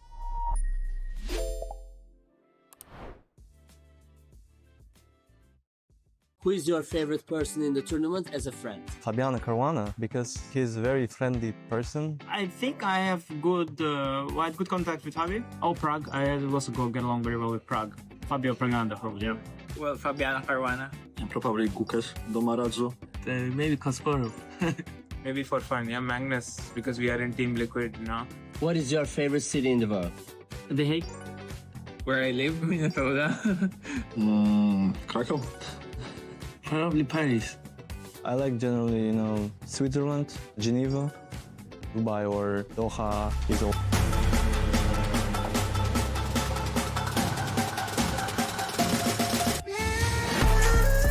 The players are sat down at the board. They've each gone off screen and grabbed 7 more water bottles each, and we're getting ready. Jovi, discuss big blunder, not winning with black on demand from Donchenko. Is this going to come back to bite him here? This could be catastrophic, John and Anna. I mean, if you observe the trend of the tiebreaks, I mean, Donchenko with the white pieces is in serious trouble here, on the brink. But no, okay, joking aside, I think both players have learned their lesson. I think that they have to play it solid, and they have to play a different type of game than they've done in the past. And it must be a relief for Liem not to have that must-win hanging over his head. Certainly, it's one of the few moments in the match for him when he is not on the defensive, either on the board, as in the classical second game where he was defending a lost endgame, or as in trailing and being in a must-win situation, as you both highlighted. This is the first time that he actually is simply on an even score in the tiebreaks today. Let's see if we're going to see a repetition of one of their openings from earlier in the match, or we'll see something completely different. The Nimso Indian defense is on the board, transposing now with d5. Yeah, and suddenly we have a lot quieter game, as Liem is not obliged to go for these kind of risky g6, c5 formations, and the players just wheeling out some preparation, the bishop going to a2. This has been played many, many times. b6 is one candidate move, and it was the move chosen. Okay, black wants to post up a bishop to a6, and now everything is hinging on this battle in the center. So for Liem, he will want to be applying the pressure, knight to c6 being the only move, whereas Donchenko just wants to complete development and just wants to reinforce his center. And then once everything is solid, then and only then will he start slowly uncoiling and trying to put some pressure on the black pieces. And that will be the case indeed once the position starts to be better developed for white. He will try to open up the position because he's the one with the pair of bishops on the board. You cannot rush the pawn pushes. It's very hard, actually, because right now black is doing his very best on the semi-open files, also putting a lot of pressure on the d4 pawn. The bishop is great on a6. The knights are doing a fine job. So this is so far very, very balanced, very theoretical too. These middle games have been studied in depth, I believe, by both players. They know what they're doing. The knight is now heading toward the c4 square, allows the pawn push to e4. But again, you can see on the speed and also on the focus, the attention on how this is still a known theory, a known position for them. I believe they are very much in their preparation, I would think. Yes, and Donchenko doing some great things here, just managing to get e4. Now, the key here is that White is on the verge of kind of not equalizing, taking the initiative with bishop to g5 is in the air. So you have to play super actively with black. And that's why we're seeing the bishop come to c4. I think the most popular move was actually to post up the queen to c3. And yeah, queen c3 was more active to prevent the bishop from being developed, because you're putting pressure on the rook on b2, attacking also all the pawns, the a3 pawn, the d4 pawn. Instead of that, bishop c4 gets a question mark. Inaccuracy, because now white can and probably will simply develop the bishop to g5. So it's not a massive blunder, nothing is being captured, but it simply allows white to finish development comfortably.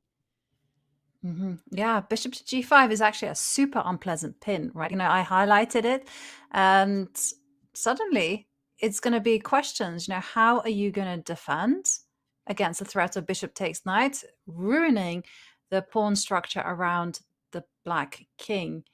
And there's just no way in for the black queen, and it happens. Look, it's on the board, Anna, and suddenly white has a big advantage. Maybe we're seeing a turnaround for the first time ever. White could be winning a game in this match. That would be insane that white can win games in chess. I mean, who has heard of that white might have the upper hand? Okay, but decisions. Bishop takes knight is a possibility, and sure enough, it happens. And now rook takes bishop, unless Donchenko, he's taken some time to think about the recapture, because it is possible to go knight to h5 and threaten, or queen to g4, give checks and threaten checkmating ideas on g7, or rook takes a2. It's a possibility. Keep things solid, and then just keep in the back of the pocket these ideas of attacking the king. I kind of like rook takes bishop, and I feel that's really in Donchenko style. Now the queen posts up. Okay, I don't feel like you can let the d pawn go, so I'm expecting rook to d2, rook to d3. Yeah. Come in the end. This is a really important pawn, so to protect it is high priority. The a3 pawn doesn't matter that much, so rook d2 will give up the a3 pawn, but guard the central pawn. And if black goes pawn grabbing, I think that could be the moment for all of those ideas that you mentioned, Joey, that the queen can come to g4, then you can go queen f4, target f6. If the king goes to g7, it always steps into knight h5, and you'll be in a checkmate pattern. So it's really getting tough for the black king with no defenders and a damaged pawn structure. That's why after rook d2, black has to be really careful here. It absolutely has to be incredibly careful, because you always have to worry about the dream team, that is the queen and the knight, just joining in the fun. Knight h5 is very much in the air. The rook can also step up to d3 and start threatening over on the king side as well. Rook f3, rook h3, rook g3, it's all there in. And 3 is the magic number when it comes to attacking the king. So Liem now has to be extremely precise. He tucks his king in the corner. That was a lose. That's not good. That's not good, because apparently now if white goes rook d3, then the rook will also be coming to the king side, and you will have 3 attacking pieces. The rook, the queen, and the knight heading toward the black king, and he does it. He has just played it. Donchenko in a winning position again. Wow. And the queen cannot step up to c2, because the queen has to keep connection with the f6 pawn. So queen c2, queen f3 is going to be absolutely deadly. And as you mentioned, Anna, it's going to be 3 heavy pieces. So that's why queen to c7 had to be played. You've got to meet queen to f3 with the queen sliding over to e7. But now knight h5, and look at this. The rook is going to slide over. Yeah, there is no defender around the black king. It's only the damaged pawn structure. And look at black's pieces. All of them are on the queen side. You cannot bring them back in time. He's trying. The queen from c7 was heading toward the f4 square. Now he's going through e7 to try to wiggle her way back to the help of the king. But oh, goodness me. After knight h5, that pawn is simply hanging. You cannot defend it. Yeah, and in it comes the knight on a5 quickly makes its way. So Liem fighting hard, finding some good moves to stay alive in this position. And what is the way forward for Donchenko? I suspect it's not to take on f6. So rook He to guards d. his pawn. Apparently, there was something even stronger than this. This is a bit inaccurate according to the computer, but still keeps the advantage, of course. And he's threatening to grab the pawn now. It was in fact possible to just sacrifice the pawn because it's so strong that the knight will come to f6, the rook to h3, and the queen to h6, that the d4 pawn didn't matter that much. But that's just the computer having no nerves, no emotions at all about what's happening.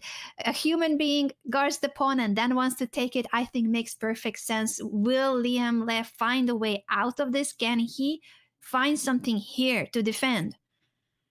Well, he's launched the f-pawn forward in order to just rely on this e5, threatening e4. And wow, blue arrow appears. Only move f6. f6 will cement victory.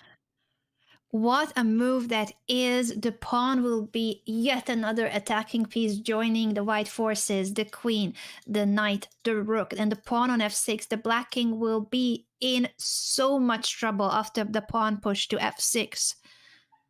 Mm-hmm. He's finding it. He's finding all of the right moves. And it's just one-way traffic from now on. And big problem for black. If the queen moves away from the E line, then d5 is also going to be coming. And when d5 comes, it's a runaway d pawn. Also, the black king is still incredibly vulnerable. So the queen goes to f8, and I'm expecting d5 still to make an appearance. d5, and then the knight will come to d4. I guess that's the only move. Try to get active with the pieces, and it is going to be all systems go towards the h7 point.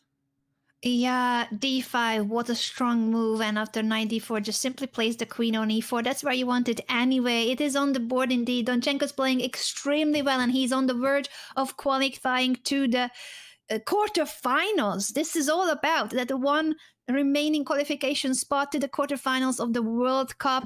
Le Quang Liem has found his way back in this match so many times and fought his way back, but can he do it yet another time?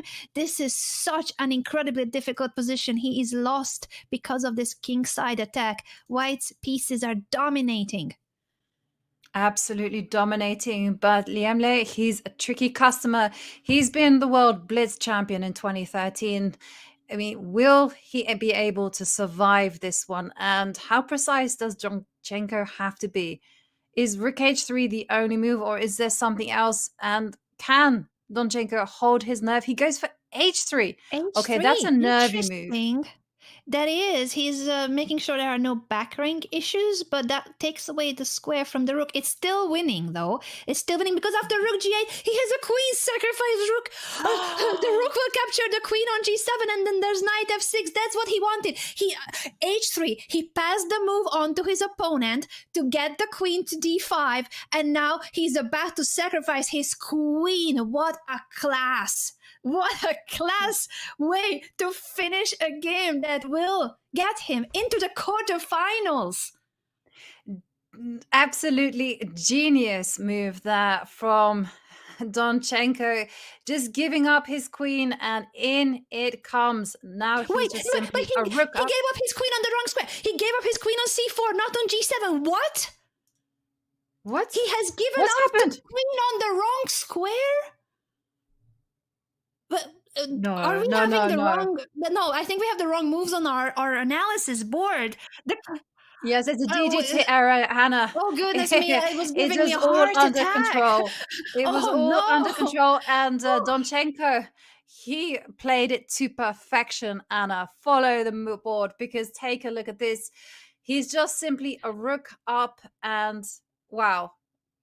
Donchenko just entertaining us in style there with that amazing sacrifice, queen to g7, giving up the queen. And this is just the final few moments.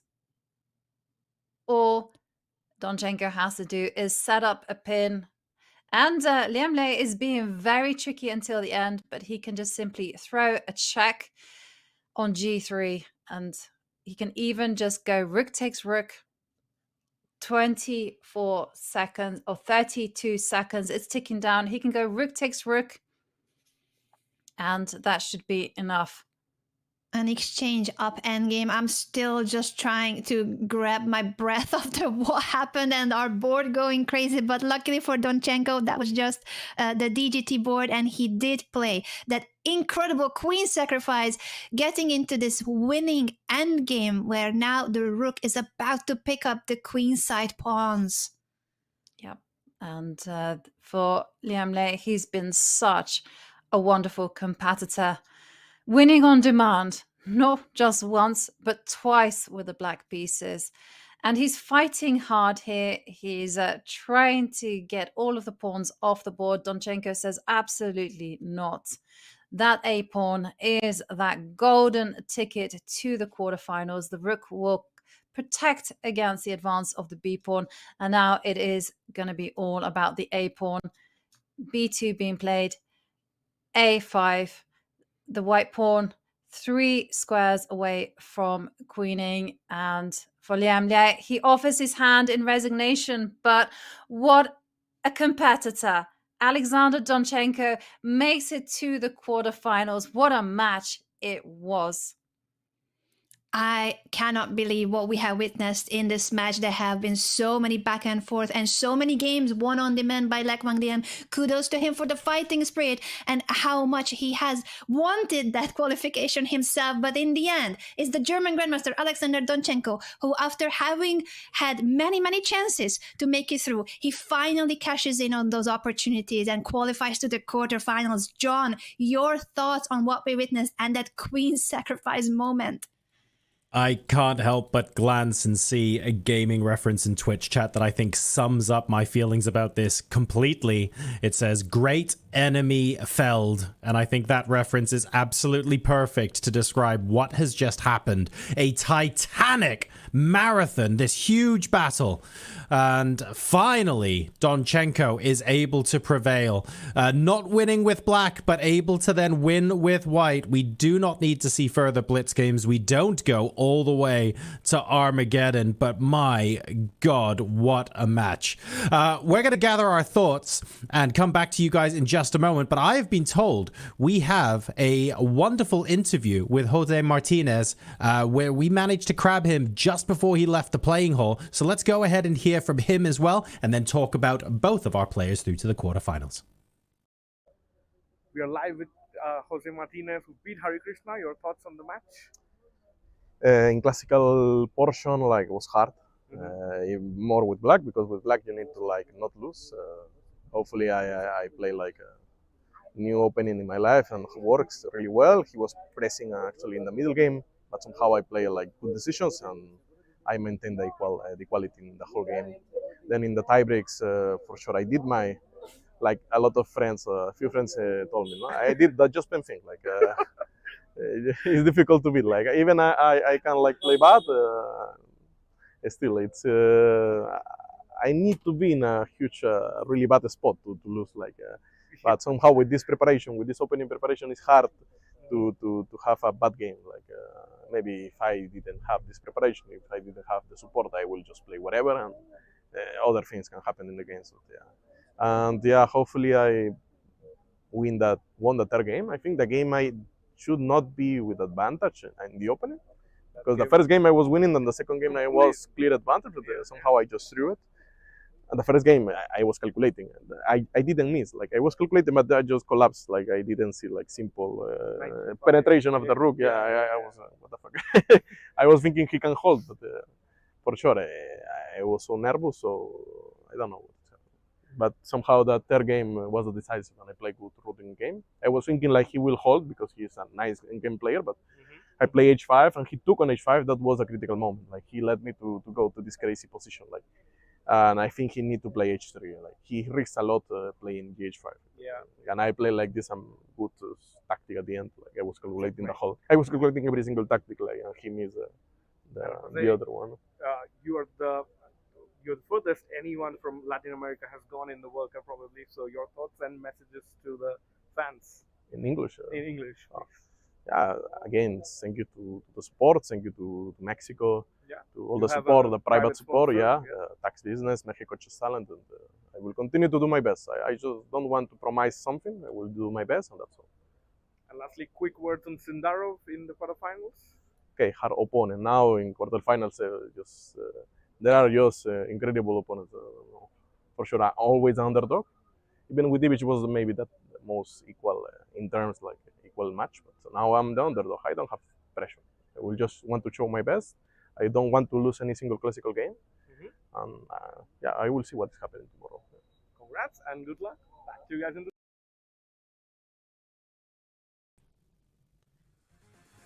Thank you very much, Rakesh and Jospem. Incredible stuff today. Of course, the tie breaks, always a high tension day here in Goa. And this is what it's done to the brackets. If you recall, our original, it's like Tetris levels, isn't it? Let's head all the way up to level 255. There we go. Zoom out. We have our quarter-final bracket. Let's hang around here for a second and have a chat. Anna, we've got Jose taking on Sindarov tomorrow. There's no rest day here, so absolutely no rest for him. Launching straight into a match against Yabakir. How do you feel about that? I would normally think that it's a good idea to have a rest day. So, of course, if you win in Classical, as it was the case for Sindarov, I would be really happy with that. You get to prepare more, you get to rest more. But I don't know if Jospem needs rest. Even when he has spare time, he's playing in Title Tuesday. He's playing on chess.com in all the events possible. So maybe for him, the secret is keep going, play as much chess as possible, keep the energy going, and he will get that confidence, that boost of energy, the morale, everything is up now because of how well he played in his tiebreaks today against Pentala Harikrishna. So I think Jospem feeling good, being confident, and he is in tremendous shape. It's going to be an incredible match in the quarterfinals. And then the other quarterfinal match where we saw someone go through on tiebreaks today as well. Jovi, we've got Alexander Donchenko go through what feels like an absolute marathon today, and he only has to face his the other Uzbek in the bracket, Nodirbek Yakubayev, tomorrow. How do we feel about that? Yeah, this one is going to be very, very close. You know, Alexander Donchenko will be feeling so relieved that he made it, especially after yesterday's blip. And also, he's going to be looking at his opponent, which is Nodirbek Yakubov. Yakubov yesterday came to the table with some incredible opening preparation. He knows how to put the pressure. So I'm expecting that both players will be looking at the other, and they'll be a little bit concerned because one thing is for sure, Alexander Donchenko has been a man on form. He's also a man with a little bit of luck on his side as well. Well, there's a part of me that wants to say surely he's used it all up now, and we're just going to see absolute grit and fighting spirit heading into the next round. You can see that is the bracket and the crazy players he had to get through, defeating Anish Giri in round 3, and then Matthias Bluebaum. He's taking down candidates left, right, and center because he wants to become one himself. Absolutely wonderful stuff there. And of course, that means that's only half of the bracket. We haven't spoken about the other half yet because they haven't been involved in crazy tiebreaks or the absolute craziest tiebreaks. Anna, let's spare a thought for Shankland Esipenko, which is going to be a thrilling matchup as well. Sam, in his interview earlier, felt like he shrugged off a lot of the pressure on him. Oh, I'm the only American left. That's fine. Don't worry about it. I've been here before. He felt very relaxed about it all. Yes, he's very confident, and he did win his tiebreaks confidently today. I think he won the first game, and then he held very comfortably the second game. So looking good for Sam Shankland.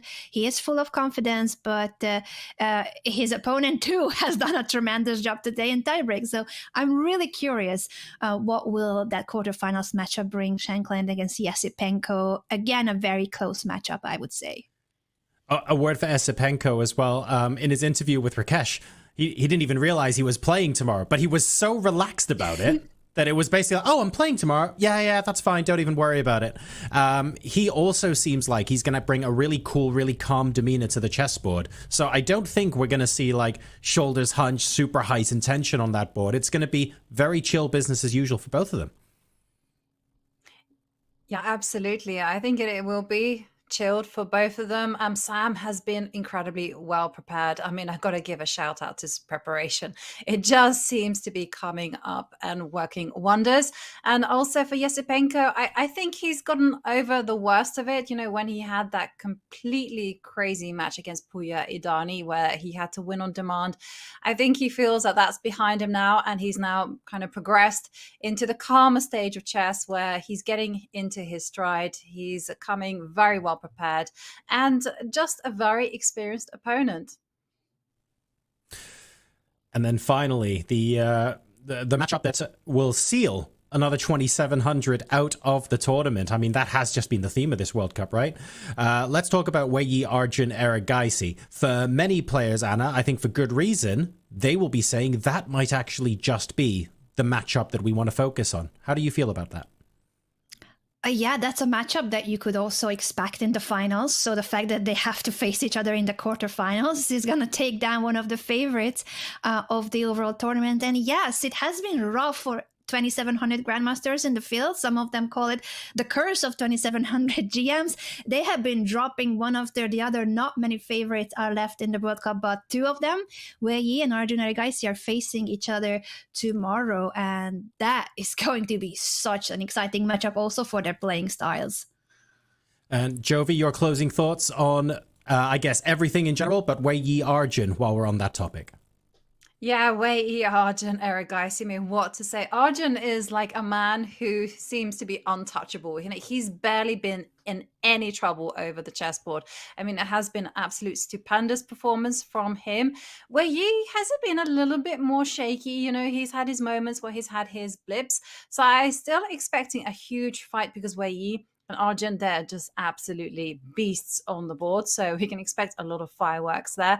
And the whole kind of round in general has been most unpredictable. Again, we saw players losing yesterday, you know, when I perhaps wouldn't have expected them. And it all kind of started with a calm before the storm, you know, with that one day where there was only one player, Sindarov, winning. So It has been quite a tumultuous round, as always. And now we have our quarterfinals where the players just have to get going. And I do think that as time draws on, the players are going to think about what's at stake, and they're going to begin to take fewer and fewer risks.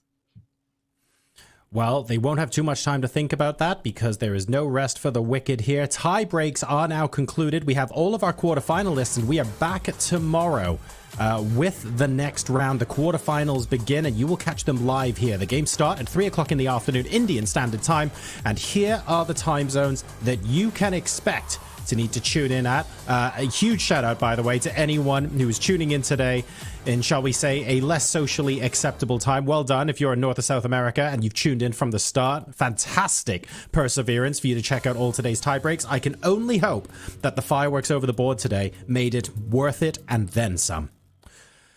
So that concludes our coverage today. A huge thank you to Jovi, Anna, and everyone behind the scenes. And I also leave you with this. Today, the World Rapid Champion lost in Rapid, and the World Blitz Champion lost in Blitz. We have 2,700s falling left, right, and center, and in a day or two's time, another one is potentially falling. All sorts of action still to come as we come back tomorrow. That's it for my participation in the World Cup, as I will be on a 25-hour flight. Send your thoughts and prayers. That's going to be a rough one, but I look forward to catching up with all of the games remotely and following all of the games alongside you, chat. It's not the last you've heard from me.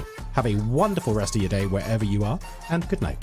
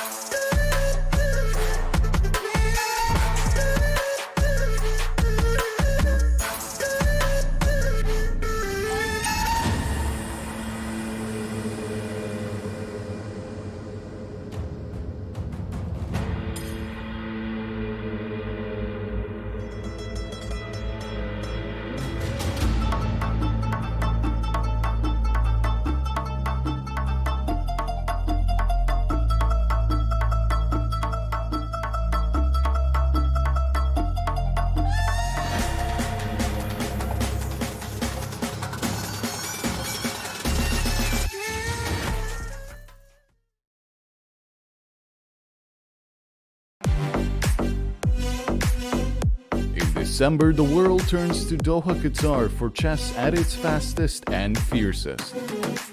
The 2025 FIDE World Rapid and Blitz Championships bring the globe's elite to battle under lightning time controls. December 26th to December 30th, Rapid and Blitz formats designed to reward precision, courage, and creativity.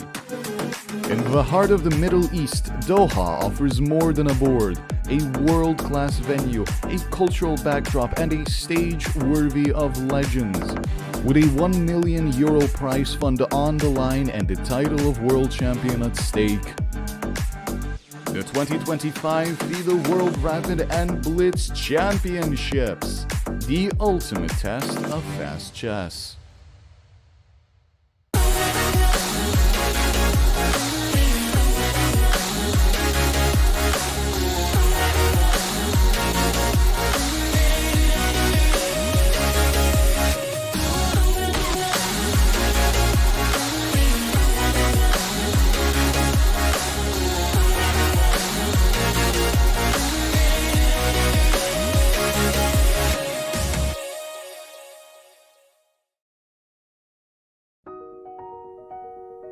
Welcome to the FIDE Online Chess Museum. The International Chess Federation proudly presents the FIDE Chess Museum, an online space celebrating the rich history and evolution of chess. Explore exhibits that trace the game's fascinating journey. Discover the origins of chess, beginning in the distant past, and follow FIDE's centenary journey. Rare chess sets, unique books and memorabilia, autographs of chess legends, trophies of historical tournaments, and stories of the chess champions. Explore the game's legacy and future. Chess is more than a game. It's a global culture of strategy and unity. Join us to experience this unique online journey where history, culture, and passion for chess converge. And also on your phone.